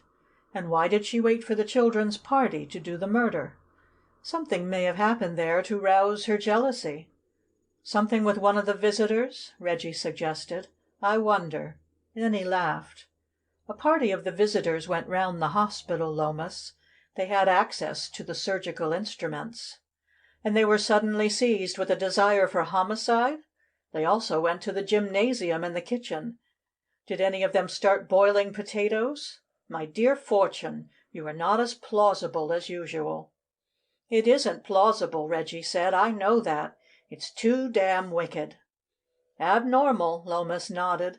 "Of course, the essence of the thing is that it's abnormal. Every once in a while we have these murders in an orphanage or school or some place where women and children are herded together. 9 times out of 10 they are cases of hysteria. Your young friend Miss Baker seems to be a highly hysterical subject. You know more than I do. Why, that's in the evidence, and you saw her yourself half crazy with emotion after the murder." "Good Lord!" said Reggie. "Lomas, old thing, you do run on. Pantom time toils after you in vain. That girl wasn't crazy. She was the most natural of us all. You send a girl in her teens into the room where the woman she is keen on is sitting with her throat cut. She won't talk to you like a little lady. The evidence! Why do you believe what people tell you about people? They're always lying, by accident if not on purpose. This matron don't like the girl because she worshipped the lady doctor. Therefore the girl is called abnormal and jealous. Did you never hear of a girl in her teens worshipping a teacher? It's common form. Did you never hear of another teacher being vicious about it? That's just as common." "Do you mean the matron was jealous of them both?" Reggie shrugged. "It hit you in the eye." "Good Gad!" said Lomas. "Do you suspect the matron?" "I suspect the devil," said Reggie gravely. "Lomas, my child, whoever did that murder cut the woman's throat and then sat down in her easy chair and watched her die. I call that devilish." And he told of the bloodstains and the turned cushions.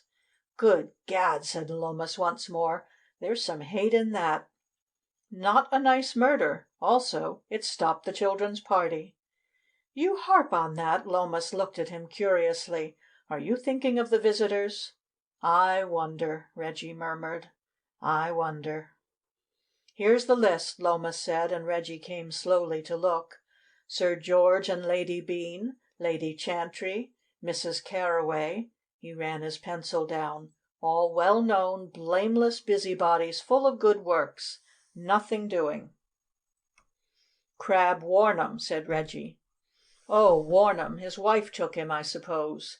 She's a saint, and he eats out of her hand, they say. Well, he was a loose fish, of course, but murder! I don't see Warnham at that." "He has his eye for a woman." "Still, I dare say. But look. But, good Gad! He can't have known this lady doctor. Was she pretty?" Reggie nodded. "Well, we might look for a link between them. Not likely, is it?" "We're catching at straws," said Reggie somberly. Lomas pushed the papers away. "Confound it, it's another case without evidence. I suppose it can't be suicide like that Bigod affair." Reggie, who was lighting a cigar, looked up and let the match burn his fingers. "Not suicide, no," he said. "Was Bigod's?" "Well, it was a deuced queer death by misadventure." "As you say." Reggie nodded and wandered dreamily out. This seems to have been the first time that anyone thought of comparing the Bigod case to the orphanage murder. When the inquest on the lady doctor was held, the police had no more evidence to produce than you have heard, and the jury returned a verdict of murder by some person or persons unknown. Newspapers strove to enliven the dull calm of the holiday season by declaiming against the inefficiency of a police force which allowed murderers to remain anonymous, and hashed up the Bigod case again to prove that the fall of Sir Humphrey Bigod into his chalk pit, though called accidental, was just as mysterious as the cut throat of Dr. Hall. And the Honorable Sidney Lomas cursed the man who invented printing. These assaults certainly did not disturb Reggie Fortune, who has never cared what people say of him. With the help of Joan Amber he found a quiet, remote place for the unhappy girl suspected of the murder. Lady Chantrey was prettily angry with Miss Amber about that, protesting that she wanted to look after Edith herself, and said he was only in the case as a philanthropist, after which he gave all his time to preparing his house and Miss Amber for married life. But the lady found him dreamy. It was, in fact, while he was showing her how the new colors in the drawing room looked under the new lighting that Dr. Eden called him up. Dr. Eden has a general practice in Kensington. Dr. Eden wanted to consult him about a case, most urgent, 3 King William's Walk. "May I take the car?" said Reggie to Joan. "He sounds rattled.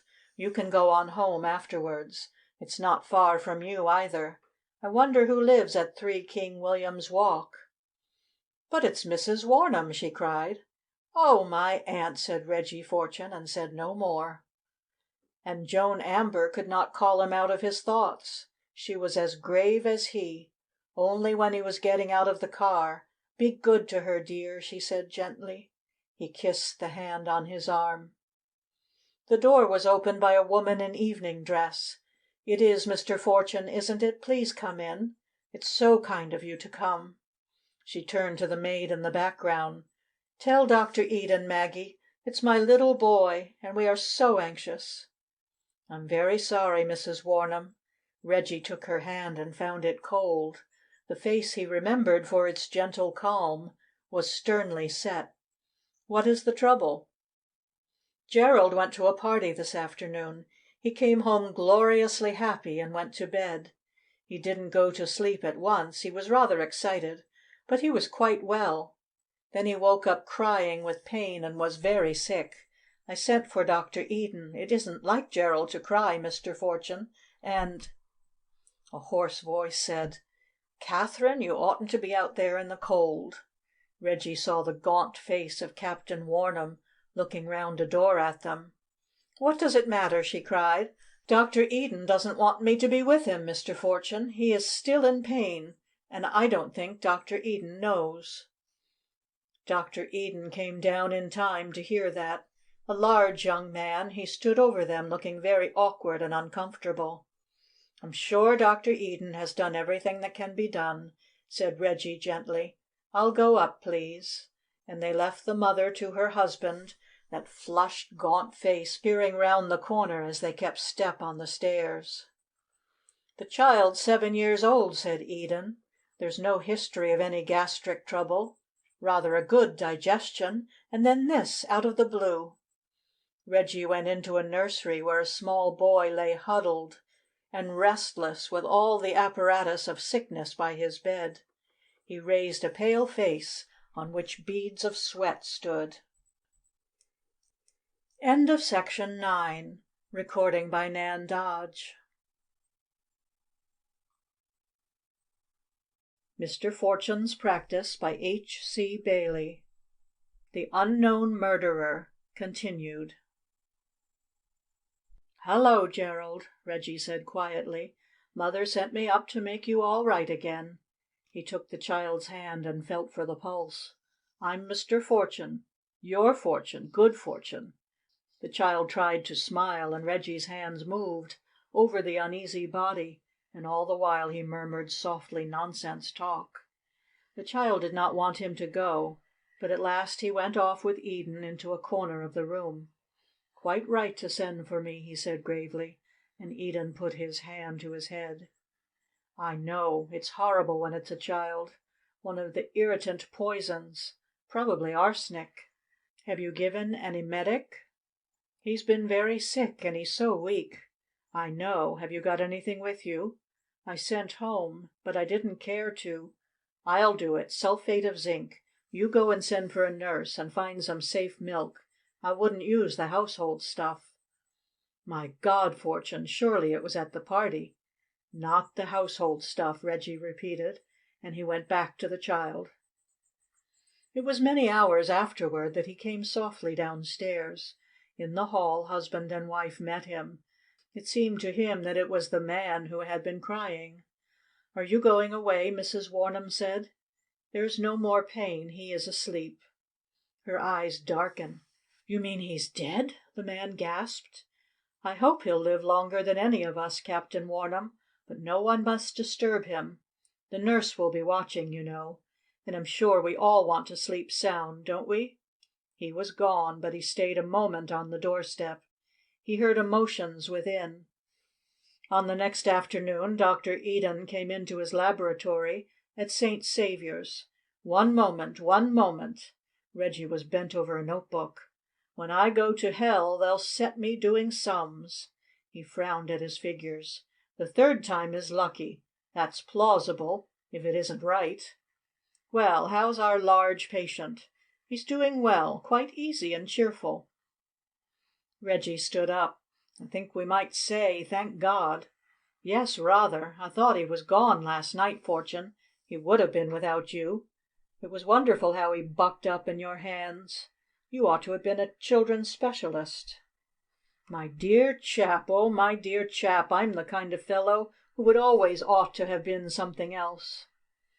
And so I'm doing sums in a laboratory which God knows I'm not fit for." "Have you found out what it was?" "Oh, arsenic, of course. Quite a fair dose he must have had.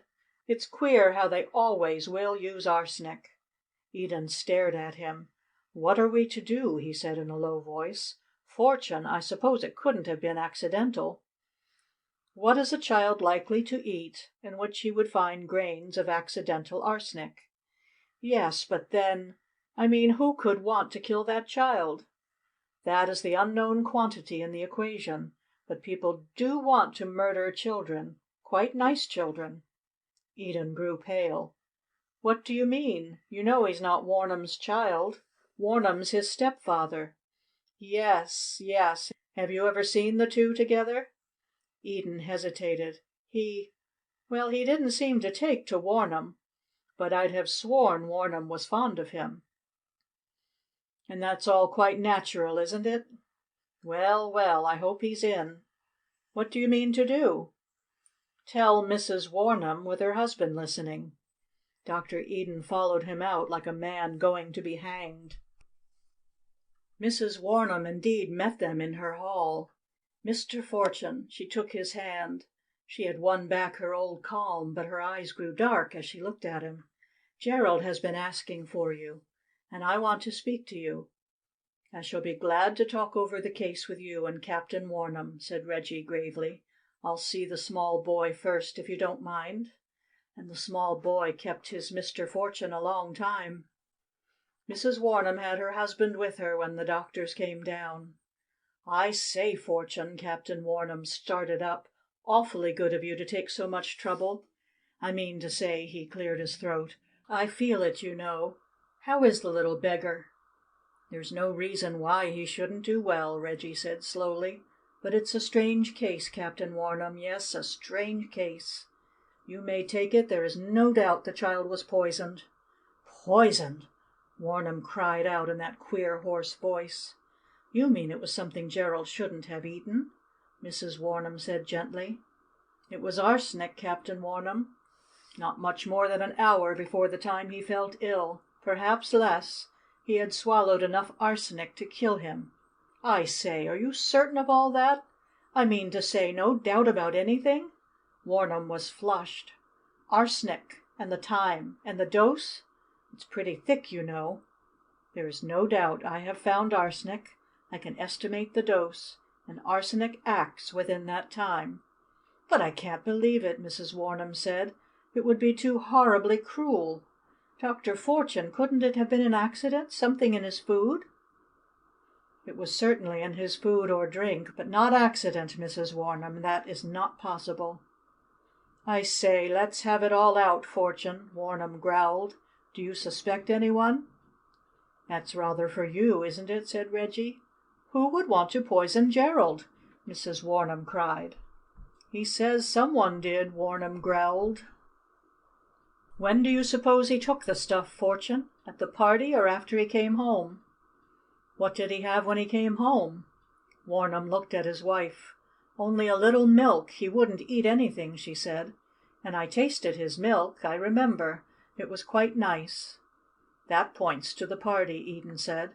"But I can't believe it. Who would want to poison Gerald?" "I've seen some of the people who were there," Eden frowned. "I don't believe there's another child ill. Only this one of the whole party." "Yes, yes, a strange case," said Reggie. "Was there anyone there with a grudge against you, Mrs. Warnham?" "I don't think there's anyone with a grudge against me in the world." "I don't believe there is, Catherine." Her husband looked at her. "But, damn it, Fortune found the stuff in the child. I say, Fortune, what do you advise?" "You're sure of your own household? There's nobody here jealous of the child?" Mrs. Warnham looked her distress. I couldn't doubt anybody. There isn't any reason." You know it doesn't seem real." "And there it is," Warnham growled. "Yes. Well, I shouldn't talk about it, you know. When he's up again, take him right away, somewhere quiet. You'll live with him yourself, of course. That's all safe. And well, I shan't forget the case. Good-bye." "Oh, Mr. Fortune!" She started up and caught his hands. "Yes, yes, good-bye," said Reggie, and got away.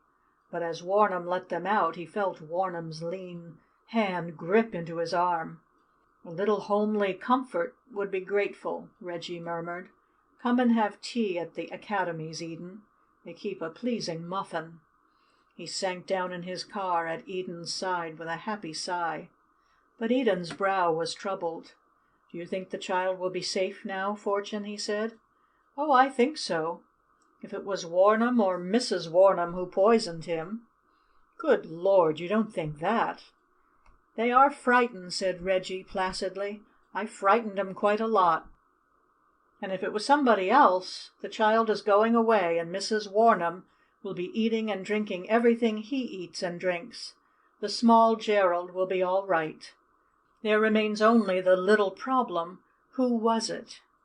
It's a diabolical affair. Who could want to kill that child?" "Diabolical is the word," Reggie agreed. "And a little simple food is what we need." And they went into the club, and through a long tea he talked to Eden of rock gardens and Chinese nursery rhymes. But when Eden, somewhat dazed by his appetite and the variety of his conversation, was gone, he made for that corner of the club where Lomas sat drinking tea made in the Russian manner. He pointed a finger at the clear, weak fluid. "It was sad and bad and mad, and it was not even sweet," he complained. "Take care, Lomas. Think what's happened to Russia. You would never be happy as a Bolshevik." "I understand that the detective police force is the one institution which has survived in Russia. Put down that repulsive concoction and come and take the air." Lomas stared at him in horror. "Where's your young lady? I thought you were walking out. You're a faithless fellow, Fortune. Go and walk like a little gentleman." But there was that in Reggie's eye which made him get up with a groan. "You're the most ruthless man I know." The car moved away from the club, and Reggie shrank under his rug as the January east wind met them. "I hope you are cold," said Lomas. "What is it now?" It was nearly another anonymous murder, and Reggie told him the story. "Diabolical," said Lomas. "Yes, I believe in the devil," Reggie nodded. "Who stood to gain by the child's death? It's clear enough. There's only Warnham. Mrs. Warnham was left a rich woman when her first husband died, old Staveley. Everyone knew that was why Warnham was after her, but the bulk of the fortune would go to the child, so he took the necessary action. Good Gad, we all know Crab Warnham didn't stick at a trifle, but this! Cold-blooded scoundrel, can you make a case of it?" "I like you, Lomas. You're so natural," Reggie said. "That's all quite clear. And it's all wrong. This case isn't natural, you see. It hath a devil." "Do you mean to say it wasn't Warnham?" "It wasn't Warnham. I tried to frighten him. He was frightened, but not for himself, because the child has an enemy, and he doesn't know who it is." "Oh, my dear fellow, he's not a murderer because you like his face." "Who could like his face? No. The poison was given at the party where Warnham wasn't." "But why? What possible motive? Some homicidal lunatic goes to a Kensington children's party and picks out this one child to poison. Not very credible, is it?" "No, it's diabolical. I didn't say a lunatic. When you tell me what lunacy is, we'll discuss whether the poisoner was sane. But the diabolical is getting a little too common, Lomas. There was Bigod, young, healthy, well off, just engaged to a jolly girl. He falls into a chalk pit, and the jury says it was misadventure. There was the lady doctor, young, clean living, not a ghost of a past, everybody liking her. She is murdered, and a girl who was very fond of her nearly goes mad over it. Now there's the small Gerald, a dear kid. His mother worships him. His stepfather's mighty keen on him. Everybody likes him. Somebody tries to poison him and nearly brings it off. What are you arguing, Fortune? It's odd the cases should follow one another. Deuced awkward. We can't clean them up. But what then? They're not really related. The people are unconnected. There's a different method of murder, if the Bigot case was murder. The only common feature is that the man who attempted murder is not known. You think so? Well, well, what I want to know is, was there any one at Mrs. Lawley's party in Kensington who was also at the Home of Help party and also staying somewhere near the chalk pit when Bigot fell into it? Put your men onto that." "Good gad!" said Lomas. "But the cases are not comparable, not in the same class. Different method, different kind of victim. What motive could any creature have for picking out just these three to kill?" Reggie looked at him. "Not nice murders, are they?" he said. "I could guess, and I dare say we'll only guess in the end." That night he was taking Miss Amber, poor girl, to a state dinner of his relations. They had 10 minutes together before the horrors of the ceremony began, and she was benign to him about the recovery of the small Gerald. "It was dear of you to ring up and tell me. I love Jerry. Poor Mrs. Warnham. I just had to go round to her, and she was sweet. But she has been frightened. You're rather a wonderful person, sir. I didn't know you were a children's doctor, as well as a million other things. What was the matter? Mrs. Warnham didn't tell us. It must—" "Who are us, Joan?" "Why, Lady Chantrey was with her. She didn't tell us what it really was. After we came away, Lady Chantrey asked me if I knew." "But I'm afraid you don't," Reggie said. "Joan, I don't want you to talk about the small Jerry. Do you mind?" "My dear, of course not." Her eyes grew bigger. "But, Reggie, the boy's going to be all right." "Yes, yes. You're rather a dear, you know." And at the dinner table which then received them, his family found him of an unwonted solemnity. It was agreed, with surprise and reluctance, that engagement had improved him, that there might be some merit in Miss Amber after all. A week went by. He had been separated from Miss Amber for one long afternoon to give evidence in the case of the illegitimate Pekingese, when she rang him up on the telephone. Lady Chantrey, she said, had asked her to choose a day and bring Mr. Fortune to dine. Lady Chantrey did so want to know him. "Does she, though?" said Mr. Fortune. "She was so nice about it," said the telephone. "And she really is a good sort, Reggie. She's always doing something kind." "Joan," said Mr. Fortune, "you're not to go into her house." "Reggie," said the telephone. "That's that," said Mr. Fortune. "I'll speak to Lady Chantrey." Lady Chantrey was at home. She sat in her austerely pleasant drawing room, toasting a foot at the fire, a small foot which brought out a pretty leg. Of course she was in black, with some white about her neck, but the loose gown had grace. She smiled at him and tossed back her hair. Not a thread of white showed in its crisp brown, and it occurred to Reggie that he had never seen a woman of her age carry off bobbed hair so well. What was her age? Her eyes were as bright as a bird's, and her clear pallor was unfurrowed. "So good of you, Mr. Fortune." "Miss Amber has just told me." They spoke together. She got the lead then. "It was kind of her to let you know at once, but she's always kind, isn't she? I did so want you to come and make friends with me before you're married, and it will be very soon now, won't it? Oh, but do let me give you some tea." "No tea, thank you." "Won't you? Well, please ring the bell. I don't know how men can exist without tea, but most of them don't now, do they?" "You're almost unique, you know. I suppose it's the penalty of greatness." "I came round to say that Miss Amber won't be able to dine with you, Lady Chantrey."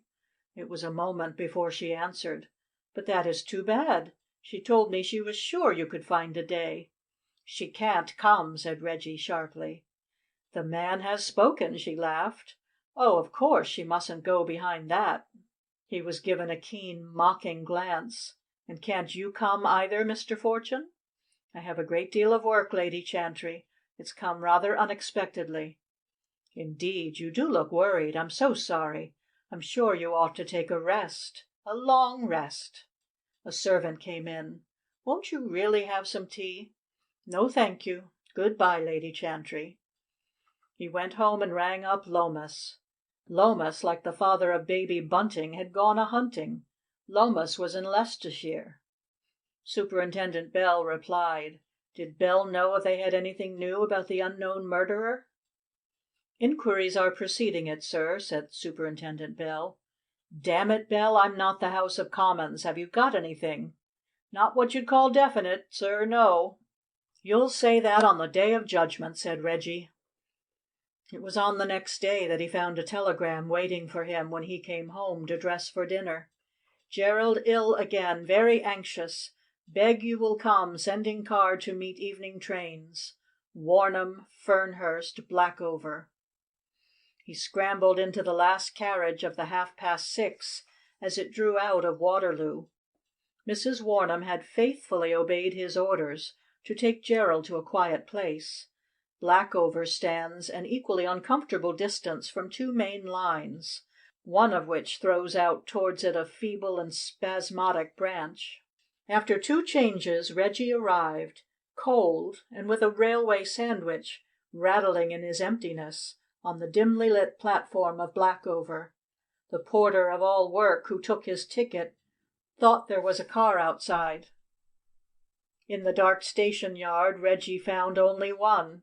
"Do you come from Fernhurst?" he called, and the small chauffeur, who was half inside the bonnet, shut it up and touched his cap and ran round to his seat.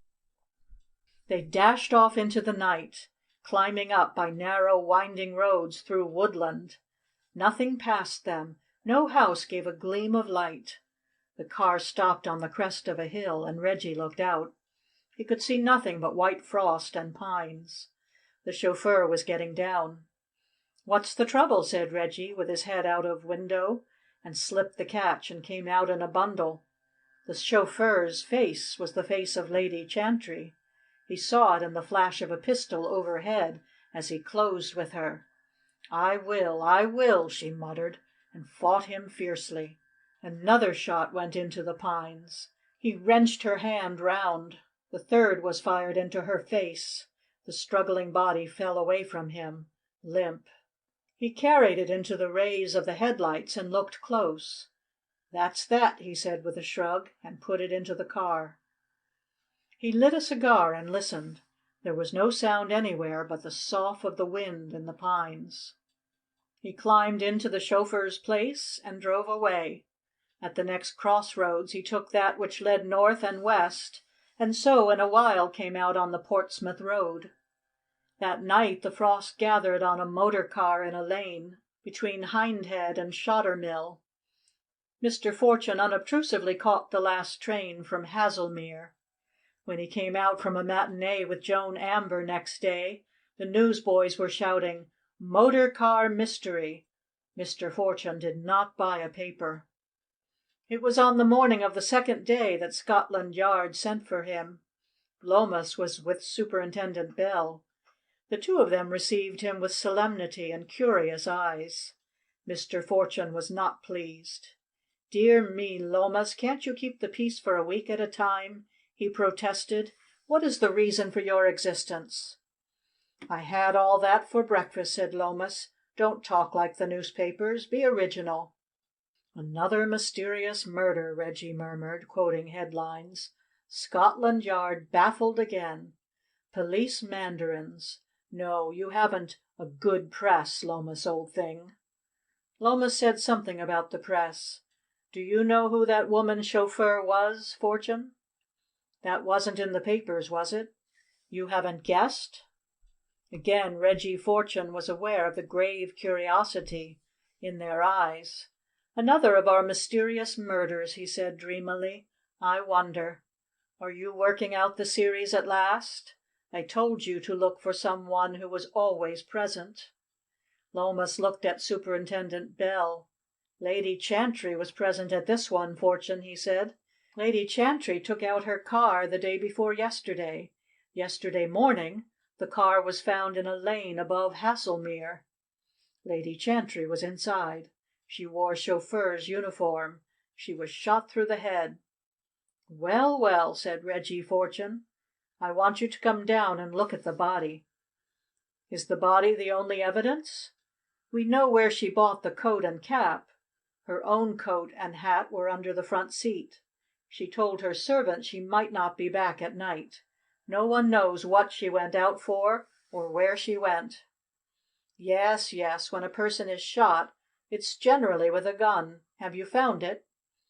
"She had an automatic pistol in her hand." Reggie Fortune rose. "I had better see her," he said sadly. "A wearing world, Lomas. Come on, my car's outside." 2 hours later he stood looking down at the slight body and the scorched wound in that pale face, while a police surgeon demonstrated to him how the shot was fired. The pistol was gripped with the rigor of death in the woman's right hand. The bullet that was taken from the base of the skull fitted it. The muzzle, remark the stained, scorched flesh, must have been held close to her face when the shot was fired. And Reggie listened and nodded. "Yes, yes, all very clear, isn't it? A straight case." He drew the sheet over the body and paid compliments to the doctor as they went out. Lomas was in a hurry to meet them. Reggie shook his head. "There's nothing for me, Lomas, and nothing for you. The medical evidence is suicide. Scotland Yard is acquitted without a stain on its character." "No sort of doubt," said Lomas. "You can bring all the College of Surgeons to see her. You'll get nothing else." And so they climbed into the car again. "Finis, thank God!" said Mr. Fortune, as the little town ran by. Lomas looked at him curiously. "Why did she commit suicide, Fortune?" he said. "There are also other little questions," Reggie murmured. "Why did she murmur 'Bigod'? Why did she murder the lady doctor? Why did she try to murder the child?" Lomas continued to stare at him. "How do you know she did?" he said in a low voice. "You're making very sure." "Great heavens! You might do some of the work. I know Scotland Yard isn't brilliant, but it might take pains. Who was present at all the murders? Who was the constant force? Haven't you found that out yet?" "She was staying near Bigod's place. She was at the orphanage. She was at the child's party. And only she was at all three. It staggered me when I got the evidence complete. But what in heaven makes you think she is the murderer?" Reggie moved uneasily. "There was something malign about her." "Malign? But she was always doing philanthropic work." "Yes, it may be a saint who does that, or the other thing. Haven't you ever noticed some of the people who are always busy about distress? They rather like watching distress." "Why, yes, but murder! And what possible motive is there for killing these different people? She might have hated one or another, but not all three." "Oh, there is a common factor, don't you see? Each one had somebody to feel the death like torture. The girl Bigod was engaged to, the girl who was devoted to the lady doctor, the small Gerald's mother. There was always somebody to suffer horribly, and the person to be killed was always somebody who had a young, good life to lose." "Not at all nice murders, Lomas.